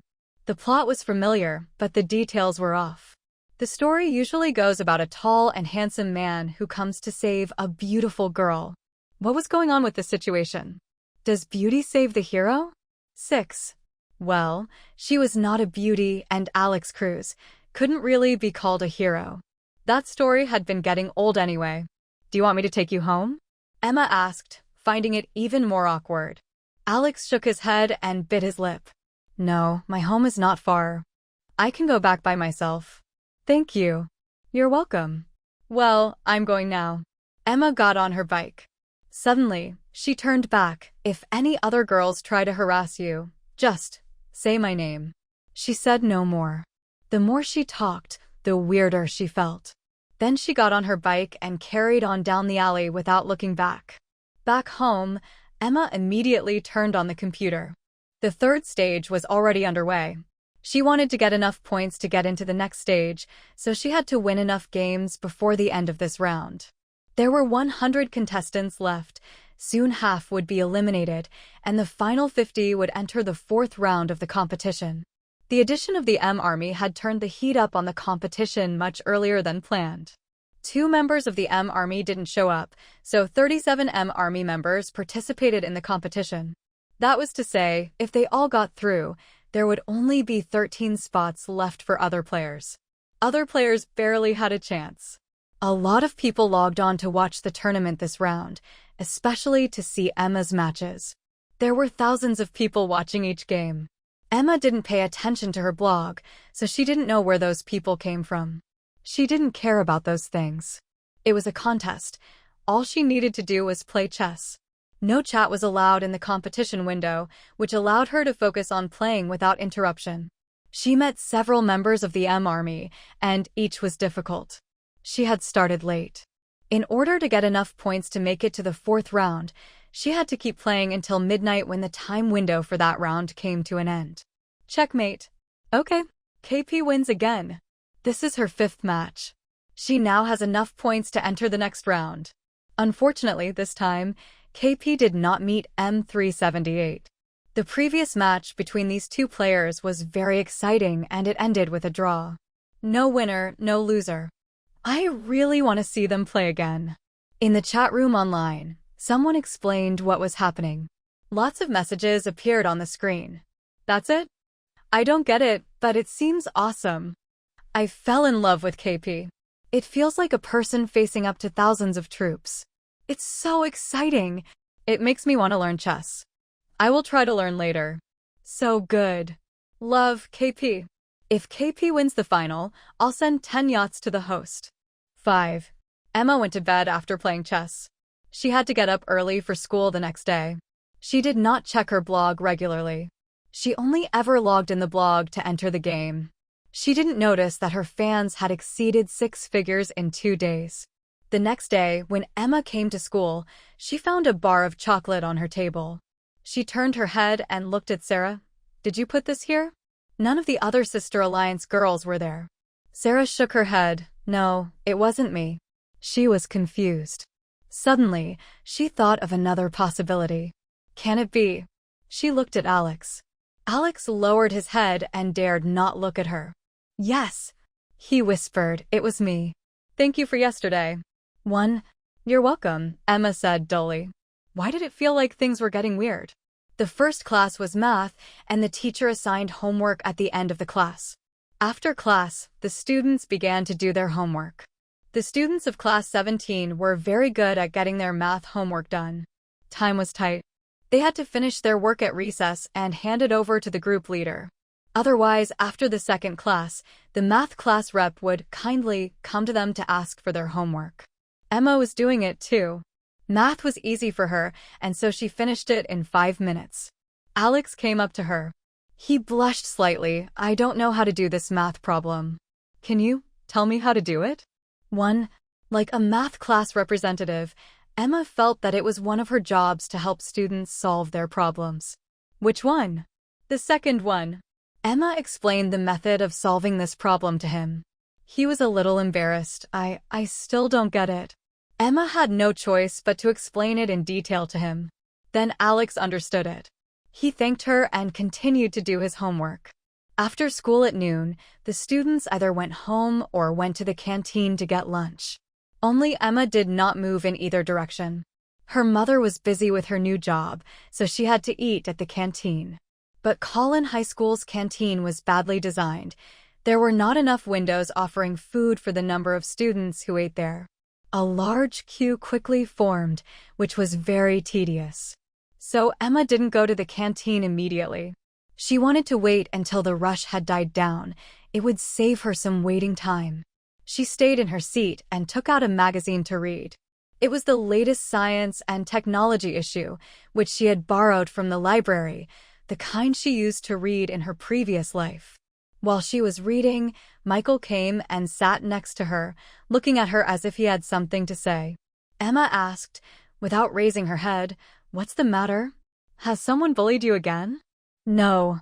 I heard people say." Michael hesitated for a moment. "You have taken someone else as your brother too." 9. Emma looked up and knew that he was talking about Alex. She smiled and said, "No, I just saw someone bullying him and helped stop it. After all, he is in our class." "Why do you ask?" Michael looked relieved and smiled. "Nothing. Sister, I'm going to the canteen for dinner. Aren't you coming?" 5. You go first. I hate queuing. I'll go when there are fewer people. But if you go late, none of the good food will be left. How about I queue up to buy lunch for you? You just sit here and wait for me, okay? Emma smiled. That's all right. I'm not picky. You go first. She knew that Michael was picky and only liked to eat a particular food, and he had become a good cook because of that. If it were a choice between bad food and no food at all, he would choose the latter. Emma waited a little longer before heading to lunch. By this time, most of the first group of students had finished eating, and there were only a few people in line before the meal windows. Casually, she got some food and then, having finished, headed back to the classroom. Lunch break was nice and long, and so Emma continued to read when she got back. A moment later, Alex came in. He sat in his seat and handed Emma a plastic box. Emma was surprised. She didn't take it immediately but asked him, "What's this?" I baked a few cupcakes myself," Alex said, with a hint of red in his cheeks. "Here you go." No, keep it for yourself." "But I made them for you." Alex reached out and placed the box on her desk before she refused again. "They really are delicious. If you like them, I'll bring more for you." The cake had been put on her table. Emma felt she could not refuse again, so she nodded and said, "Okay, thank you." Speaking of baking, Michael was good at it too. When she lived with Michael, he used to bake all kinds of snacks for her. After the evening classes, Alex packed up his things and began walking outside. Halfway to the door, he turned around to remind Emma, "Be sure to eat it today. It won't taste as good tomorrow." The girls in the class who had not gone home yet turned to look at Emma, their eyes full of surprise. The girls nearest Emma didn't dare say anything. But several students who were far away from her began to whisper. When did they get so close? Haven't you heard? Last night, several girls from another class tried to take advantage of Alex, but Emma handled it for him. People are saying that Emma wants to take Alex as a brother. The two best-looking boys in the class become her brothers. Does she just want to take brothers now? Forget it. If she wants to do something, she'll do it. No one's going to fight her, right? Right. A boyfriend can't be more important than life. Emma took her box of cakes from her desk and intended to take it home. What's this? Sarah approached curiously. Cakes. Alex Cruz made them. Emma raised her hand. Do you want to have a taste? Before Sarah could answer, Rachel jumped up and said, I want to try. Then come with me. No eating in class. Emma picked up her bag and went to the shed. Rachel followed behind her hurriedly. Sarah and Jenny also came out. They all lived at home and would be going home soon. Emma unpacked the box with 4 exquisite cupcakes. For cakes and 4 people, she gave them 1 each and kept 1 for herself. Alex was a good cook. The cake was soft and delicious. After eating the cake, she threw the paper box into the dustbin and rode home. It was the 4th round of the chess competition, and the opponents were very strong. She should have got back earlier. She was at risk of not accumulating enough points. Only 13 people would advance to the final after this round. Then it was sorted into the top 3, and the rest got the Excellence Award. In other words, as long as she could survive this round, she would get an Excellence Award. If she was lucky, she might get a higher reward. She could almost see the money beckoning to her. As soon as she got home, she rushed into the room and turned on the computer. The competition had been going on for half an hour. She had been delayed for some time because of school. When she logged into the game interface, the game chart looked very odd. The only contestants left were part of the M Army. The icons of the other contestants were all marked off, indicating that they had been eliminated. Although the tournament advanced contestants according to their points, contestants could not play endless games. Losing a game didn't eliminate the contestant, but it would make the contestant lose 1 point. Once a score was below -3, the contestant was eliminated immediately. The members of the M Army were fighting with each other. It was quite fierce. Only 13 contestants could be left after this round, and there were over 30 MS, so some would definitely be eliminated. Several chess tables had displayed the word 30 minutes, meaning that many players were in a tough battle and hadn't finished a game in half an hour. Emma clicked Start and began to play. Once she appeared, the audience on the webcast immediately boomed. I thought she wasn't coming. Finally, someone comes to kick your butt, Miss Haha. Is this M276 going to lose? After watching a few games, I'm beginning to get the hang of the rules. KP is great. Kick their butt. I'll send you a yacht. I'll keep watching. I feel like I'm watching the World Chess Championships. It's so intense. I didn't feel it in the first few rounds, but now. They are all masters. What the hell is going on here? It seems that KP's chess skills are even more terrifying than I thought. The host of the webcast chimed in. The audience was getting even more excited. Picture a peerless master coming out of a deep mountain and easily defeating a bunch of masters. It's so exciting. I don't know chess. I can't tell the strength of these people. Is the host right? I'm a chess teacher. This level. It really is like an international competition. No exaggeration. That M378 seems like Paul Grayson. Oh my god. Paul Grayson? The world champion? Are you kidding? Why would he take part in a domestic network competition? The host added, You've reminded me, I think you're right. This M378 is a bit like Paul's chess style, quick, ruthless, and surprising. But why would he take part in this game? Emma had never played a live webcast. Naturally, she didn't know the number of people watching her each game. Her mind was all on chess. Each of her opponents was a master, and she did not dare to relax. Playing chess with these people, for her, was also a master class for her chess skills. As she watched her opponents' moves, she learned. In the next few sets, she felt that her chess skills were getting better and better. She was glad that she had not met that M378. That player was adamant. If she met him in this round, with the time limit, she doubted she would be able to get even 1 point. This kind of competition wasn't just about ability, it was the luck of the draw. There were many players matched with opponents of their level. They couldn't finish a game in the set time, so they got no points and would be eliminated in the end. After all, it was just a small game. The system hadn't been perfected. The game ended at midnight. Emma came a little late, but still got enough points. She had class tomorrow, so she got off the line and went to bed. Once again, the chat room fired up. Am I imagining it, or is KP playing faster? Waiting for KP to destroy the M Army. Looking forward to the big game this weekend. There was only one post on Emma's blog, a chess game promotion message which had automatically been created when she clicked Share at the time of registration. She had never checked her blog comments, so she had no idea that there were over 10,000 comments below that solitary post. The next day, Emma went to school as usual. During the second recess, she went to deliver her homework. When she came back, Michael came over and handed her a paper bag. "Sister, I made some fruit pie. Try it." Emma stumbled. She didn't expect Michael to make her food. That being said, she did miss his cooking. After the cupcakes sent by Michael, it seemed quite normal, and she took the bag. Michael smiled with satisfaction and said, "Sister, I don't know what flavor you like. There is strawberry pie, apple pie, lemon pie, and banana pie. Which one do you like? I will make more for you next time." Emma put the bag away and said casually, "I like lemon pie. I'll make more lemon pie next time," Michael said immediately. As he spoke, something suddenly occurred to him. His own sister preferred lemon pie, too. Every time he had made a fruit pie, he always made more lemon pie to suit his sister's taste. Ever since seeing the lawyer with Emma, Michael had had a strange feeling that the present Emma Guerin had some kind of connection with his sister.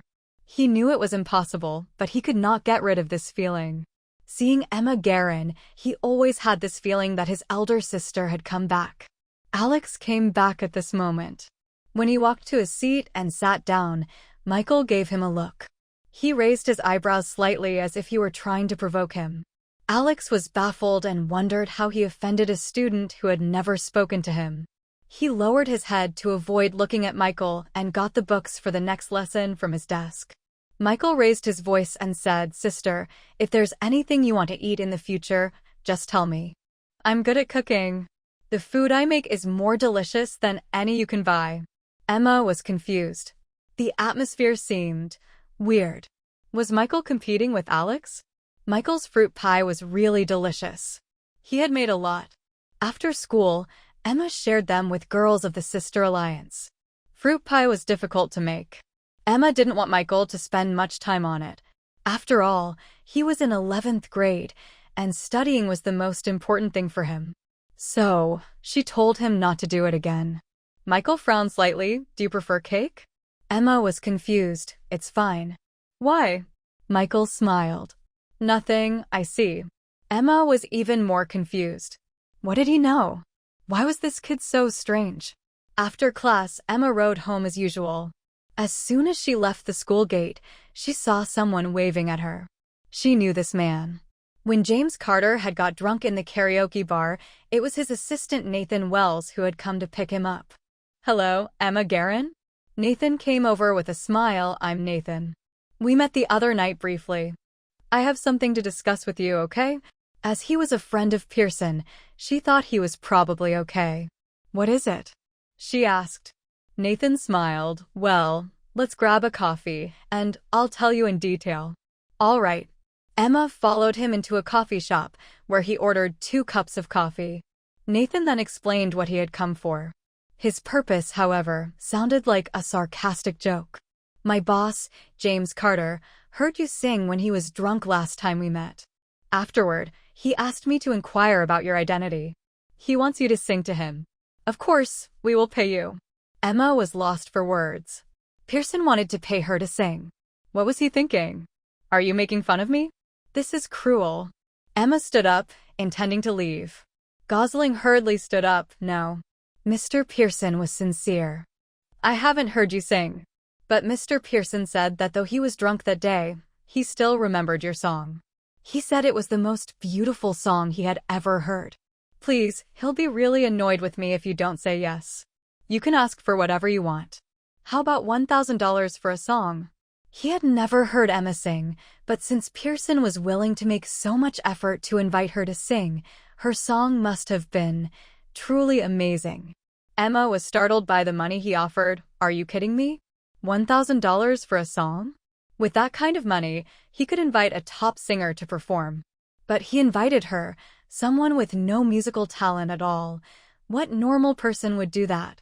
But Nathan Wells didn't sound like he was kidding. She was just a high school student. He wouldn't have come over to make fun of her, would he? Pearson was not a rich man. He would like to spend so much money to ask her to sing. Was her song that important to him? It occurred to her that she had been to KTV with Pearson once before in her former life. It was the first time she had ever gone to KTV. Previously, when her friends invited her, she had always refused for fear of giving others trouble. When Pearson invited her that day, she was going to refuse.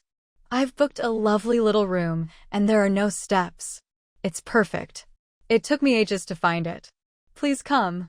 I really want to go singing, but no one wants to go with me," Pearson said, with a sad look on his face, giving her big cow eyes. Not being able to stand his pleas, Emma had to agree. Pearson had driven her to KTV. When they got there, she found that this KTV was designed accessibly. There were no steps, just gentle ramps. It was very convenient for wheelchair users. It seemed that this KTV was newly opened. The decoration was still new, and the smell of new paint could still be smelt. As she entered, a waiter came running over to help push the wheelchair. She could do it herself, but the waiter insisted on pushing her, adding that it was his pleasure and that the boss would deduct his salary if he didn't. Since he had said that, Emma had to agree. On the ground floor, there was a door with the words "Goddess Hall" written on it. The waiter pushed Emma and stopped in front of the room. Emma was confused. "Isn't it just a little karaoke room?" The waiter smiled. "It is. We just named it grandly." Pearson stepped forward to open the door, laughing. "Only Goddess could match you, Ms. Green." The room was spacious. All the furnishings were set in horizontal, and there was a lot of space in front of the facilities. Her wheelchair was free to move around the room, and she could use any facility without any hindrance. The waiter pushed Emma to the stage and left. The chair in front of the stage had been removed, and Emma's wheelchair could park there. It was easy for her to operate. She didn't know many songs, and she knew that she was not very good at singing. She was embarrassed and asked Pearson to choose songs for himself. "You choose first. I want to hear you sing." Pearson went to the stage. "Which one do you like?" Emma chose several songs at random. Pearson also picked a few. "Sing," Pearson said, giving the microphone to Emma. Emma cleared her throat and sang. Pearson was shocked and then laughed with his hand over his belly. "It's awful." James honestly appraised. "Ms. Green, your voice is painful." Emma agreed. She didn't want to torture Pearson's ears anymore. So, she just handed the microphone to him. "You sing." Pearson didn't take it. "You keep singing. Though it's terrible." He smiled. "I love it."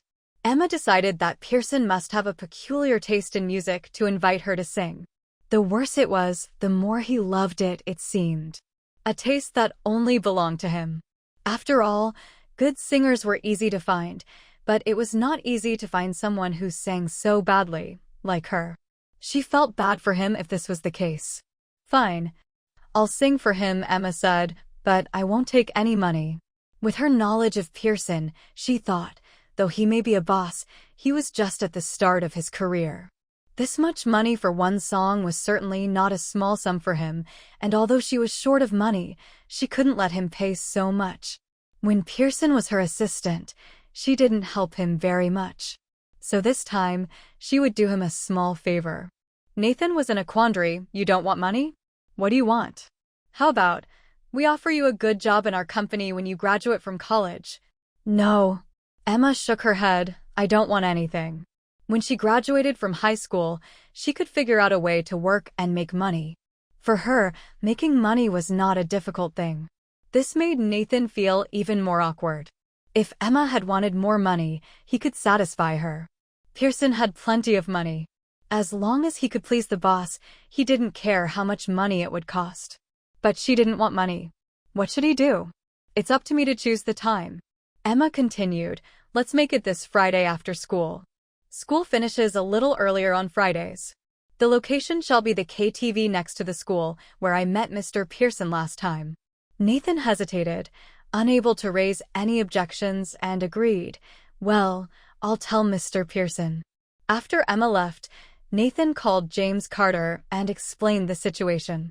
Time is not a problem. But does she really want no money? James didn't believe it. What does she want?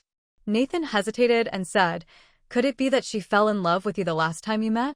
Maybe she wants to have the opportunity to." James said nothing. Nathan continued, "She is pretty cute and 19 this year. I mean, she is an adult. If you like her, you could definitely take her out. Since she sings so well, you could even make her a singer if you like."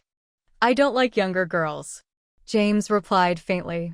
After hanging up the phone, Nathan couldn't help saying to himself, "You might change your mind about that." After all, he knew his boss was very attractive to girls. He thought that the reason Emma refused to take the money must be to make a good impression on Pearson and then pursue him. He hoped it worked. Maybe it would help cheer his boss up and put him in a better mood. Pearson was 24 and had never been in love. He was called the National Bachelor on the internet.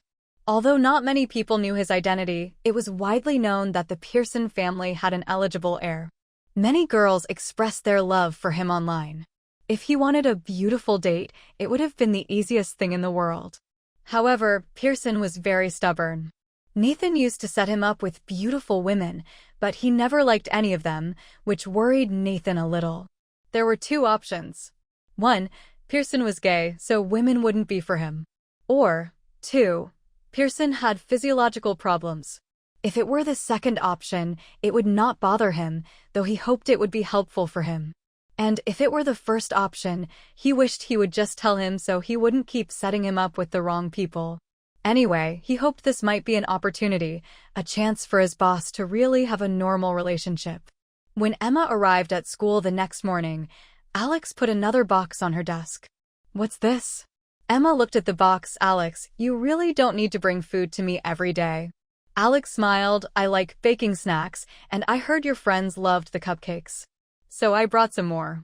Emma opened the box, and there were fresh, homemade cookies inside.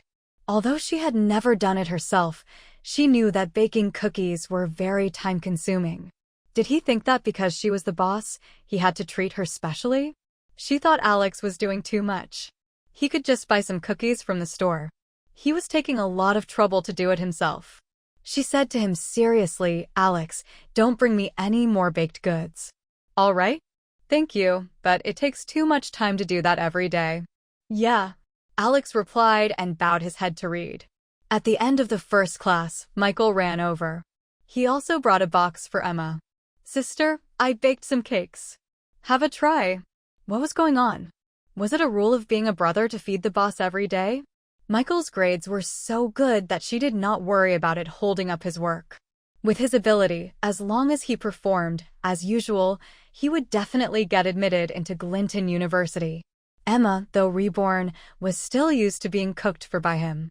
However, Alex did not do well in his work.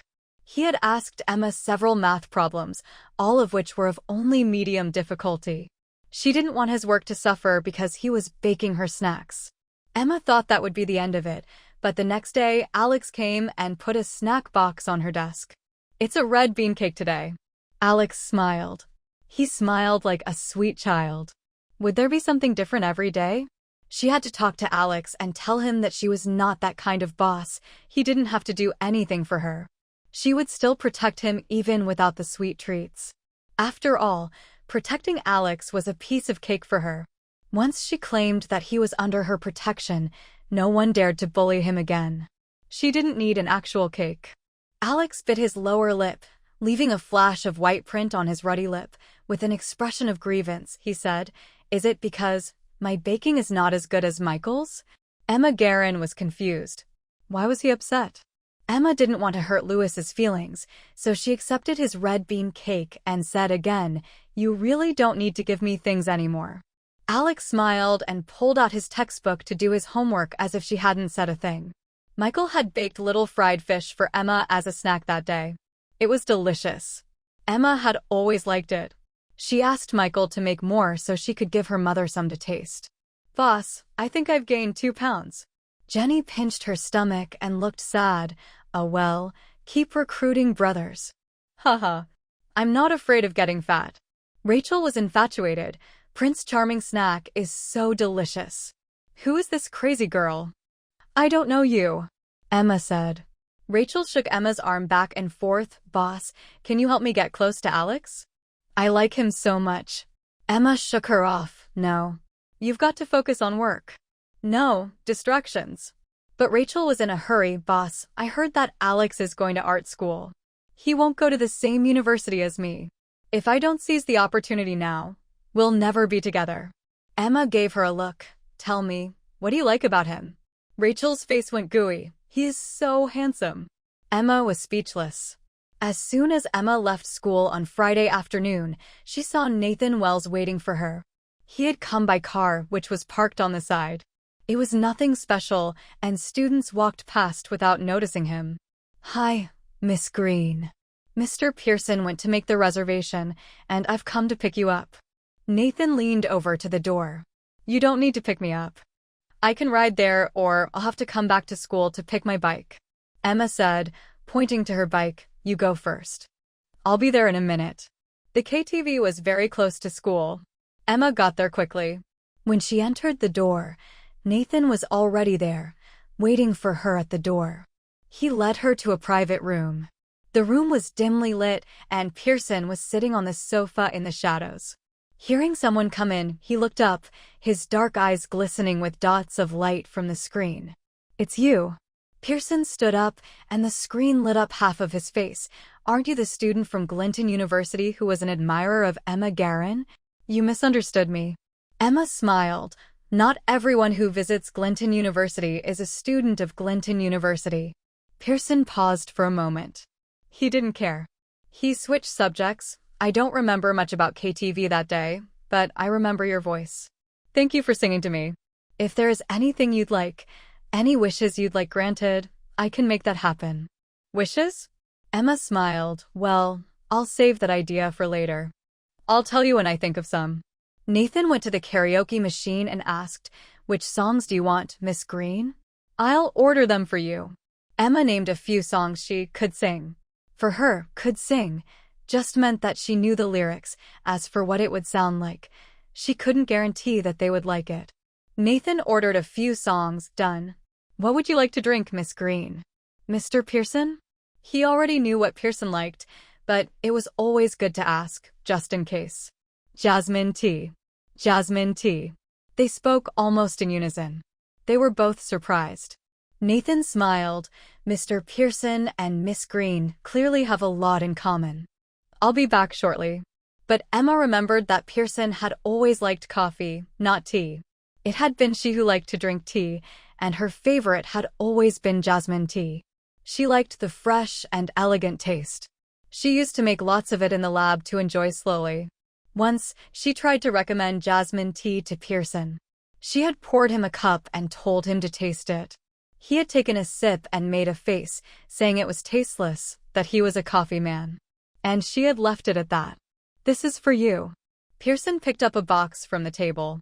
Emma approached and saw it was a cell phone. I can't accept that. Emma shook her head. It's too expensive. I'm just singing you a few songs. She didn't know much about cell phones, but this one was exactly the same as the one Rachel had, and Rachel always had the best of everything. Pearson unwrapped the box, picked up the phone with his long fingers, and he placed it in Emma's hand. You don't have a phone. It's inconvenient for me when I try to contact you. Take it so I won't waste my time getting hold of you next time. He sat back on the couch. My time is precious. If you can save me a few minutes, it's worth a whole lot of money.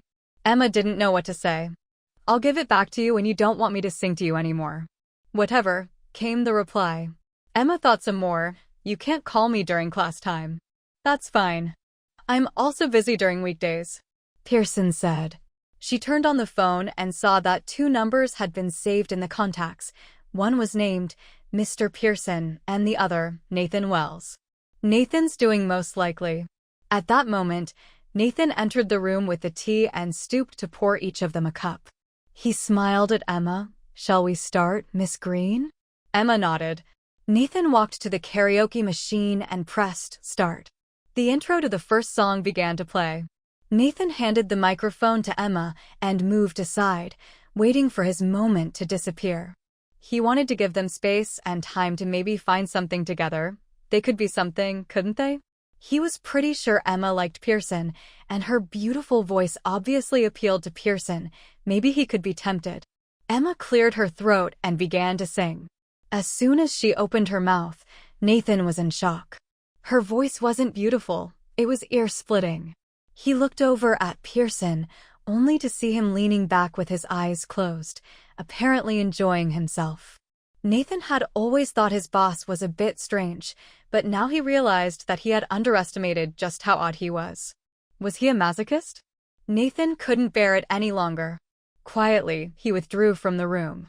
He finally realized why Pearson didn't like the beautiful girls he used to introduce him to. So it turned out he liked this kind of girl. Was it some kind of power play thing? Emma finished the song, had a little break, took a sip of tea, and then carried on singing. She sang 5 songs before she stopped. Pearson stood up and said, "Thank you. I meant what I said. If you have any wishes or requests, just ask me." He picked up his coat. "I have to go. You can keep having fun here. Order anything you want. I am a bit of a VIP here, so you can sign the bill and I'll pick up the tab. If you're free next Friday, I hope you'll come again. Let's be in touch." "I'm ready to go now too," Emma said. She stood up and walked out of the room with Pearson. Nathan was waiting outside. Seeing them come out, he hurriedly came up, scratching his head in embarrassment. I had a stomach ache." Emma smiled. She knew that Nathan had been scared away by her voice.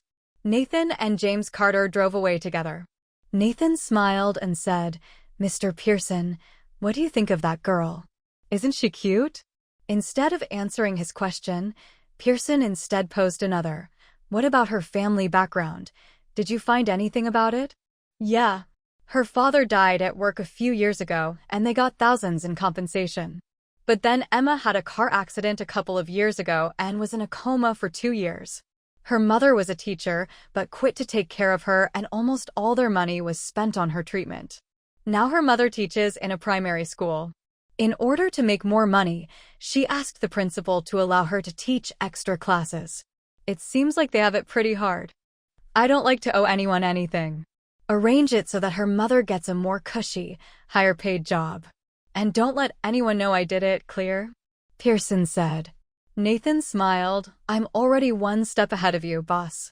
I've already got a good job lined up for her and was just waiting to get your go-ahead. I'll sort it all out tomorrow." When Emma got home, she put her new phone on the table.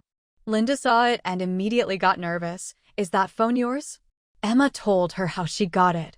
Linda couldn't believe her ears. "Someone paid you to sing as you do? Really? They're not trying to trap you, are they? I heard there are traffickers in the area. I don't think you can go anymore." "No, it's too dangerous." If it hadn't been James Carter, Emma would never have gone, but she knew he was a good man and knew there was no risk. She smiled. "Don't worry, it's near the school. It's fine. Who would try and kidnap a girl like me? She would like to come across some traffickers. With her strength, it would be bad luck for any would-be kidnappers who tried to take her. She could kick their butt easily." Saturday arrived, and she could stay at home all day. Linda didn't have to go to work, but she got a call in the morning and went out. At noon, she came back with a whole lot of food. "Mom, why are you so happy?" Emma could see Linda was in a particularly good mood. "I have good news." Linda laughed as she took the food into the kitchen. "The school principal is transferring me to a junior high school because of my good work. I am much better at teaching junior high. And the salary is double for less work." "That's amazing." "Congratulations, Mom." Emma smiled. Although she used to be a professor, she had never actually done much teaching. She was mainly engaged in research, so she didn't know much about teaching itself. But she did know that her mother stayed up every day to prepare for class and that she was a hard worker. It made total sense she would be promoted for her efforts. "And I'll have time to cook lunch for you. You won't have to eat in the canteen anymore. You can come home to eat." "Great." Emma nodded and smiled. She pondered for a moment and said, "Will you teach me how to cook too?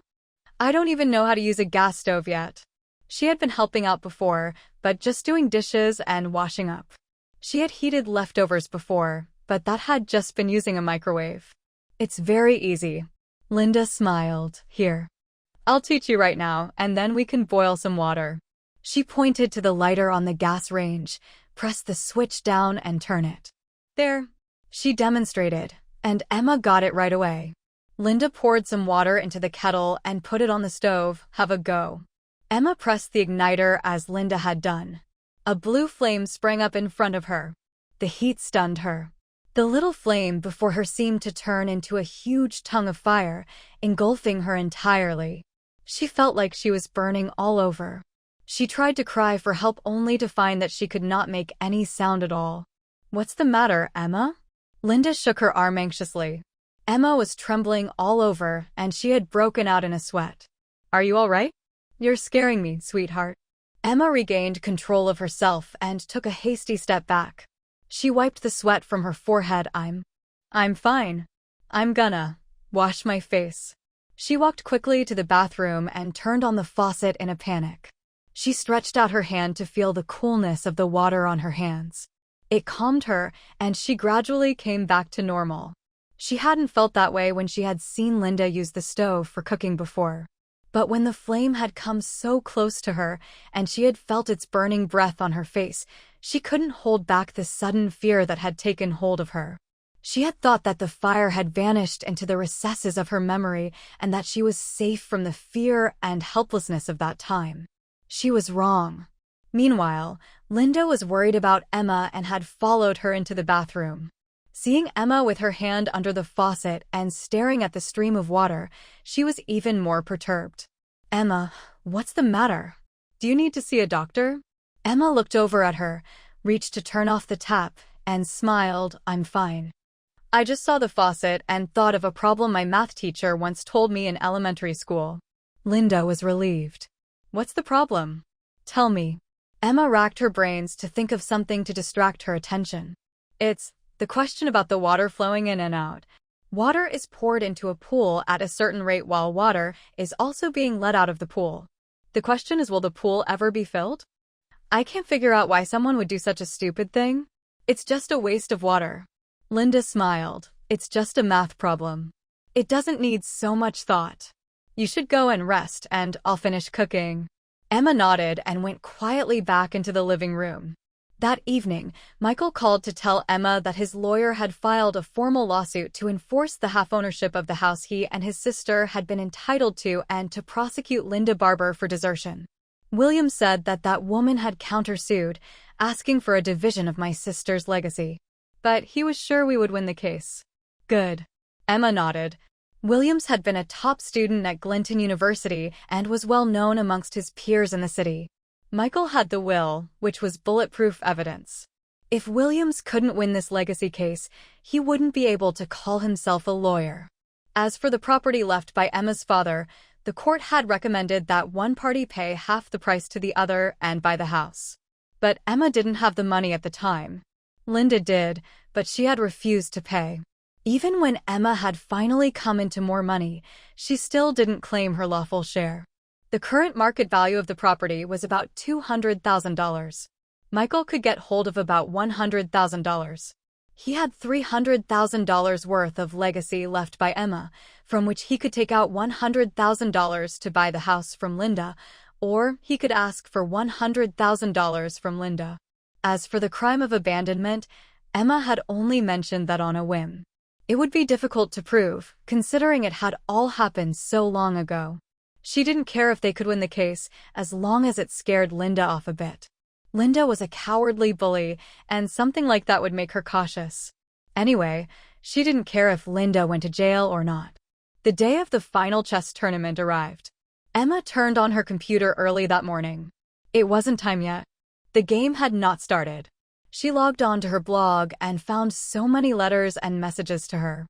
I'm your fan and want to be your friend. I want to play chess with you. I really, really want to, please. Hi, I'm a chess player. May I have the honor of playing chess with you? Your performance in the competition is amazing. Looking forward to your match with Paul Grayson. Alex. It was only at this moment that Emma realized how much attention this online chess contest had attracted. Was it that chess was very popular nowadays? Weren't all the boys talking about Grand Theft Auto or something? Was that now out of fashion, and everybody had started to play chess? Who was Paul Grayson? She turned off the dialogue and didn't respond to any of the messages. She just wanted to make money. She didn't want a distraction. She didn't want to lose. She Googled Paul Grayson and found that he was the world #1 chess player. What did this man have to do with her? Why would anyone expect her to be playing a match with Paul Grayson? How would she ever beat Paul Grayson? What a joke. She was just an amateur, and she could not be compared to professional chess players.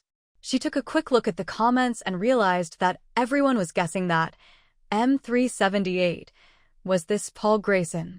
She decided these people had wild imaginations. Maybe they hadn't realized the situation? Didn't they know? M378 was at the same level as her at chess. How could they possibly be the world #1 chess player?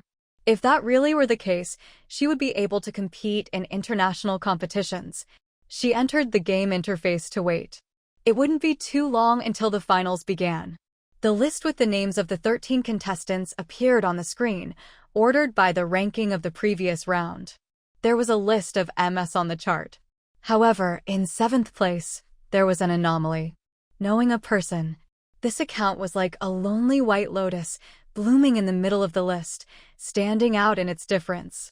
The chat room immediately fired up, full of discussion. Great. My KP goddess. Feels like my heroine is surrounded. Haha, it's so funny. Kick their butt, my queen. Come on, my goddess. Kill them. Do us all proud. The final applied a knockout system.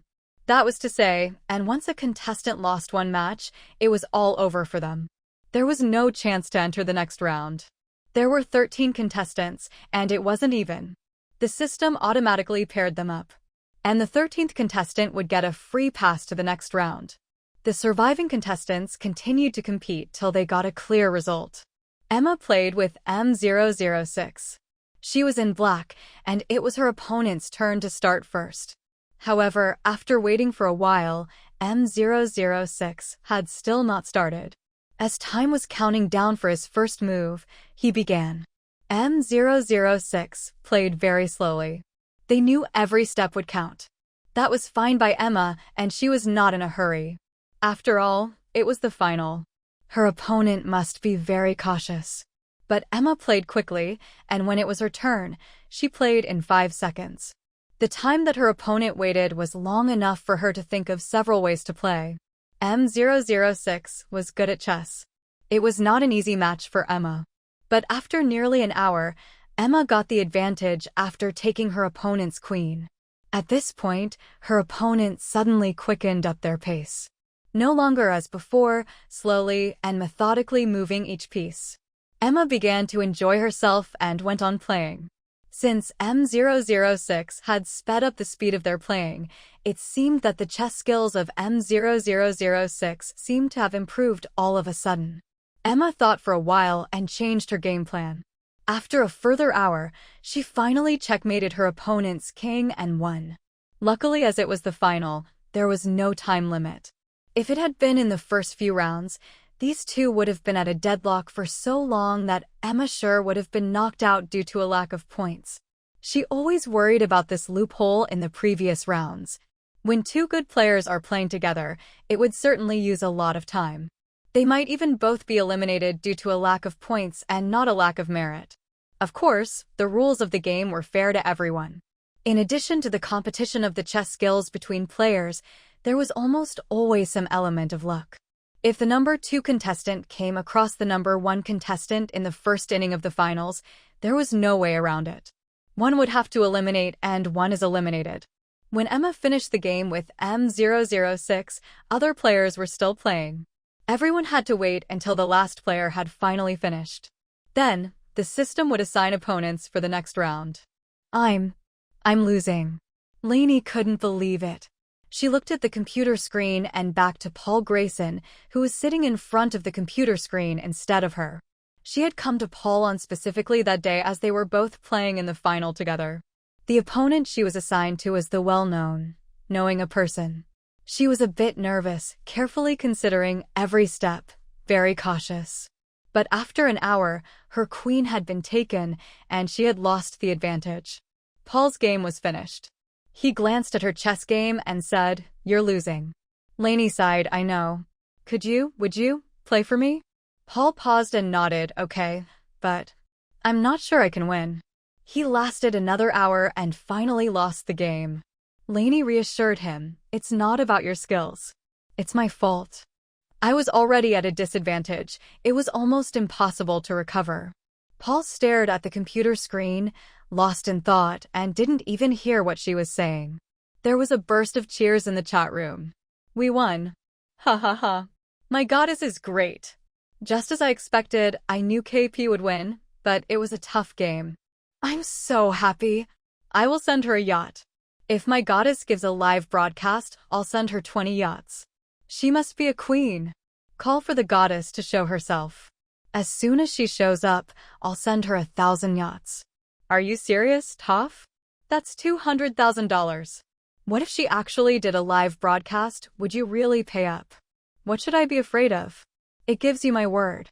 My blog is certified, you know. You will know who I am if you Google me." Some of the people did Google him, and then they believed him. Emma took a break when Linda began to cook lunch. Emma didn't go close to the kitchen because of her fear of fire. Instead, she made a cup of jasmine tea and drank it while waiting for the next round to begin. Half an hour later, the last set of players finished their games. The 6 players who won the game advanced forward, along with the lucky contestant who had no opponent, so a total of 7 players qualified. This round was still not even, and there was still one contestant left. Emma looked at the screen. She didn't want to meet M378 yet. If she didn't, maybe she could make it to the top 4. And that would mean there was hope for her to enter the very last match. If she got into the top 3, she would get so much more money. However, she was really not sure she could defeat M378. If she lost, she would be eliminated and would only get the $150 Excellence Award. The schedule for the next set of games was up. Emma looked at the column of her opponent. No one. The result made Emma jump in her seat.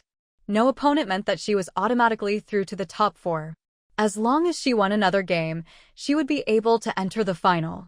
In that case, she could get more than $2,000. For her, it was such a lot of money. This round would be sure to go on for a while, and it wouldn't be over for 2-3 hours. According to the rule, 3 hours was the maximum time allowed for any match. Emma stood up, left her computer desk, and went to the living room to watch TV for a while. The news was on. The registration of the arts examination has been announced. The registration time for this year will be on October 22nd. Please be careful not to miss the time of registration on the internet, examinees. Emma remembered that Alex was going to take the art exam. A little later, Linda got lunch ready. Emma helped bring the food to the table. The meal was simple noodles. After lunch, Emma helped to wash the dishes. She checked the time, and it was already 2 o'clock in the afternoon. She went back to her room to look at the game. This round was nearing the end, but there was still one more match to go. Soon, they finished, and the winners of this round were announced. They were the top 4, Emma included. Emma's heart beat a bit faster. She was worried that she would run into M378 in the next game, and if she did, she would have to compete for 3rd place with the losing player of the other pair. The prize money between 2nd and 3rd place was double the other. The contestants' names appeared on the screen, and the system randomly matched them. Emma nervously stared at the screen, nibbling her lips, praying she wouldn't get M378. There they were, and Emma's opponent was M378. She suddenly felt that she was in danger. It seemed that getting runner-up would not be so easy. Right that second, all over the world, many people were paying close attention to the tournament. The chess players who had been eliminated were all watching in front of their computers. They came from different countries, different time zones. Some countries were still steeped in the night. However, nothing could diminish the players' enthusiasm for watching the game. The words kept popping up in the chat group. Paul finally comes across KP. "I really don't know who will win. I thought they were going to meet in the final, and I didn't expect it so soon. Looking forward to it. It feels like a war. I wonder who this person is. If she wins today, our chess world is just, well, I don't want to say. Hey, does anyone care about my game with Jimmy? We're still in the game, too. Don't you two want to watch the big game? It won't be any fun for you guys to play." Yeah, let's play next time, Jimmy. Let's watch the game first. I'm excited. I have absolutely no desire to play. Yeah, you know what, me either. Everyone was talking about the upcoming match between KP and M368. They're finally meeting. I'm really looking forward to it. Come on, KP Goddess. Bring it home. I don't know why I'm so excited about a chess match. I don't even know the rules, but I'm just so excited. Love you, my goddess. I want to know, am I the only one who wants to see the goddess meet her nemesis? You are not the only one. Something shocking happened before the penultimate round could take place. Two of the players went offline at the same moment. They had both surrendered. Emma was a little confused. The two men had worked so hard to reach the semifinals. What could have happened to them? Why did they throw in the towel? The winner would enter the final and would win at least $1,500. Didn't they want the money? The host was shocked too. They had not prepared for this situation. The whole tournament had been full of surprises. The players had been far more skillful than they had ever imagined. And the mystery of the M Army, which seemed to have been composed of international players, had never been solved. Now, in the semifinals, there was a double withdrawal. This situation was awkward. Should the remaining game now be called the final? The organizers could not figure out what to do and had to suspend the competition while they took a moment to decide what to do next. Someone called James Carter and asked for his advice. Pearson said slowly and clearly, "Just change it to the final." Do you want these two to have another game after this one? It's pointless. Immediately, the organizers issued an announcement. The semifinal was canceled because two of the semifinal players had abstained, and so the final would be held directly. Emma was surprised. She didn't expect to have made the final so easily. The game began. Emma was white and moved first. M378 quickly followed. His pace was quick and almost equal to Emma's.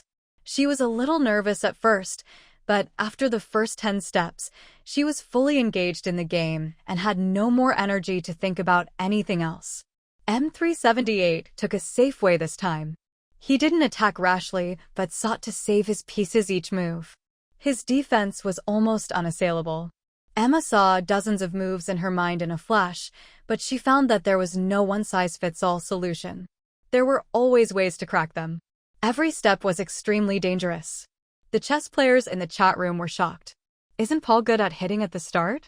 He's not daring to attack. Is he worried, do you think? Emma had to admit that she was having a hard time playing chess. After placing a piece, she had to rethink the layout and consider more possibilities. She checked the time of the game. It had been 2 hours. According to the regulations, the winner had to be decided within 3 hours. Just then, she heard her mother calling her, "Emma, time for dinner." "I'll eat later, Mom. Don't worry about me. You can eat first." Emma looked back to her computer and found it was her turn.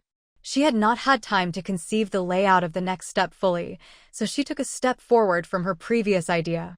As soon as she moved, she shouted, "Damn it." Sure enough, after 3 steps, Paul took her castle. It was a very important piece in the game. Losing a castle may not be the end of the world, but it was not inconsequential. Sure enough, within a few moves, she was gradually at a disadvantage. She took a deep breath and suddenly made a bold decision. And she immediately launched into a fierce attack. It was a very risky moment to attack. It had a lot of flaws, but it was also the only way to change the whole situation. She would have to bet on her luck. The offense ripped a gap in Paul Grayson's tight defense. But at the same time, he also took her other castle. And one of her pawns also suffered a fierce attack. And the king and queen were attacked at the same time. The situation suddenly changed. M378 hesitated, but there was nothing else to do. He had to remove his king from danger and abandon the queen. Emma took her chance and made her victory certain. With 2 minutes to go, those magic words appeared on the screen. Checkmate. Emma had won. The audience in the chat room went crazy. KP really won. She's so amazing. It's so exciting. I can't understand it. I feel shocked. It looked like a battle between two greats, like war. I'm more nervous than playing Grand Theft Auto.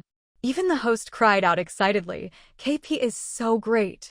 Taking that risky move at a critical moment, only she would dare do it. I wouldn't even dare to think that way. She's my idol. What a hero. He was referring to a move that KP played, which at first seemed to put her at a disadvantage. He had worried she had made a mistake, but it had been the turning point that changed everything. The people in the chat room were all offering gifts, and the host was so happy that he almost jumped up to dance. He was not a professional at this, just a chess amateur. But a few days ago, he saw the intense online discussion about the chess competition and out of interest, and he opened a specialized chat room for it. He hadn't done it for money. It was just a hobby that he wanted to share with others. He didn't expect that he'd make so much money. After several live broadcasts in the chat room, the gifts from the audience had added up to nearly $4,000. He was still in college, and that amount was even more than the scholarship he had been given for the year. He decided to pay more attention to knowing a person. He thought she might bring about unexpected good things. At the end of the game, the group of chess masters was utterly silent. They couldn't believe their eyes. Paul had been world champion for several years, and he had seemed almost invincible. How could he lose, like this, to an unknown player? It was inexplicable. After a period of silence, the chat group suddenly blew up. "I can't believe it! Paul has met his match. Who the hell is this person? Why did she enter the competition? Was she here for Paul? Is Paul here? Are you all right?" The topic of discussion first revolved around the motivation of this player, knowing a person, to participate in the competition. No one thought she came for the money. That motive was completely ignored. No one even mentioned it. Most people thought she had come to challenge the chess world. Her target must have been Paul. She must have expected him to come to this game. They were all certain that soon she would be in the international arena. Then, the players turned to the analysis of the movement that changed the whole game. She must have planned everything before and made a mistake deliberately. After Paul ate one of her castles, then she attacked seriously. It's going to go down in the history of chess. I have no idea what kind of talent would come up with such a strange move. She seems to have known everything. It's so scary. How many moves could she have planned in advance? I admire her so much. How could she think of such a strange strategy? I thought she made a mistake. Silly me. If it wasn't for that move, they may have been deadlocked at the end of the game. We watched something really special. I feel quite overwhelmed. Paul didn't log into the chat group. He just stared at his computer screen and sat silently for nearly an hour. His friend Lainey sat by his side without disturbing him. "Lainey, book a ticket for me." Paul suddenly stood up. The sooner, the better. Linda did not know that Emma had become a chess superstar. She was still waiting for her daughter to eat. Seeing Emma coming out of the room, she smiled kindly. "Come to eat now. It's getting cold." Emma washed her hands and sat down at the table. She picked up her knife and fork and said, "Mom, I won a small chess game online, and the prize money is $3,000. I don't think it will be long before they give me the money. May I borrow your card to give them the details for payment?" Linda was surprised. What game? Could they be scammers? $3,000? Do you have to pay for anything before they give you the money? Emma laughed. "No, it's an official event, a small online competition. The participants are amateur chess lovers. I've been playing for more than a week. I was just lucky enough to win." Linda nodded. "Okay, but remember, if they ask you for any money, even 1 cent, it means they are liars. I do have a card with no money on it. Use that one just in case you're being cheated." After the meal, Emma saw she had a message from the official account of the tournament. "Congratulations! You're the winner. Please send us your name and details. We will pay the prize money to you within 2 working days. In addition, one of our sponsors is very interested in your chess skills and would like to play with you. You would be paid. You can name your price." Emma was surprised. Would someone pay to play chess with her? She had just made $3,000 prize money, but it wasn't so much. She did want to find a way to make money more regularly. She didn't want to miss this opportunity. She replied with her details and added, "I can play chess with your sponsor, but there are conditions. I can only play chess online, and I don't want my life to be disturbed, so I can only play on weekends." She was wary of strangers and didn't want to play chess at a stranger's home. She wouldn't feel safe. If that person wanted to play chess face-and-face, she could always reserve a chess room. It was negotiable as long as the price was right. Soon, the official blog replied, "Fine. The gentleman has agreed to play online. And the time also suits him. He just wants to play chess with you. Please name your price and we will discuss it." Emma decided to aim high, and they could always negotiate down.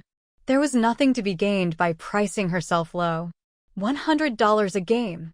In reality, she would take $50. But this gave her some room to bargain. $100 was basically the same as the Excellence Award. She had to play lots of games to get that. There was no way anyone would pay $100 for a game. Deal. The exact time will be sent to you by email.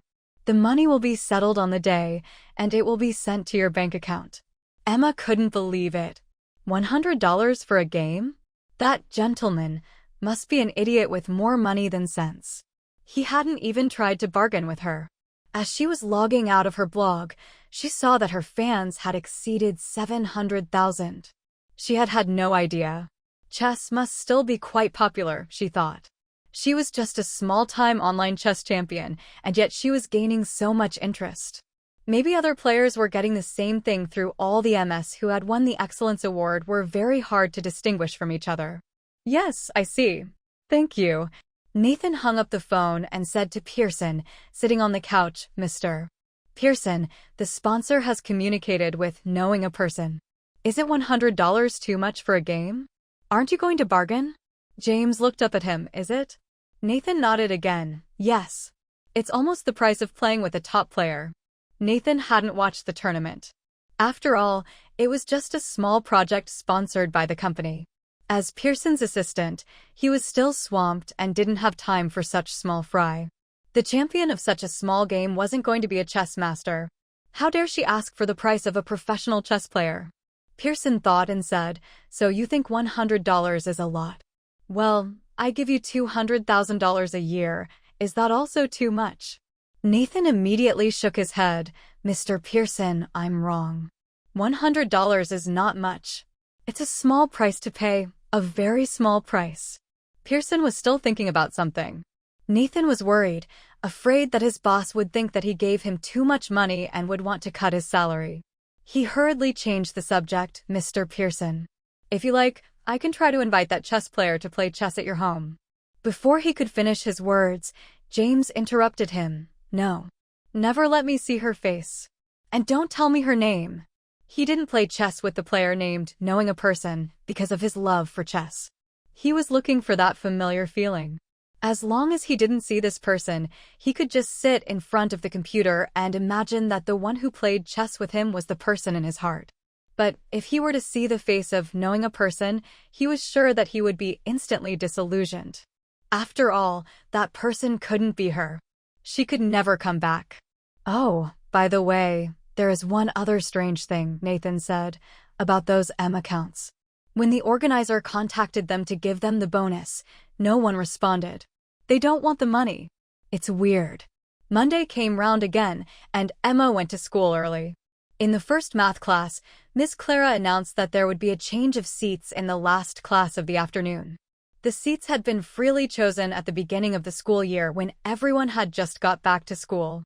Miss Clara had not known the class then, so she had let them sit where they liked.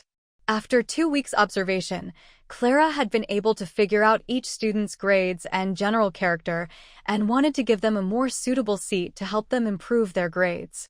The intention, Miss Clara said, was to give students complementary advantages. That was, if one student was good at math and the other was also good at math, the two students could share the table so that they could help each other. For students with poor grades, Clara was trying to arrange them to sit next to those with excellent grades for a similar reason. Emma Guerin was not fussy about her seat. It didn't matter where she sat. But she soon found that many girls' eyes were on Alex beside her. Emma couldn't help but shrug and laugh to herself. Her desk mate was really popular. In the third class of the afternoon, Miss Clara put the seating chart on the screen for everyone to see. She had spent 2 nights designing it. It was intricately and carefully put together. Nearly everyone was switching. But Emma's seat hadn't changed, and neither had Alex's. Some of the students had been worried that they would be sharing a table with Emma. There was a lot of relief when they saw the chart except, of course, for those who had hoped to sit next to Alex. Sarah and Rachel had both been moved to the front. Jenny had already been moved to the front, and that was where she remained. The three were not happy with the new seat allocation. They wanted to sit closer to Emma, but there was nothing they could do about it. Tom was sad. He had been sat next to Jenny Parker. Miss Clara had done this deliberately. Jenny's math was poor, but her English was very good, whereas Tom was bad at English and good at math, and she wanted them to help each other. Tom almost wanted to cry. Rachel was sat with Michael. Michael was good at every subject, and Rachel was the opposite. Michael would now be able to help her a lot. It was the same with Sarah and Molly. But Emma thought it might be a mistake. Both of them had quick tempers. Emma was worried that they might get into a fight. But this was just her fear, and she would have to wait and see what it would really be like. To Emma's surprise, Molly and Sarah did not quarrel at all after they spent a day together. The next day after school, Emma asked Sarah how she felt about her new neighbor. She was kind. Sarah said, "I ask her questions I don't know, and she is always willing to help me. However, if there's a question I can do that she can't, she's not happy, but that's pretty rare." It seemed that Molly was a very proud person and unwilling to concede defeat. Miss Clara had a really good eye. The two sat together would satisfy Molly's vanity and also help Sarah. Emma went to the shed to get her bike to go home for dinner. Just as she was out of the school door, her phone suddenly rang. The phone James had given her. She kept it in her bag. It was much more convenient to have one, and he had been right. "Mom, what's wrong? Have you finished school? Could you buy some soy sauce when you walk by the supermarket?" "Sure." There was a store on the way home. Emma cycled to the supermarket, went in for the bottle of soy sauce, and headed to the register. A bearded foreigner in front of her was talking with the cashier in a very British accent. But the cashier couldn't speak French and was quite worried. Emma wanted to check out as soon as possible. She had just heard the foreigner's words and leant forward to tell him in French, "Sir, this is just a small store. They don't take the euro. You have to exchange money at the bank." When she saw the foreigner's face, she was surprised. Was this Paul Grayson? She had Googled the chess rankings and saw Paul's photo. With her memory, if she saw someone in a photo, she could recognize that person at once. Paul was happy to meet someone who could communicate with him. He looked happy and said to Emma, "Miss, can you change my money?" Emma shook her head. "No. I don't have much money on me. You can just go to a bank nearby to exchange." She glanced at what Paul had in his hand. It was just a bottle of water. She said to the cashier, "I can pay for it." The cashier relaxed, took the soy sauce in Emma's hand, and checked it out with the water in Paul's hand. She paid and gave the water to Paul. "Here you go." Paul took the water and handed some money to Emma. "Thanks. This is for you." Emma didn't take the money. A bottle of water was not even worth $1. But the money in Paul's hand was 100 euros. She didn't want to take advantage of this foreigner. No, really. Paul laughed, and his beard swayed. "You're so nice, girl. By the way, I want to ask you something. Do you know if there's a chess master here?" Emma stumbled. "A chess master? Who are you talking about?" Paul sighed. "I don't know who she is. I just know she's at Collin High School. I want to find her and play chess with her face to face." Emma didn't know what to say. "If you don't know her name, I can't help you find her." "Out of curiosity, who's worth you coming all the way here? You live far away, right?" Paul was #1 in the world, and he would come all the way here to play chess with someone. Emma couldn't imagine who this person could be. Paul nodded. "It's quite far. It takes 12 hours by plane. I came so impulsively that I didn't get much information about her. I can't find her, and I only have a few chess friends here. I haven't seen them yet, and I don't want to bother them." Emma thought this foreigner was quite cute in a crazy for chess kind of way. But she could not help him, so she just showed him the way to the bank and told him to go there to change money. Paul thanked her again and walked to the bank. As he arrived, he got a call. He didn't know the number, but answered anyway. "Mr. Watson, I heard you've come over to visit us." On the other end of the phone, a strange voice said in French, "Why didn't you tell me? I would have given you a warm welcome." "Sorry you are. I'm Greg Palmer. We've played chess together before. Lainey called me and told me you're here and asked me to help to take care of you. Where are you now? I'll come to pick you up." "Thank you. I'm in a bank right now," said Paul. "I see. And what is the specific address?" Greg responded, a little disbelievingly. He might as well have said he was under the sky. When Emma got home, she handed the soy sauce to Linda and relayed her encounter. "What a funny man," Linda said as she cooked. She thought for a while and said, "I remember one of my students who was quite good at chess. He used to sign up for the school chess competition and won the championship." Emma was interested. "Who?" "I think his name was James Carter." "Yeah, that's the name. It was a long time ago. The boy was very clever and had even skipped a grade, which impressed me very much. I've always remembered him." Emma thought of the Pearson she remembered. She asked, "What happened to him?" Linda smiled. "I don't know. I was teaching middle school. All I know is he went to Collin High School after graduation. As for other things, I don't know." "Oh," Emma said. She didn't know if it was the same James Carter she knew. Pearson skipped a grade? She didn't seem to have ever asked about school or heard anything about it. She suddenly realized that she knew nothing about Pearson. Linda had finished cooking. She picked up a plate and served up. "Oh, I remember taking a picture with him at that time. The picture should still be here somewhere." Emma went out of the kitchen to look for her mother's photos. She knew where the family album was. Soon, she brought out several thick albums. As a teacher, Linda took photos with students every year, and there were lots of them. Linda was a thoughtful person. She organized all her photos by date, which made it all very convenient. According to Pearson's age, the photos should have been taken more than a decade ago. Emma found the album and soon found the photo. Although he had just been a teenager in the photo, Emma recognized him at once. It was him. James Carter had not changed much.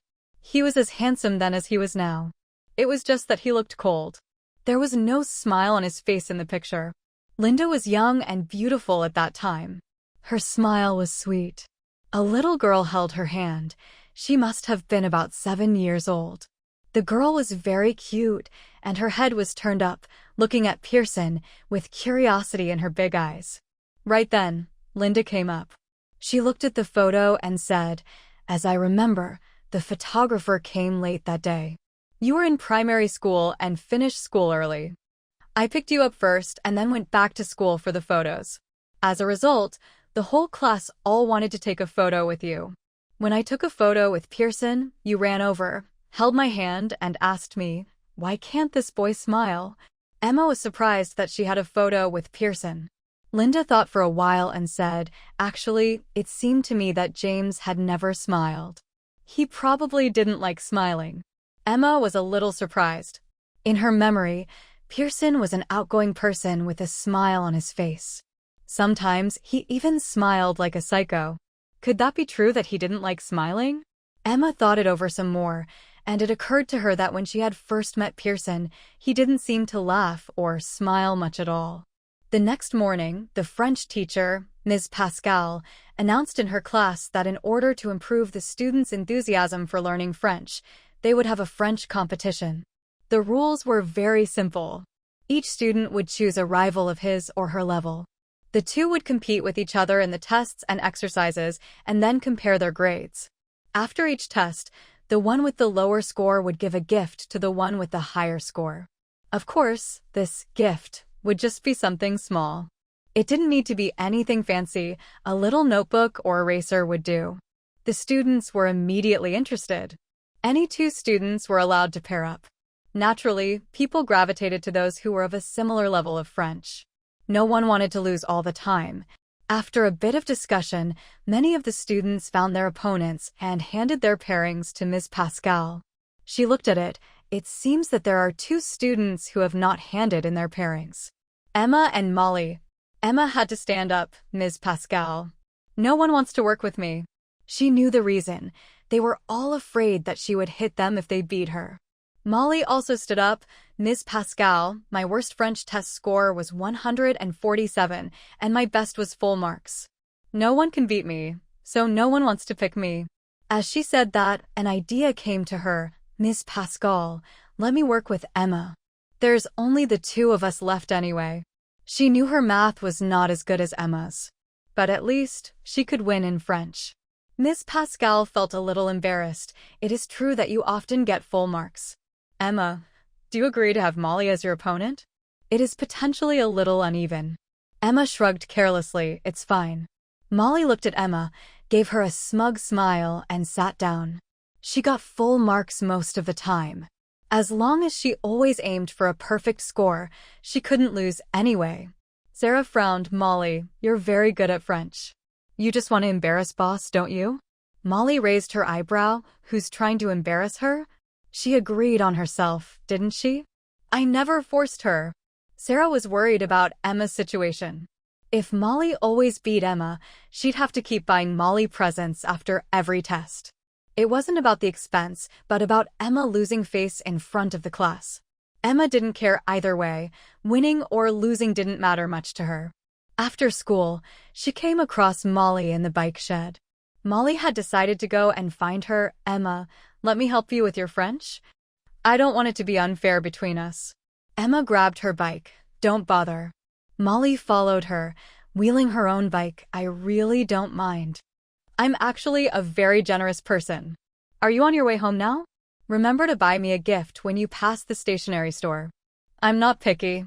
A biro is fine. Emma ignored Molly. She pushed her bike to the school gate and was about to get on her bike when she saw a familiar person.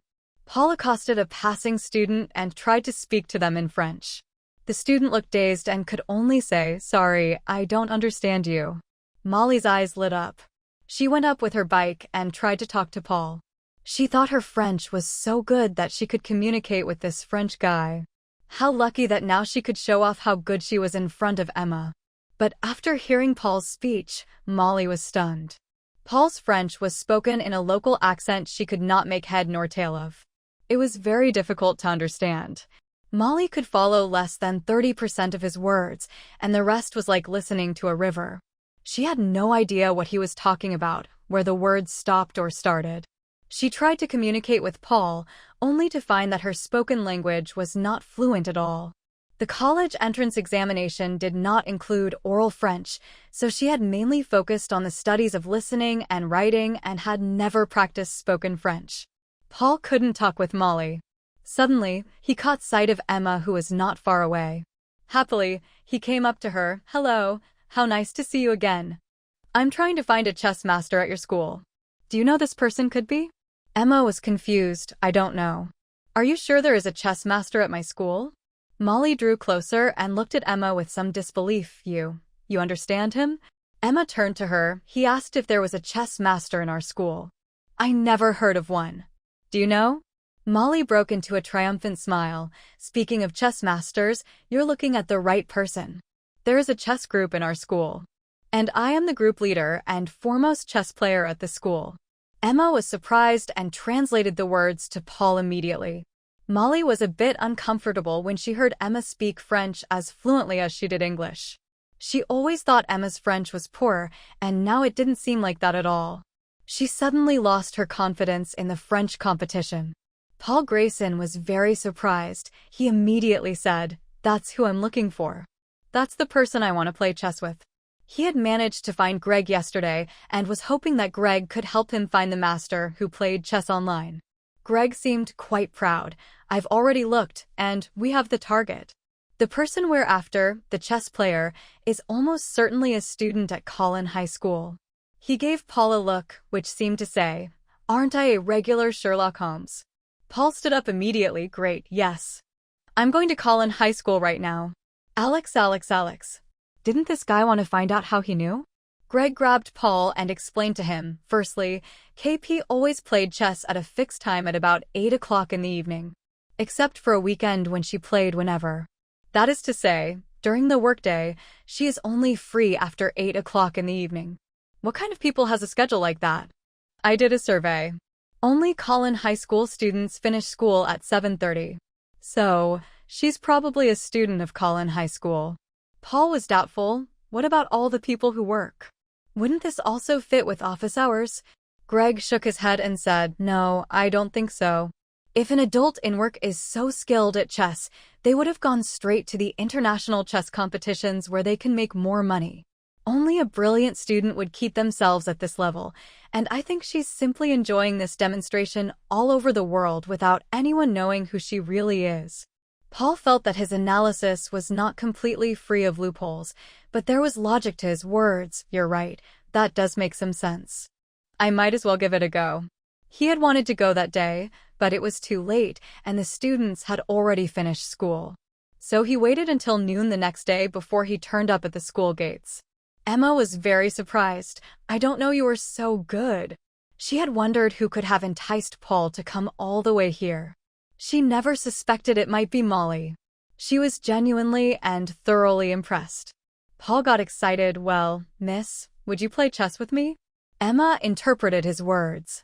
Molly seemed a little embarrassed, thought about it, and said, I have to go home for lunch. Otherwise, my mom will be worried. How about this? You go and eat first. I'll come back early for afternoon classes, and we can go to the activity center where our chess group usually plays chess. Paul was very happy and repeatedly nodded. Fine, fine. I'll wait for you. Thank you. They all parted ways. When she returned to her class in the afternoon, she found Molly looking a little down. Curious about the results of the game, she asked Molly as she passed her, Well, did you win? Molly looked up at Emma, frowned slightly, and said, Of course, I won. Emma was very surprised. Really? You beat Paul Grayson. That's amazing. Molly paused. Paul Grayson? Which Paul Grayson? Why does that name sound so familiar? That world champion. Didn't you recognize him? Replied Emma. Molly was completely shocked. That's him? Yeah. Don't you love chess? How could you not have recognized him? Molly sighed. Well, since it was Paul Grayson, I can admit I lost, but now I'm not ashamed. I did wonder. He beat me in 2 minutes. I was like, who is this guy? And there we go. He turns out to be the world champion. Why did he come to our school? He said he was looking for a master. Who could be that person? Emma shrugged. After returning home in the evening, she logged into her blog and saw a private letter sent by the organizers of the chess competition. It asked her to enter the game interface and play chess with a player called Chubby and gave her a password. After the chess tournament, the game website continued to operate and people could still use their blog accounts to log in directly. As a matter of fact, part of the tournament's function was to promote the website. The site allowed you to set the privacy of your game by setting a password for your tablet. Only those who knew the password would be able to enter, play, or spectate. Emma found table 74, clicked into it, entered the password, and was ready to start the game. She clicked the start button, and her opponent did likewise. 3 minutes later, Emma had checkmated her opponent's king. Her opponent immediately clicked the start and continued to play against her. In less than 10 minutes, Emma had won 3 games in a row. The profile photo of Chubby darkened. They'd gone offline. Emma also exited the game. The organizers sent her a message and told her that the money would be sent to her card account. She couldn't believe it. She had just made $300 in 10 minutes. It was so easy. The organizers had proved they were trustworthy. The $3,000 prize money had been sent to her account the day after the contest. It was so easy to make money off these rich people. She was just about to log off when she got another message from the officials. Hi. Another gentleman wants to play a game of chess with you. Are you available? He's offered $500 for a game. Emma was surprised. Was chess really that lucrative a game? Were chess players so rich? Suddenly she felt she had found a way to get rich. Emma immediately replied, Yes. I'm available. They sent the table number and the password where the game would take place. Emma remembered the numbers and found the appointed table to sit down. She agreed. You can play chess now. Greg hung up the phone. Great. Paul didn't even turn his head. He just immediately clicked the start button. Paul had returned from Collin High School crestfallen. She wasn't at Collin High School. I found the chess master of that school, but she was no good. Greg frowned. My analysis is flawless. I'm sure she's there. Maybe you just didn't find her this time. Seeing that Paul was in a bad mood, he quickly comforted him. Don't worry. I have a friend who works on that game site. I'll call him and ask if he can help to make an appointment with her. He picked up the phone and called his friend. His friend knew some more information about knowing a person, but firmly refused to disclose any of it. He only revealed one thing. There is a sponsor who plays chess with her for $100. If you are willing to pay, I can ask her if she's willing to play chess with you through the official website. Greg translated his friend's words to Paul. Paul was shocked. What? Just $100 a game? That's so cheap. I can play a trial game and get $2,000. He mused for a moment. Call your friend back. I want to play chess with her. I will offer $1,000. Greg responded, $1,000 is too much. That guy just offered $100. How about this? $500. He called his friend and asked him to make an appointment with KP. Emma realized that the higher the price must mean the stronger the opponent. Her opponent was incredibly good and was at the same level as M378, the player she had met in the finals. Their chess styles were quite alike. She focused on the game. It was a hard-fought battle, but she eventually managed to win. The organizers of the website immediately sent a message to inform her that the $500 would be sent to her account the next day. Although Emma was tired, she was happy. She had made $800 in one day. This was not a small sum of money. She looked at the time on the computer and saw that it was 1 o'clock in the morning. Having stayed up so late, Emma slept through her alarm and had to dash for school. Director Bull stood at the gate of the school, ready to catch students who were late. When he saw Emma, he frowned. Why are you late? You have dark circles under your eyes. Did you stay up late last night playing online games? Emma had to admit, yes. Technically, chess was a kind of online game, so she could not contradict him. I'm deducting 1 point from your class, Director Bull announced. A point deducted because of her. Emma felt sorry for Miss Clara. She wondered how she could earn the point back. She took a look at the school's point system. Entering into the top 30 in the exam would earn points. But the exam wasn't until next week. Doing good deeds could earn points, but that wasn't the sort of thing she could count on.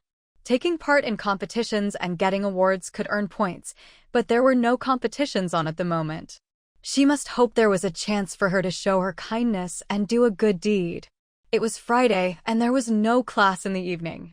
Emma was wheeling her bike out of the school gates when she suddenly noticed that a few boys who were not in school uniform were standing there. They were watching the students coming out of school. Their eyes flickered with something menacing. Emma was pleased. Maybe this would be her chance to score points. She looked at the boys and realized that one of them was familiar. She searched her memory and remembered that he was Linda's son, Coach Peter Green, her half-brother. Coach Peter was 15. He was 2 years younger than Michael, but much taller than him, and he looked strong. Had he come here to make problems for Michael? Right then, Michael came out with his bike. Coach Peter made a sign to the boys, and they immediately came forward and circled him. Emma stood nearby watching. She wasn't in a hurry to intervene because first, she wanted to hear what Coach Peter was going to say. Michael, you ungrateful bastard. You have no right to steal my sister's property. She was also my sister, and I deserve half of her legacy. Give it to me. Michael frowned. Now you remember to call her sister? If you had come to see her even once when she was alive, I would have happily given you half of the estate. But did you ever come? You were her brother too, but you ignored her, and now you have the gall to ask for money. Coach Peter stepped forward and raised his fist. Enough talk. Agree to. Give me the money or I'll beat you every day until you give in. Emma could tell things were escalating, and she took a few steps forward to protect Michael from being hurt. Michael frowned. Don't even think about it. I'm not giving you anything. You want to get a taste of my fist? Coach Peter was angry now and was squaring up to his older brother. Emma was about to come forward when a boy she didn't know ran over and gave Coach Peter a shove. Coach Peter was caught off guard and immediately fell to the ground. Who are you? Coach Peter said angrily. You want to get beaten too? You dare to come to our school to bully someone who is in the protection of our boss. It's you who is going to get beaten." As he spoke, the boy turned his head and glanced at Emma. She realized he was doing this to win favor with her. He raised his voice. "Michael is the boss brother. You dare to bully him, and you'll pay for it." Several other students nearby heard their words, came over and surrounded them. Coach Peter had just wanted to come to the school gates with his buddies to scare Michael. Seeing so many people gather, he got worried and began to back away. Director Bull, having heard the noise, came out to see what was going on. He asked what happened and berated Coach Peter and the boys. They were not students at his school, so there was nothing Bull could really do. He could only give them immediate detention for an hour. "Well done, everyone. That was the right thing to do. 1 point for your class, you, and you." Director Bull said to the boy who had intervened and a couple of others who were nearby. Emma was stunned. She wanted to earn points too. The boys were very pleased. They insisted on escorting Michael back home. Michael protested but found himself swept along by them. Emma was just about to go home when the phone rang. It was Pearson. "Hello, Miss Green. I'm in the KTV near your school. Are you available now?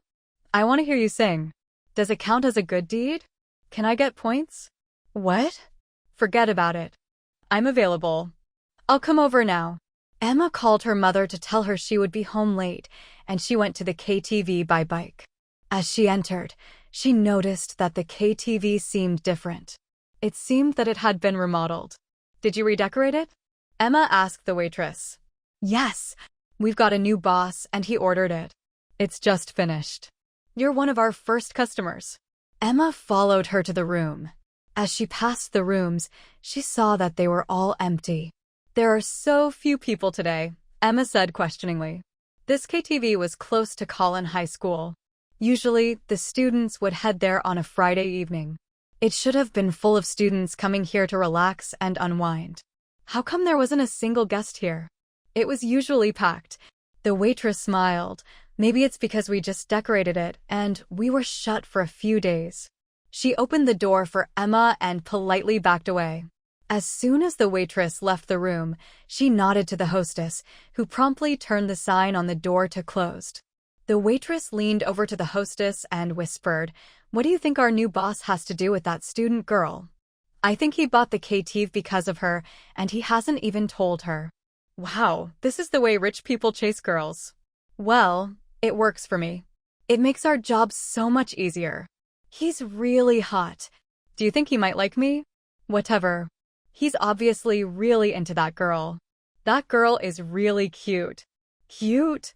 Haven't you been here for ages? Don't you know who she is?" "No, who is she?"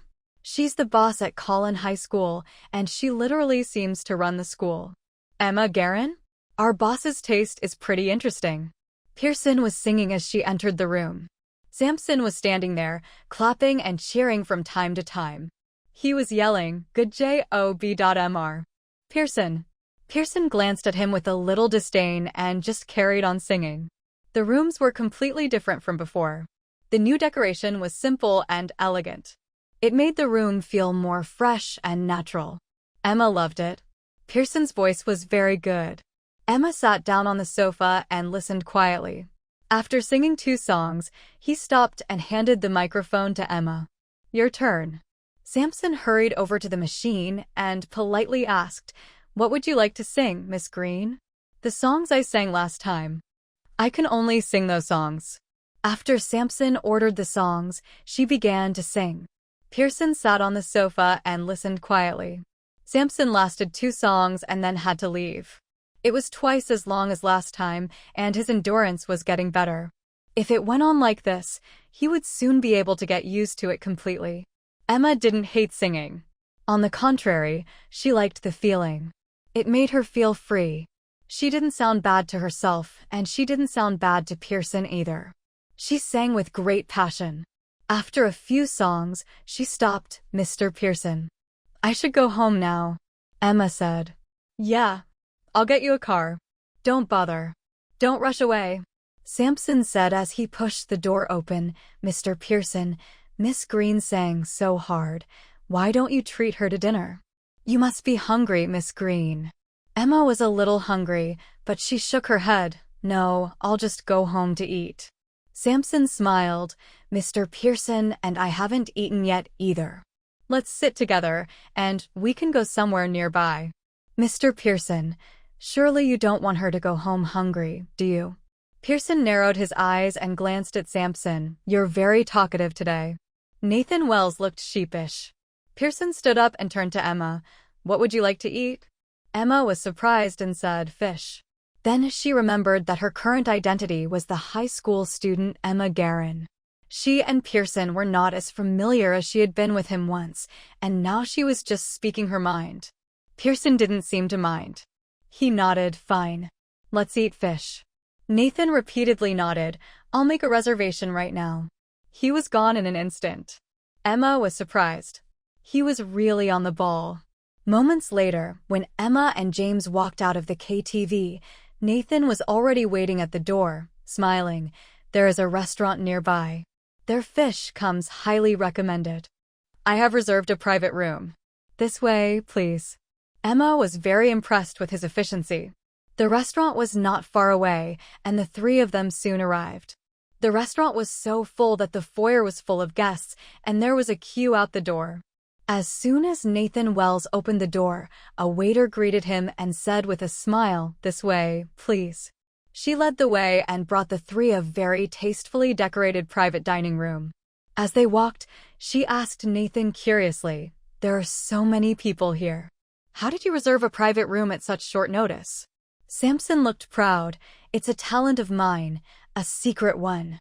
As soon as they entered the private room, Nathan gallantly pulled out the 2 chairs for Emma and James to sit down.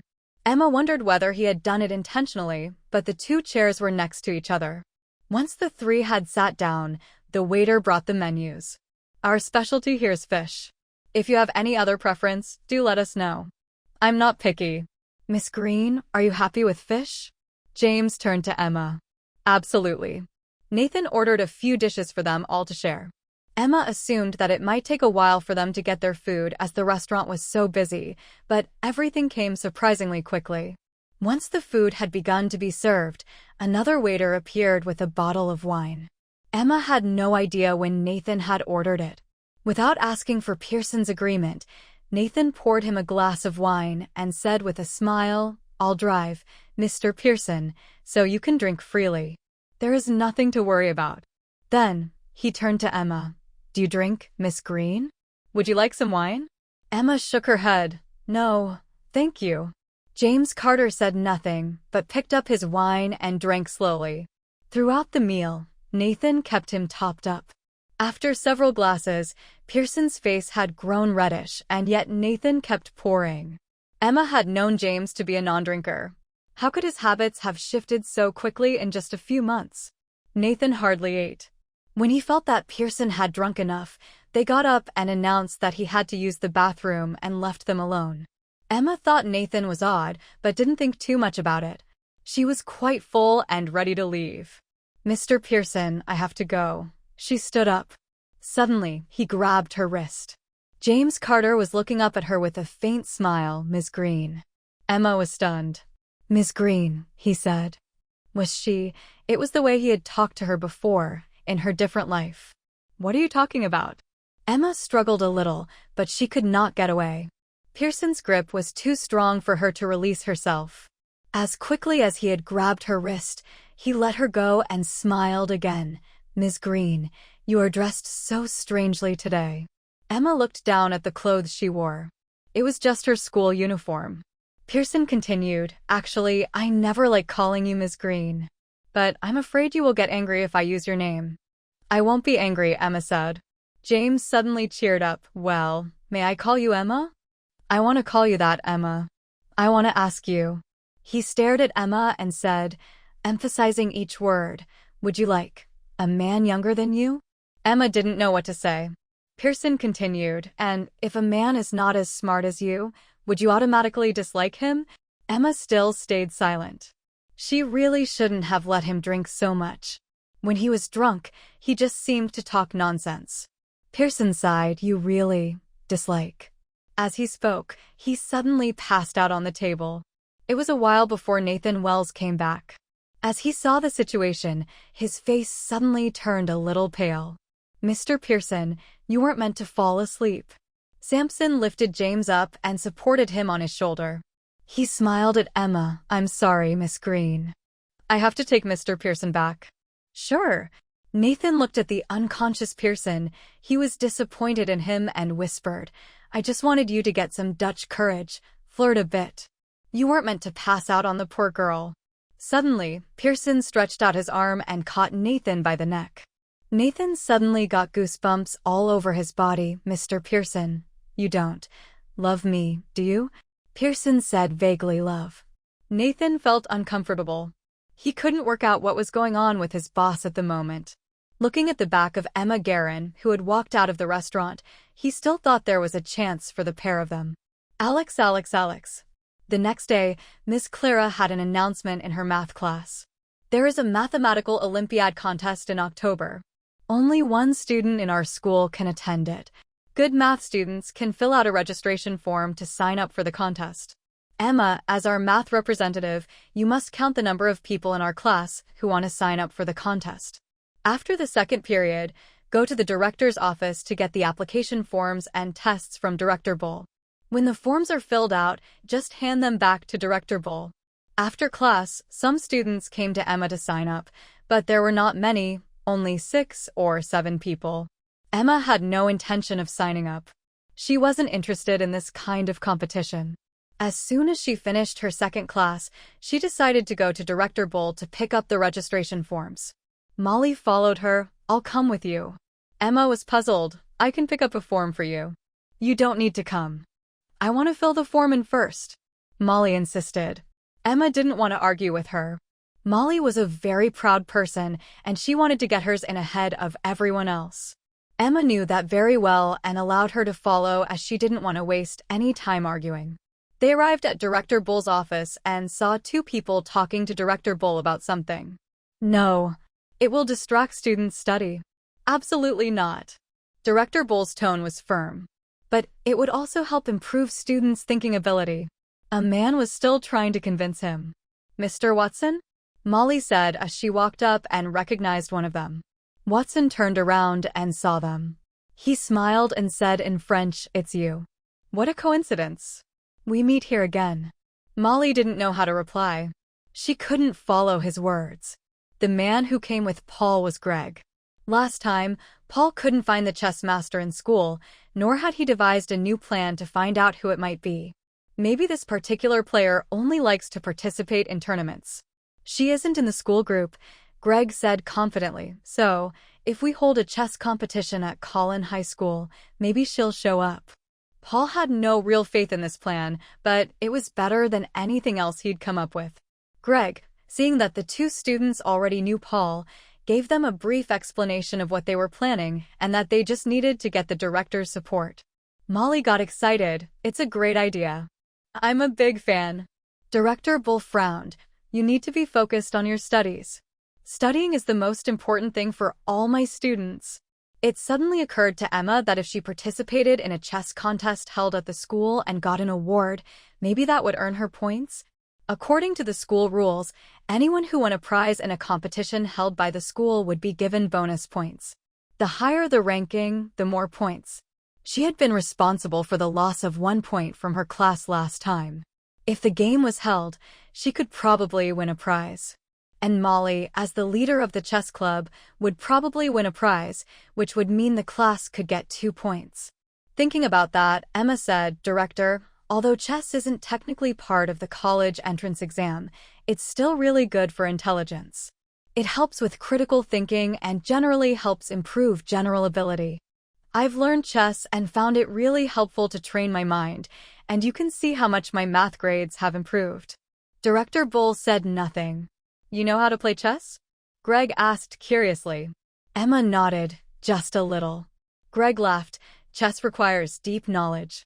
If you're interested, I can give you a tutorial." "How are your chess skills? Have you ever participated in a competition or anything? Have you ever been ranked?" Emma replied after a little thought, I've only taken part in an online competition that I saw advertised. It had cash prizes, so I wanted to try. I didn't expect there to be any powerful contestants, and actually, I ended up winning the championship. The prize money was quite a lot. I'd like to enter a tournament like that again. Greg's voice trembled. What? What kind of competition was it? It was the online chess contest that was held 2 weeks ago. You signed up via a blog. But you're a professional chess player, and you wouldn't care about such a small tournament. May I know your username? Greg asked, trying to sound casual. Knowing a person, Greg gasped, what is it? Did you take part in that competition too? Emma asked. You said you took part in the tournament for money? Emma froze for a moment. Doesn't everyone compete for the money? Greg was shocked by her answer. If those MS knew what she was playing for, they would be surprised. Molly suddenly said in surprise, you are knowing a person? I've watched the final match of that online chess game. I didn't participate in the tournament. I just watched it. People were being funny and saying that it was Mr. Watson who competed in the final against you. Isn't that funny? It must have been hype. That kind of professional player wouldn't play in a small tournament like that. Emma smiled, of course not. And how could he, as Mr. Watson, be here? She translated Molly's words to Watson in French and finally asked, of course it wasn't you, was it? Paul was stunned for a moment. It was me. What? Emma couldn't believe her ears. What? Molly was flabbergasted, and even she could understand what he'd said. Director Bull didn't know what they were talking about, but repeated, I won't agree. Greg looked back at him. Well, I don't want to sponsor it either, he said. If you want to do it, you can pay for it. The director didn't know how to reply. Why did you come to talk to me if you don't want to sponsor it? What's the deal? He said to himself. Emma had never believed that her opponent could really be Paul Grayson. Did she beat Paul Grayson? If someone had told her that it was Paul Grayson sitting on the other side of the board, she wouldn't have dared compete. Paul was so excited that he kept inviting Emma to play chess with him and asking her if she wanted to become a pro. Emma's attitude was quite clear. She didn't have any plans to become a professional chess player. She was not that interested in chess and had no intention of making it a lifelong career. But she agreed to play chess with Paul whenever she was available. It was almost time for class when Emma remembered that she was here to get the Mathematical Olympiad application forms. She asked Director Bull for them and hurried back to class. Molly was upset. She thought she was at least better at chess than Emma. But now it turned out Emma could even beat Paul Grayson, the world champion, who had beaten her in 2 minutes flat. Emma did well in math, and Molly was not sure she could beat her for the Mathematical Olympiad application. Was her opponent some kind of mythical being? Why did she have to be in the same class as Emma Guerin? Emma distributed the application forms to the students who had signed up. Molly suddenly noticed that she did not have any leftovers for herself. Did you not sign up? Molly asked Emma. No. Why not? You're good at math. I just don't want to sign up. Molly felt more at a loss than relieved. When she got back to her seat, Sarah looked at her grumpy face and asked, What's wrong with you? You're not happy. Molly sighed. It seems that I can't beat Emma in anything. I'm annoyed. Sarah suddenly smiled. Actually, there's one lesson you will definitely be better at. Which one? Haha. I'm not telling. Molly soon found out. The next class happened to be music. The music teacher announced that the music class would be changed to math after the monthly exam, which meant that it was their last one. The music teacher was a sentimental person. She announced it like it was a big farewell from a TV show. The music teacher usually asked the students to sing together. But she had changed her mind and asked the students to sing one by one. Each student sang a line of the song.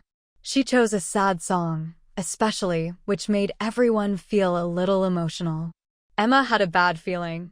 When it was her turn, she sang so quietly, hoping that no one would hear her, but the music teacher said, I can't hear you.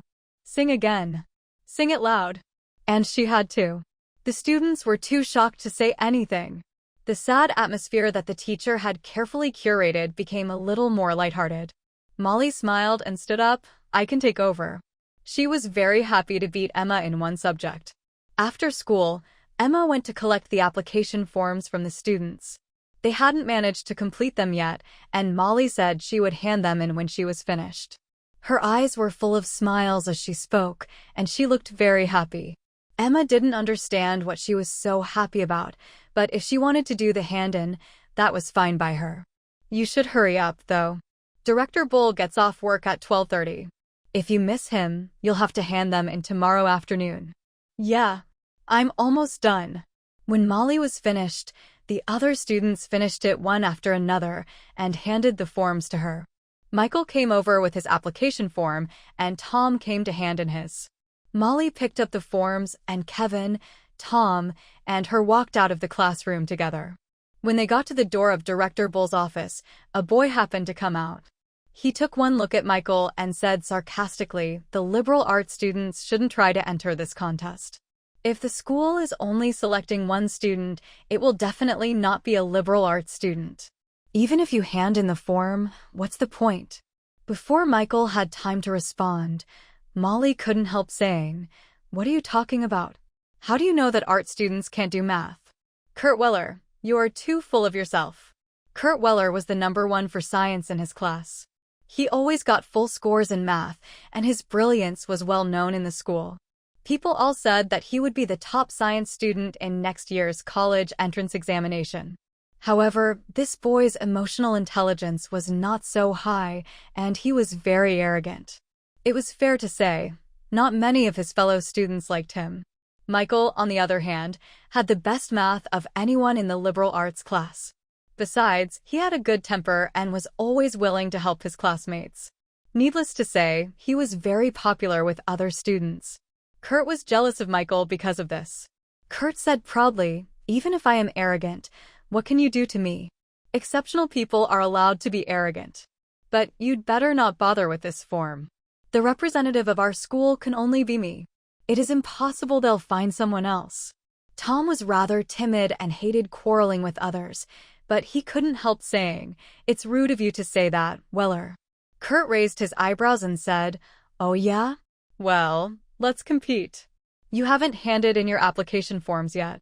If you lose, you can't hand in those forms. How about that?" Molly had an impulsive temper and a short fuse. She immediately said, "Fine. How shall we do this?" Kurt smiled. "That's easy. Let's solve each other's problems. I'll compete against you three. Let's see who can't solve a problem first. How about it? The subject is limited to stuff we've already learned. But you won't be able to beat me even if you gave me college-level questions. Of course, I'm not going to embarrass you like that." The four were in agreement. Class 17 was not far away, and the four entered the classroom together and found seats to sit down in. "You first." Kurt raised his chin contemptuously. Molly took out a notebook and wrote down a question. This one. It was a difficult question. It even exceeded the difficulty of the college entrance examination math questions. Molly had been trying to solve it for hours. Eventually, she had asked the math teacher. The teacher explained it to her once, but strangely enough for Molly, she still did not get it. She had spent so long doing this question that she could copy it out by memory and didn't even need to pick up a book. Kurt picked up the pen, drew a few auxiliary lines on the paper, and 5 minutes later, the problem was solved. He smiled triumphantly. "See if the answer is right?" Molly had been staring at him as he wrote, and naturally, she had seen that his answer was exactly right. She was a little dissatisfied, but could only admit, "Yes, that is right." "It's your turn." Kurt picked up his pen and wrote on the paper. The question was so short that he finished it in less than a minute. "Do it. All three of you can work together if you like." He sat down with his arms folded. The question was short, but this meant there was less information given, and the question was quite difficult to solve. The three of them were working together, and even after half an hour, they still couldn't solve it. Then Molly's phone rang. It was her mother calling to ask why she hadn't come home. Molly said in a hurry, "Sorry, Mom, and I couldn't get back for lunch. I'm studying." She hung up the phone and continued to solve the question. Kurt yawned and laughed. "You can just throw in the towel and go back to lunch if you like. Green, you live at school, right? There'll be no food for you left in the canteen if you don't go now." Molly was upset. This question doesn't seem to have an answer. "Of course it does. If you throw in the towel, I'll show you how to solve it. It's definitely something we learned in high school. We won't throw in the towel. Damn it. After a while, Kurt pushed them. I have to eat. Have you finished yet? Are you trying to starve me or what? Michael suddenly raised his head. I've worked it out. He handed in his answer. Kurt looked over it and frowned slightly. You're right. My turn. In order to save time, they put out problems at the same time and did them at the same time. Kurt's question was so complicated that he wrote a whole page. He handed it over to the three and picked up the problem written by Michael. The four students picked up their pens and started working on the problems. Some of the other students started trickling back into the classroom. The students were surprised to see Kurt in there. A classmate approached and asked, "What are you doing?" No one answered him. He looked at the paper in the hands of the four people and understood the situation. Is this a competition? Many students gathered around to see. They had seen ball games, but they had never witnessed a game of maths questions, especially not when the opposition is the best student in the science class. As Michael's classmates, everyone hoped his team would win. Both questions were quite difficult. Although Kurt was good at math, it was not easy for him to work out this question. More students filtered back into the classroom and sat quietly watching. I'm done. Kurt gave a sudden cry. Michael was surprised, raised his head, and took the paper from Kurt's hand. You're right. Though he was reluctant to admit it, but I'm almost finished working out your problem. Just wait. The bell rang and Kurt laughed. I have to go. I can't wait for you. Whether you can work it out or not, I won in time. Keep your word, and you can't sign up. He swaggered out of the classroom toward his class. Molly was angry at Kurt's manner, but she had to admit that Kurt Weller was a very brilliant student. It was me that agreed to compete with him. I won't hand in my application form. I'll give up the mathematical Olympiad trials. Molly took back her form and said, You can go to the trials, though. I'll just quit the race alone. Michael frowned. No. I agreed, too. I won't hand in my application form either. Me 3. Tom added, Our school can only choose one person. Even if I did hand my form in, I'll still never surpass Kurt. He is annoying, but he is indeed the brightest. Molly wanted to retort, but she couldn't think of anything to say. She knew that the last question, the one that Kurt gave them, was actually easier than the one they gave him, and yet Kurt had still won. Damn it. He's rude enough to be mean about our liberal arts class. Molly was very angry. Just because we can't beat him doesn't mean there isn't anybody else who could surpass him. There must be a liberal arts student who's good at maths. Oh, I think I know someone. Who? Tom suddenly looked more cheerful. Boss Green. She is very good at math. Michael didn't like the idea. My sister didn't sign up in the first place, which means she doesn't want to participate in the match. I don't think we should bother her. She's the only person I can think of. Molly said, I'm going to ask her. Maybe she will agree. It can't do any harm. Alex. In the afternoon, Miss Clara announced in class that the school would hold a monthly exam on Thursday afternoon and Friday morning. After the exam, some of the top students would be selected into the advanced class, and the remaining students would continue to study in their original classes. Emma had heard about this before. She had heard that the top class was very tightly managed and had a lot of homework. She was very familiar with Senior 3 knowledge and did not need to do so much training, so she would rather not enter the advanced class. She was hoping to earn some points for her class, but it seemed that she wouldn't be able to do it in time. And if she entered in the top 30, she would be selected into the advanced class. Points were really hard to get. After school that afternoon, Molly approached Emma. Boss Green, you should fight for our liberal arts students and teach Kurt Weller a lesson. Molly shook Emma's arm as if she were about to shake it off. Come on. Please. Emma was about to go home and was a little impatient with her. She said, Weller is a hard worker, and he studies a lot, but his emotional intelligence is a little low. He is too over the top and full of himself. Eventually, someone will teach him a lesson. Boss, you can teach him a lesson. Right now. Molly was not planning on giving up. She held on to Emma's arm. Teach him a lesson. Let him know there is always someone more competent and capable than you. No. I'm not the teacher. Boss, are you afraid of losing to him and losing face? Molly tried to prod her into action. You don't dare? Yeah, whatever. Emma wasn't taken in by this trick. Molly wasn't defeated, yet she came up with another idea. She continued to persuade her, Boss, if you get the prize at the Mathematical Olympiad, you get priority to enter a prestigious university and get a bursary to a top school, like Glinton University. What's more, the top 3 of the Mathematical Olympiad get awards. No, Emma replied flatly, I won't get points for class. Molly was confused. Class, points? The school regulations stated that if you take part in the school competition, you can get class points, but an out-of-school competition, one at a higher level, didn't qualify. This kind of thing only happened once a year, so the school didn't have it as part of the rulebook. If a student won a prize at the Mathematical Olympiad, the school would reward him or her, but the reward just didn't include class points. Molly was going crazy.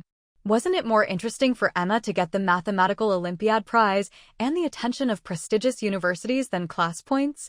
Class points were just a school management system. If a class's points were high, they were higher in the school's weekly list. It was just a school-wide distinction and didn't have much importance. It didn't even begin to compare with the Olympiad awards at all. Emma sighed. Our class was deducted 1 point because of me last time. I haven't yet had a chance to make it up. Molly was totally speechless. She was focusing on the wrong bit. They were talking about Mathematical Olympiad, one of the most prestigious math competitions. But once Emma had mentioned it, Molly suddenly got an idea. Well, boss, if taking part in the Mathematical Olympiad can help to get class points, will you have a go? Emma thought for a while and said, maybe. Okay, wait for me. Molly rushed to Director Bull's office, where Director Bull was looking at some school papers. Seeing Molly come in, he looked up and asked, What's wrong? Director Bull, I'd like to discuss something with you. Molly walked over to him. If someone in our class can win an Olympiad prize, can you give our class some points? Director Bull was confused. Class points? Are the two comparable? That's like an athlete wanting a sticker from their coach having won a gold medal at the Olympics. Molly sighed, I know, but listen to Director Bull. Can you promise me that if someone in our class wins the Mathematical Olympiad award, you will give us some class points? Director Bull laughed. I really don't know what you are thinking about. Which class are you from? Class 17. That's a liberal arts class? Well, fine. If someone in your class can win a Mathematical Olympiad prize, I'll give you whatever points you want. How about 100 points? Director Bull said all this casually because he really didn't want to tangle with Molly. In his view, the student who would eventually make it through the qualification trials would have to be Kurt Weller. No student from Class 17 would even qualify for the Olympiad. So how could they risk getting an award? Molly was satisfied. Director Bull managed the school points system. He had the right to decide what merited points. Oh, by the way, please may I have one more application form? When Emma arrived at school the next day, the first thing she saw was Molly coming toward her. She felt worried. I've sorted it, just like that. Director Bull has promised to give our class 100 points if you can get a good score in the Olympiad. With that, we'd be able to top the list for the whole school year. Molly grinned and handed her the form. Fill it out now. 100 points? Are you kidding me? Emma was doubtful about the number. He said it himself, and I recorded it. Molly shook her phone proudly. Aren't I smart? Emma didn't know what to say. She picked up her pen and wrote her name on the form. Molly was afraid she would regret saying yes, and as soon as Emma was finished with the form, she took it away from her. I'll hand it in for you. It was Thursday, and the monthly exam would be held in the afternoon. For most students, it was just an ordinary monthly test, and there was nothing to be nervous about, just a way of checking their progress over the last month. Only a handful of students were vying for a spot in the advanced class, and they, of course, did revision and tried to prepare. Before the exam, Rachel ran over to ask Emma, Where are you going to spend your holiday, boss? My mom wants to sign me up for an overseas tour. You can come with me if you want to. After the exams, they would be a holiday for 10 days. Speaking of travel, Emma had an idea. I want to go to Bridgetown. She had never traveled in her alternate life because of her mobility issues. Once she saw a promo video for Bridgetown on TV and had wanted to go there ever since. James Carter had actually suggested they go there together several times in her old life, but Emma, knowing she would be less convenient to travel with, had never agreed. Now, none of that was a concern, and it wouldn't even cost much to get there. She wanted to go right away. Rachel changed her mind at once. I want to go to Bridgetown with Boss. That will be much more fun. I don't know what my mom was thinking. Emma didn't know what to say about this quick turnaround. Rachel quickly told Sarah and Jenny about it, and they immediately decided to travel with Emma too. Emma thought of Michael. She wanted to take him with her to relax. After all, with his sister's death and the ruckus, Linda was causing a lot of pressure on him. It would be nice to take advantage of the opportunity to hang out. In her alternate life, Michael had never had much chance to travel as he wanted to stay close to her. She wanted to make up for that now. This was her chance to get rid of that old regret. When she told Michael, he agreed right away. There was a sense of inexplicable inevitability about traveling with Emma, as if it was just meant to happen. The exam started in the afternoon. As Emma was completing her paper, she calculated how many points she would have to drop in order to avoid being put in the advanced class.